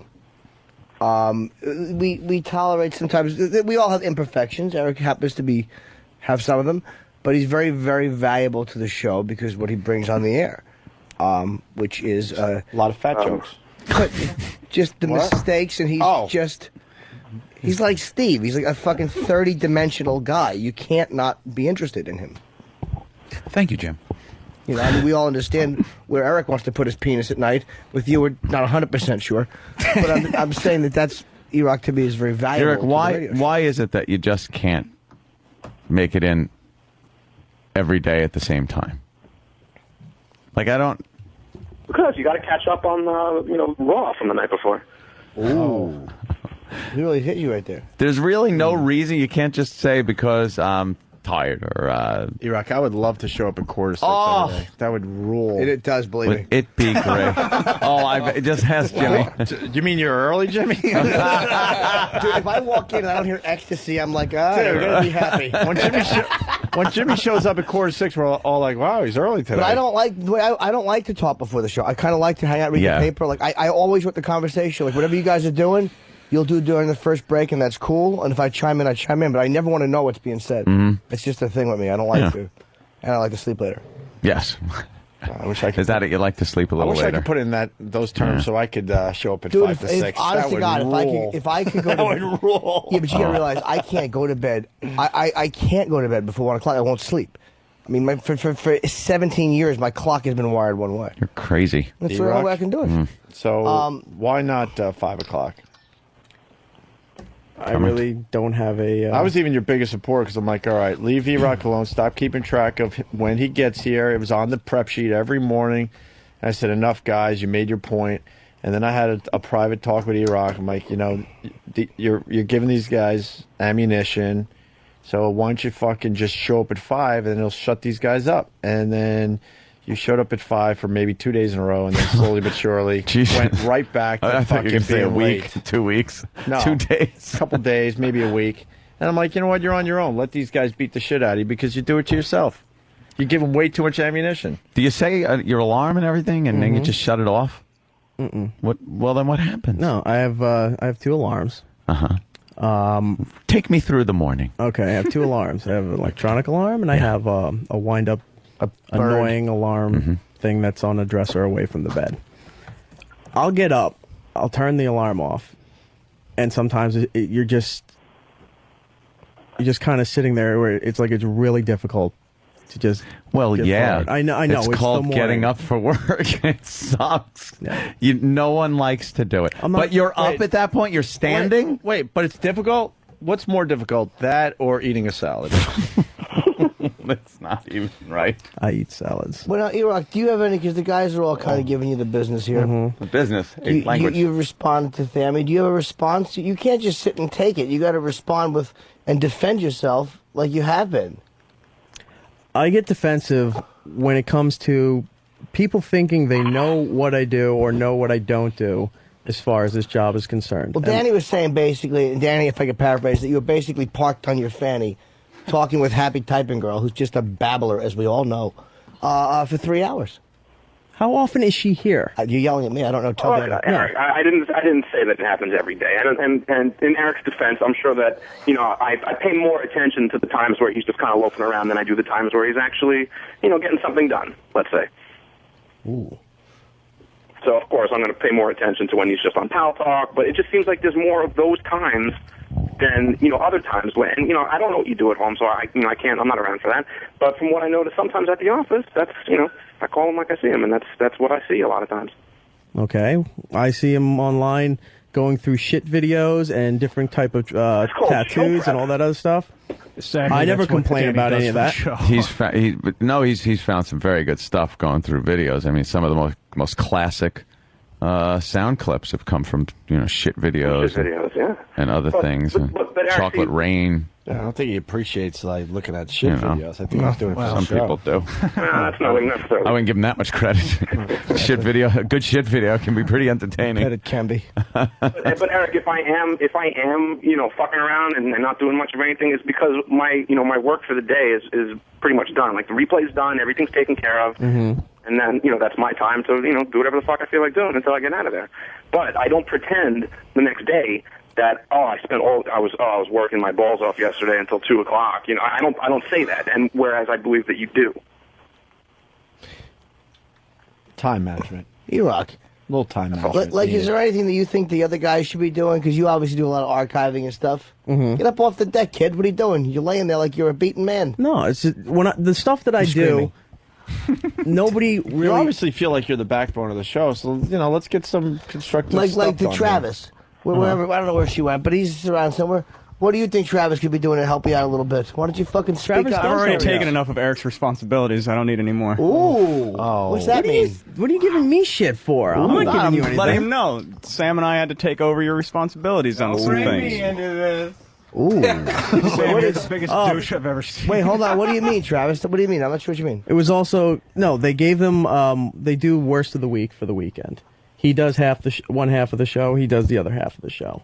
Sam, they were given that. I had a lot of other shit to do, and they were also given that because it was also brought to somebody at XM's attention that they really weren't properly trained as far as the let goes.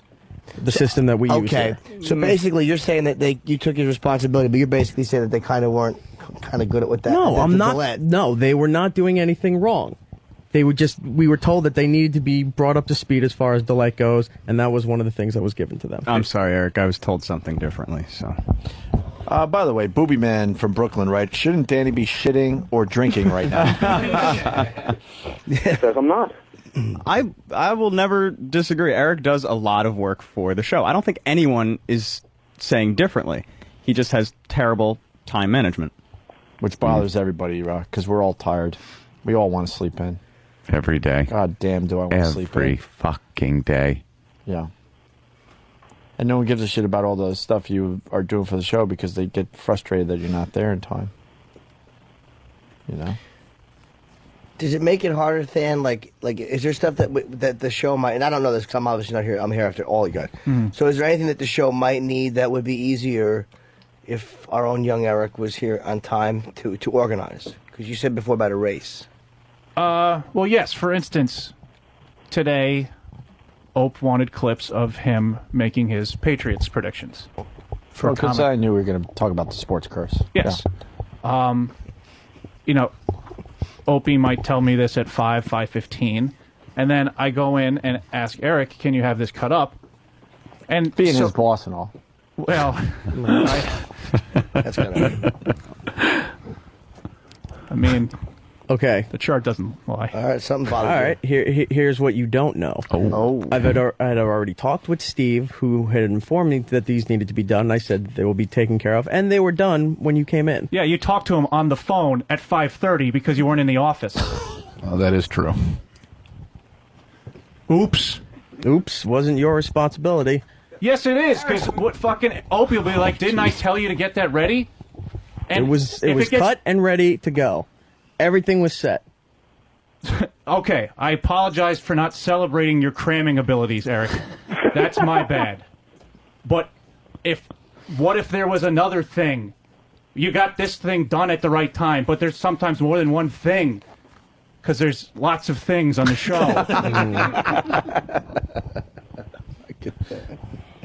And to say you made it by a nose is not impressive. It's not helping you. And I have nothing against you personally. You are a nice gentleman.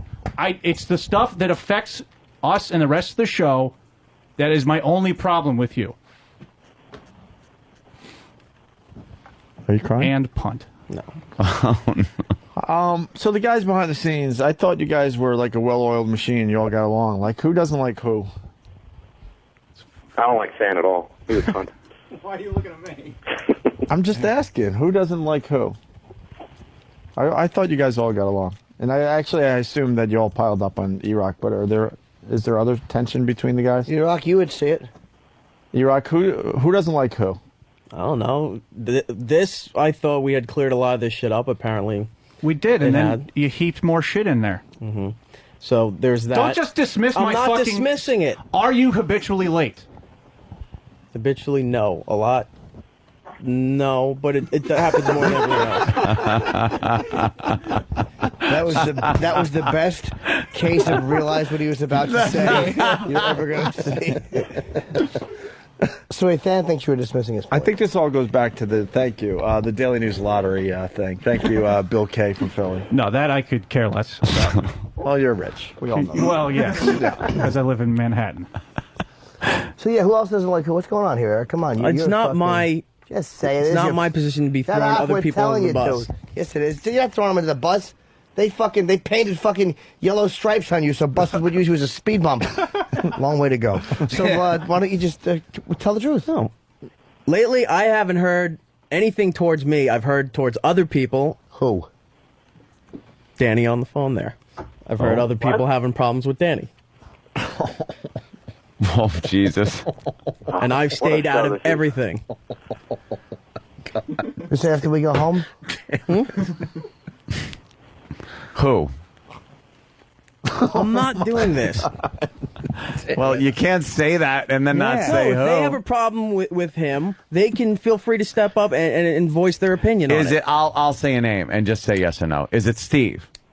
That's one of them. Okay. Oh, there's more? What was the problem? But the Steve and Danny thing is well known. As Well far as the show documented. goes. Yeah. Very well. No, if there's other people who have other problems on this staff, it's there. Let them come up and say it. It's not for me to throw them under the bus. You have a problem with Danny? No, I haven't really interacted with Danny much. Yeah. In the Why last is that? few What's wrong months. with that? What's up with that? There. There's really just no camaraderie? Not much. No. Common ground as far as the I think show's concerned? Eric and my responsibilities fall on opposite ends of the spectrum, so there's really not a lot of need to interact during the day. Well, what was you say? Other people have problems. What was their problems relating to? You don't have to say who. There's various issues. Stop languishing in vagaries and fucking say something of substance. Should they all write down something blindly and I'll just read it out? There you go. That's the way. A blind vote. You guys want to write stuff down blindly and I'll just read them?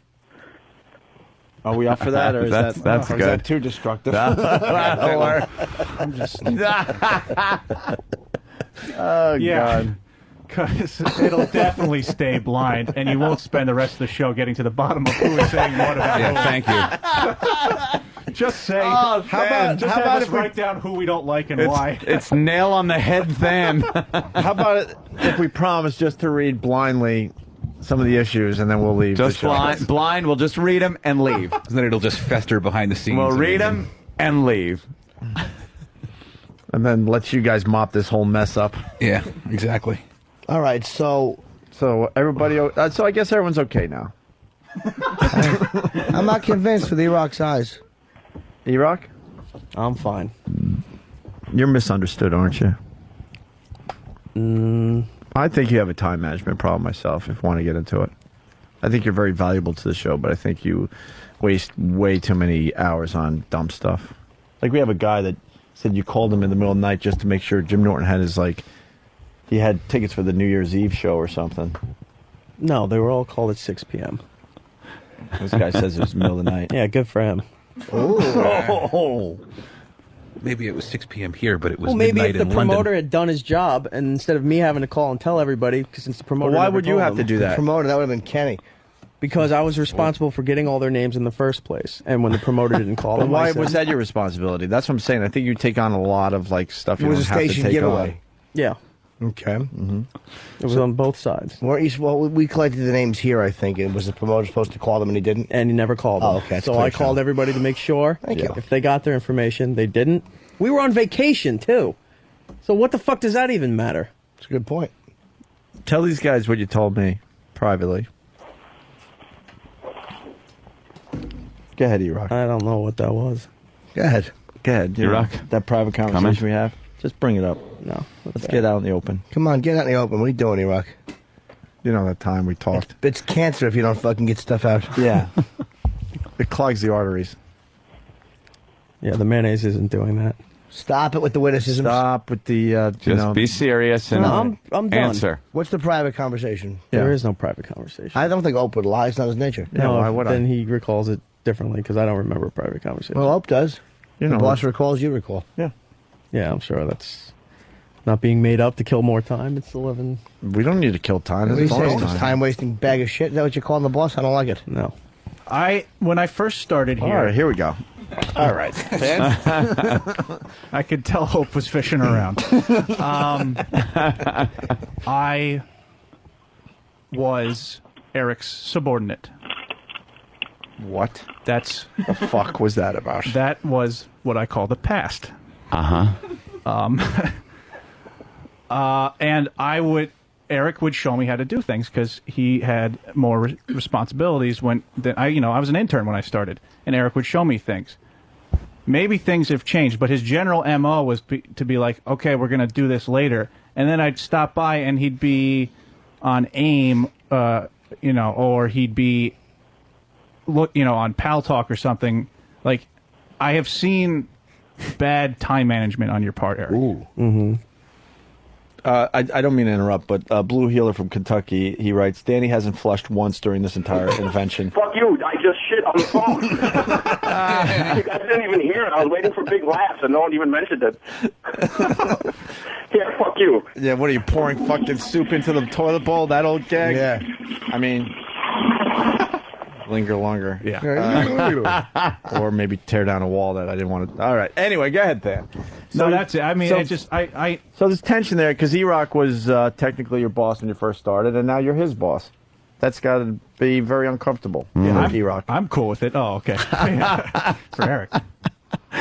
Well, what do you think Eric could be doing more to help you? I was passed over. It's the way everybody wanted it.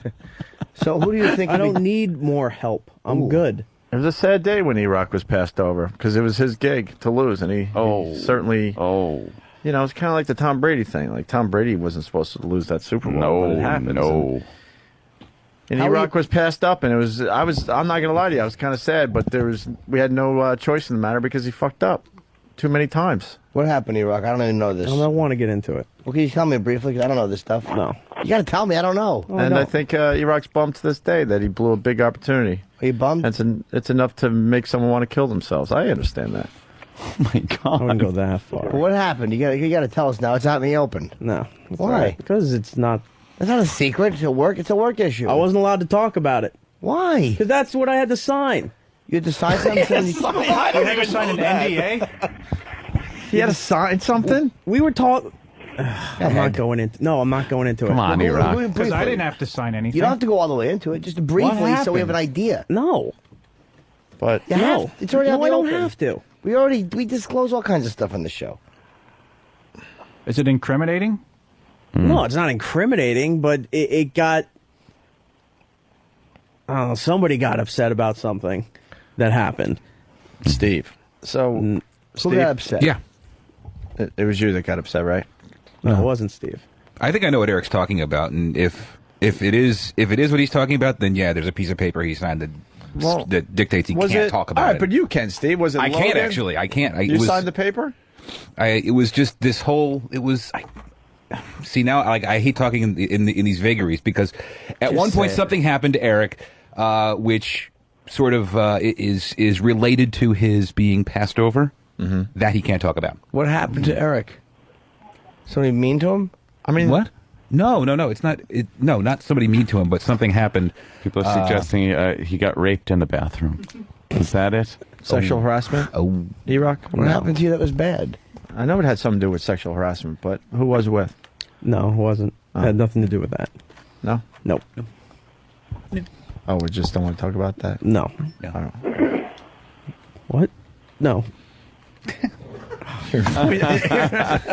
I'm just shaking my head. I only care what Eric does when it affects the rest of the show. Mhm. If he can stay here till 4 every day. So, how are we going to solve this? Should we just fire somebody, get it over with? Yeah. E-Rock, so how are we going to solve this? You're going to try to get in at 5 and humor us, or Yes. no? We can get like maybe another alarm clock or something. I don't know. Call me crazy, but I don't think you should be here later than the stars of the show. It's like when Letterman goes to work, you know, I don't think his producers show up after Letterman gets to work, if you know what I mean. There's a valid point in saying that the men on the bus fucking ads should. I understand when people are late because things happen here and there, but when you're continually coming in after the guys that the show's named after, it could cause problems inside the organization. So, yes. With a lot of people. Stan? I have a solution. Oh, boy. No. This would actually be positive. Yes. There was a time. This is not going to have Ray's and Eric in the same sentence. There was a time when we did closely monitor when you came in.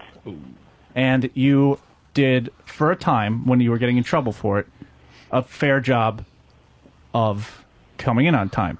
Why don't you do what you were doing then? All the time.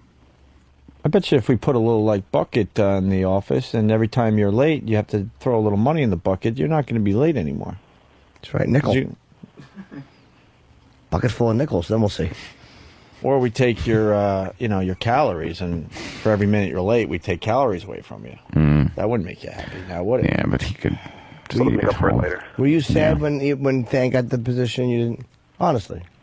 Honestly, no. Ooh, Really? No. Why? Because you just want to be known as mediocre your whole career. Holy Why would? shit. No, I'm not even like people like. Oh wow, shocking line by Ope, but that's bullshit. Everyone out there, no matter what you fucking do, when someone passes you up, you're fucking pissed off, and you're not pissed off. You let a Congo line, line around here pass you up. Dun, dun, dun, dun, dun, dun. Next thing you know, Pat Duffy will pass you up. You won't be pissed off at that, or Sam, or any of these other guys. That's bullshit, dude. I'd be fucking furious. All right. And I know you're pissed off, so why don't you be honest about it? I wasn't pissed at him. Okay, but you were pissed off. Who were you pissed at? Shouldn't lie about how Oh you feel. boy, here it comes. Who are you pissed at? Was I pissed at the situation? Yes. Was I pissed at myself? Yes, even more so. But that was it. I was never pissed at him. And what did you do I think a wrong? lot of people know that I'm E-Rock's biggest supporter. I was like, what a dope. No offense, but what a dope. You let these guys pass you by. Now, I mean, they've shown their worth around here, obviously. But at the time, it was your gig. It was your fucking gig. And by the way, everyone's agreeing with me. When you're passed up for a promotion, you're fucking pissed. I don't care what career you're in. Yeah. No, I was pissed. I was not pissed at him. Who are you mad at? I was mad at the situation. I was mad at myself. Don Wicklund, probably. Yeah. Were you mad at Wiki? Maybe Wiki. Yeah, oh, come on. It would be a flat-out no if it was a no, right? Do you think Wicklund does a good job? Were you mad at Don and his blue eyes? Oh, does he? Dreamy. Jesus. Were you mad at- Dreamy. It's like Sinatra mixed in with fucking. Were you mad at Don and his acting like a tough guy routine that he does? Yeah. Well, got a few looks for that one, didn't I now? Sinatra mixed in with Norman Bates. Right. Fucking creep. So how are we going to settle this? Who are you mad at? Let's all go out for some drinks. Yeah. And There shits. we go. Well, of course Danny would suggest that. How about a bare bottom spanking? What? Oh, sorry. I like the money jar idea. That would probably work. E-Rock, don't you want to... why wouldn't you want to be here at 5? That means you'd have to probably maybe go to bed slightly earlier. Do a little time management action so you don't like waste your time on like tasks that maybe some other guys could do. We have fucking 20 guys that work behind the scenes. I know, and I get criticized for that too. So pretty much anything I do, What do you is get open. criticized at? All right. A lot of the times the interns are sitting around. If they're not doing food runs, if they're not printing out feedback, a lot of them are just sitting around doing nothing. So a few of them who had audio editing experience, I have them do some archiving. They compile a bunch of stuff that we have stacked together into one disc, and then we put all that together. Pat does that on a regular basis because he's trustable. Matt has started to do it a little bit, but because if I have the interns doing anything, automatically somebody jumps up. Why are they doing this? What are they doing? Because it was me who asked them to do something. And I don't think anybody has a problem with that as long as it doesn't interfere with their other duties. And it doesn't. That's actually that's good delegation. Yeah. Yeah, that's fine. Does E-Rock communicate with like some of these thoughts that he has? I do with Steve a lot. Yeah. There's a lot of times there's stuff going on. I say, look, Steve, I need somebody to do this while I'm doing something else, or I need somebody to help me with this, or can Derek make something to add to a worst of or whatnot. I'm always doing that. E-Rock, is it true you blame Steve for your situation? Steve, no. Who do you blame? Oh, okay. Nice try. Oh, he blamed you? Yeah, a little I bit. don't blame Steve. But you kind of do, right? There's got to be not so much blame, but resentment. A little bit of resentment that they kind of went up the ladder and you didn't. I would have some resentment there for certain people. Okay, but how long is that supposed to last? It could last a lifetime. Yeah. Can I get Can I get resentment's all about? Can I get a song? What do you think, E-Rock? I need a song.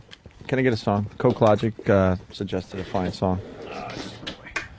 If we play Tranquilizer, I think it's called, by White Stripes, featuring Lou Reed, I believe. I want to end with that song today. Do you know the song? Killers. Is it the Killers? That's the Killers with Lou Reed? Yeah. Oh man, you like it, right? Yeah. All right, we're gonna turn you on to a new song tonight tonight. All right, I guess we're going, right?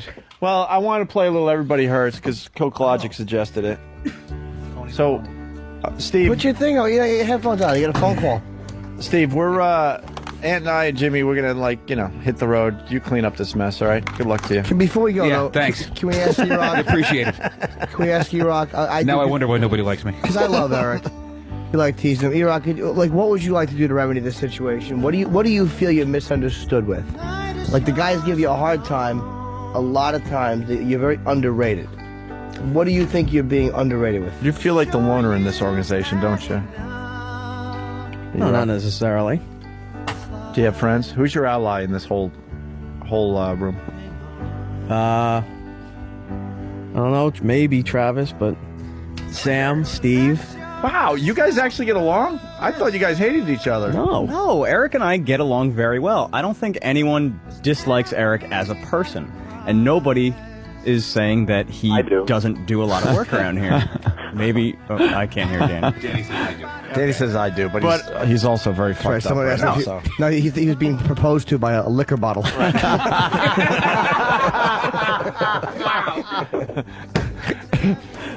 Bonus show line of the day. I was gonna go with forget it. I had a waitress line. Anybody else want another?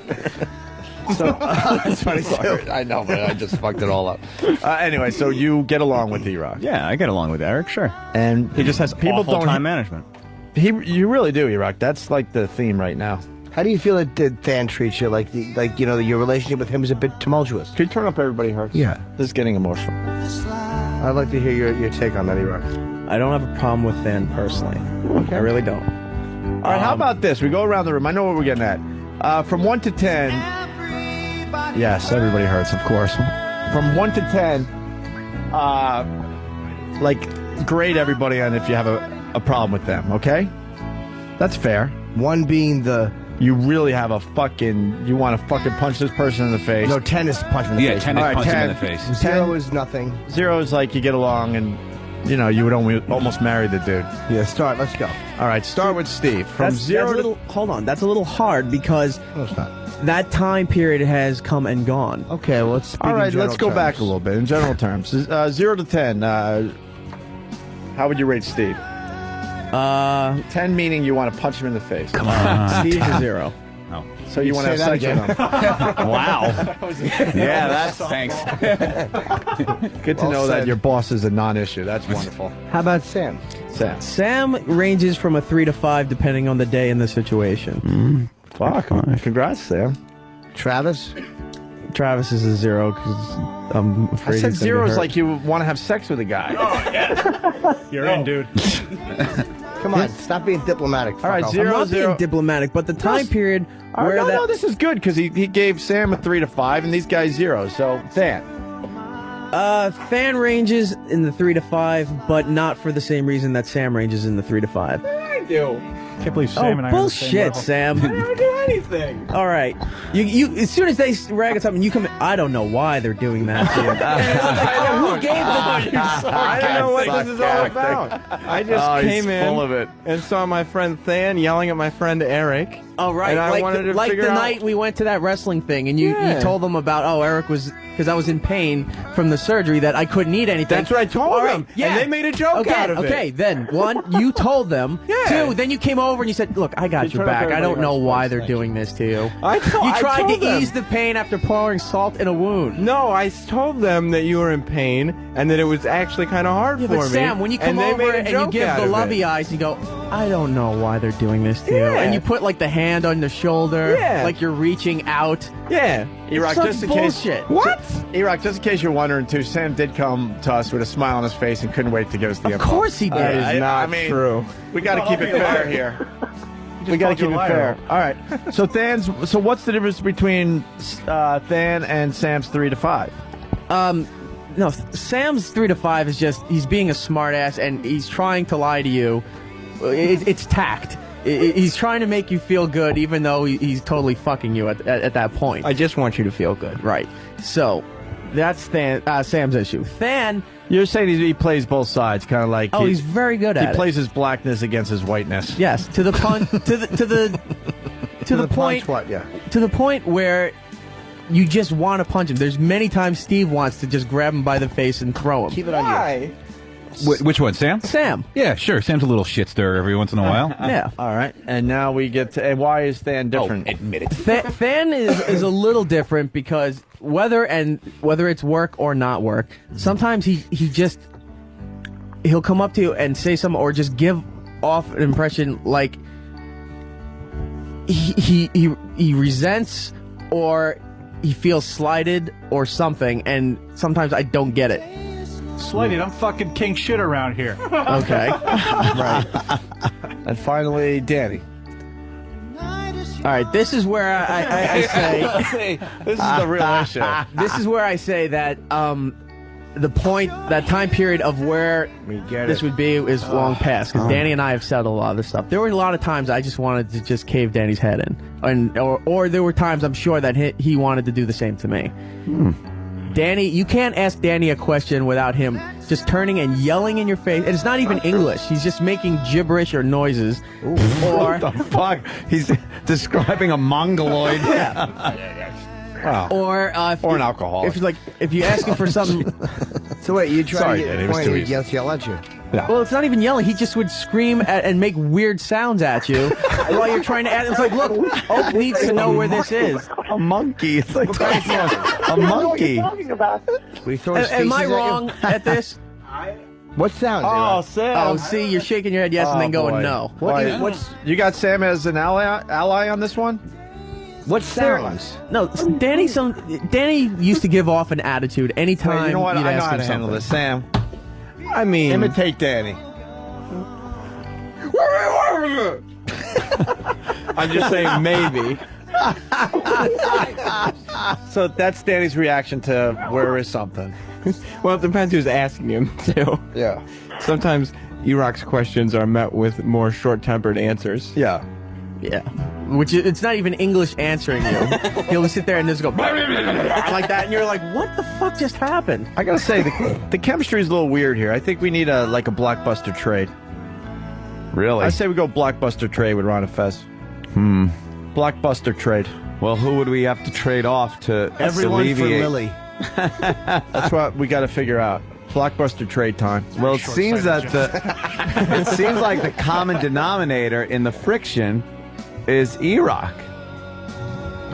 Like, if you get rid of Iraq, you pretty much solve the problem amongst everybody else, because it's all. But that's what the Knicks are saying about Stephon Marbury. But Yeah. then they're thinking he's like the franchise. Iraq likes to think of himself as like the LeBron James of the Opie and Anthony show. So think like a so you're thinking maybe Iraq. East Side Dave. Well, I don't E-Rock? know. I don't know. Like blockbuster trades, you got to sit down and think it over and see what makes sense. See, I think if you lose E-Rock, then you'd have to divvy up his responsibilities, and that includes all the stuff that he's doing after the show. See, I've let it be known that I really want Bronx Johnny, so I think it's time to figure out a trade. Bronx Johnny, maybe. Yeah, he's really good. Oh yeah, I want Bronx Johnny. Plus, I would be depressed if Eric was gone. Shut up. Why? Well, he's just lying. Maybe we have to split up the Than and Sam thing. Well, you had a good run, Sam. You know, Shaq and fucking Kobe Bryant had to split up eventually, right? Sure. So, all right, blockbuster trade time with Ron and Fez. That's what I'm thinking. Yeah. Maybe we just try it for a couple weeks. Why are you looking at me? Oh. All right, so Danny's what? Danny used to be a 10. Wow. Wow. What is he like right now? Is he around a 3 to 5 like 7. the other two, or a little higher still? He might be actually a little lower. He might be. I'd say a 3. Because Danny doesn't do it that often anymore. Yeah. Like he actually will address somebody speaking to him now. I like Sam's impression. What you were talking about, but I think Ron and Fez need to come in early at 11, and we have a Afro sit down. Yeah. And discuss a blockbuster trade. We put all their people on one side, all our people on one side, and we can kind of trade. Well, it's got to be. They can't listen to that hour of radio. Well, no. This is like closed door meetings. This is like the winter meetings. Mm-hmm. Okay. We need to do the winter meetings with other GMs. I'm sure he'd like Sam. Huh? I'm sure Ron would like Sam. Why? Why is that? Ron has Sam on a lot. All right. Well, we'd like Ron's very Johnny. fond of Sam. I'll make that trade tomorrow. Oh, sorry, Sam. I thought you left the room. How about this? How about this? Bronx Johnny only comes in once a week. See, I can't trade Sam because my fiance loves his girl. That would create all How about sorts of this? tensions. They can still be friends. How's this work? Yeah. We'll give you Oh, yeah. Steve and Anthony for Lily. Just destroy the whole show. Oh boy, that music, huh? Wow. Oh, wait, can I play my song? No. No, tomorrow. Why? Because We gotta get the unless fuck it's outta less here. than 2 minutes. Yeah. The computer's We got to go. coming Oh in. my God! Look at this. I can't time. play my song? I wanted to be asleep by Do you realize we 11:01. did this for 45 minutes? Just babbling. We're trying to get out of here early, so now tomorrow, obviously, Yeah. we're out of Fucking here A, at we're out by 10:15. 8:20. Car Crash Comedy tomorrow. Fuck that. Reschedule. All right, Line of the Day was brought to you by SkiColoradoNow.com. Here's a runner-up. We did it already. What? We're all You did it already. Oh, you already did that. Bonus time Line of the Daddy Day. has to tinkle. We should have done bonus time Line of the Day. New bit. That's right. Oh, please. All right, E-Rock, I want you here by 7:30 a.m. to fucking... All right, All right, so we got nothing. We got nothing Hear a accomplished. laugh. Nothing. Hopefully Danny on the phones are just laughing Nah, his he ass wasn't. off. All right, Danny. Bye. Okay. We'll see you tomorrow, Danny. Hopefully, so you get the alcoholism under control. Yeah. All right. Okay. All right. Right now he's trying to find a mouse to feed to his fucking pet tequila worm.